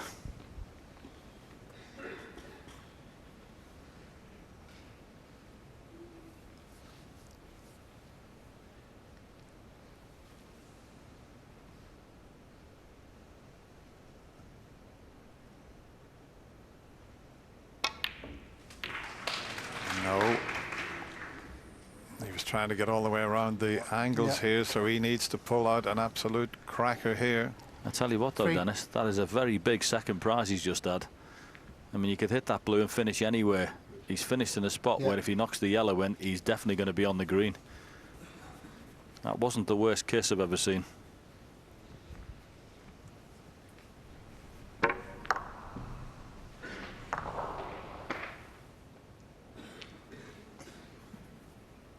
Yeah, you're not far wrong there, John, because if he misses the blue, he's going to be over the left side of the table.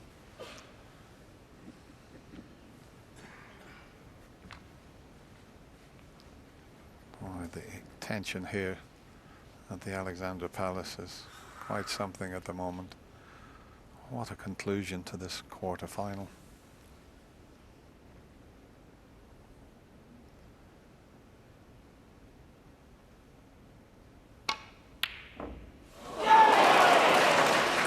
Well, everything's happening.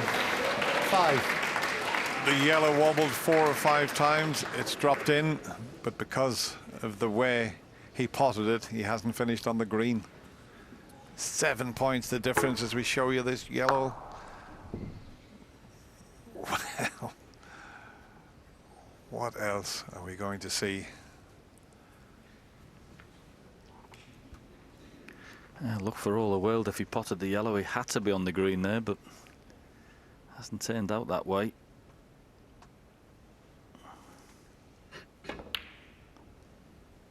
Yeah, good safety. Definitely got the snooker. Mark Selby 5. Once again, not about hitting this. Can you get it safe? And it's the swerve shot.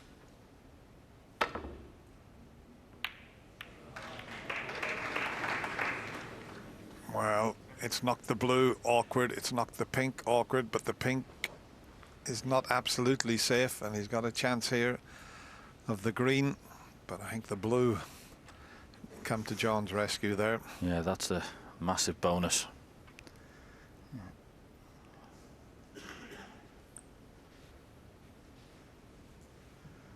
Have to be some shot. I mean, the green under the circumstances is a good shot anyway, but to get position bang on the brown to flick the blue out, asking a lot.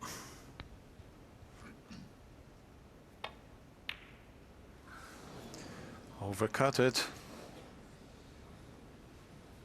Oh, is he going to be hampered? Well, the green won't pass the brown. There you see it.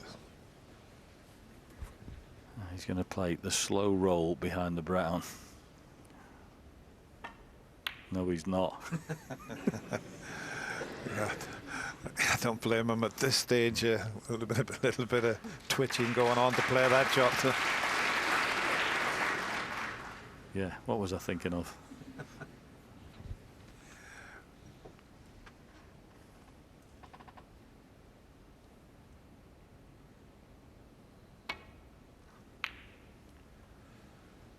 This is a good shot.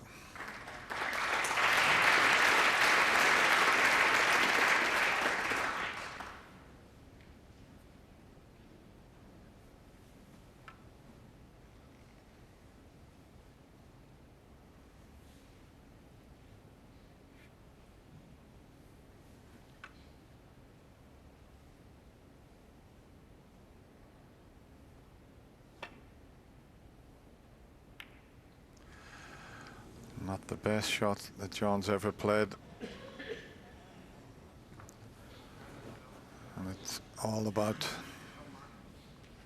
the brown. I fancy him to pot the green, but how is he going to finish on the brown? That's the question. Yeah, where this is finished, he'll do well to get on the brown. Well, he has, and if it pulls up, he's got an angle to move the blue. I mean, that is just a brilliant shot. I don't know whether he can move the blue, but that was a brilliantly controlled shot on the green. Well, have a look at the scoreboard. If he pots the brown, it's 5 frames all. It's 69 points each. You can't get any closer than that. What a quarter-final.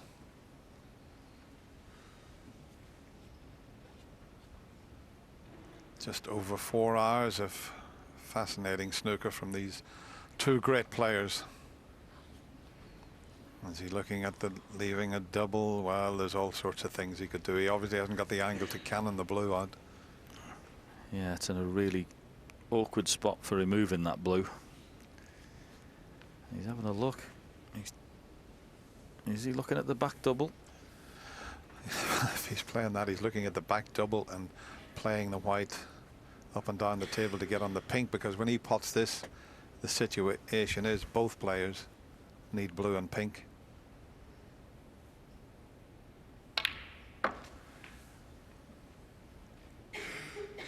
Seven. Well, he won't be playing the back double now. Cross double maybe, but I don't think so. He's surely going to play safe.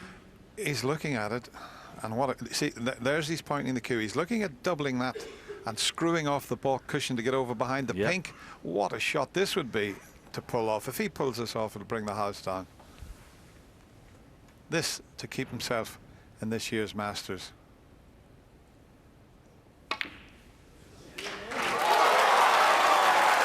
Is he on the pink? What a shot he's played there. 12. Oh my goodness, what a shot that was. Now, Dennis, do you play this pink in the middle pocket? What a shot on the blue. I fancy the top pocket as we see the white come round. He's looking at the angle to the middle pocket. He's looking at the angle to the corner. He's going for the middle. Here we go.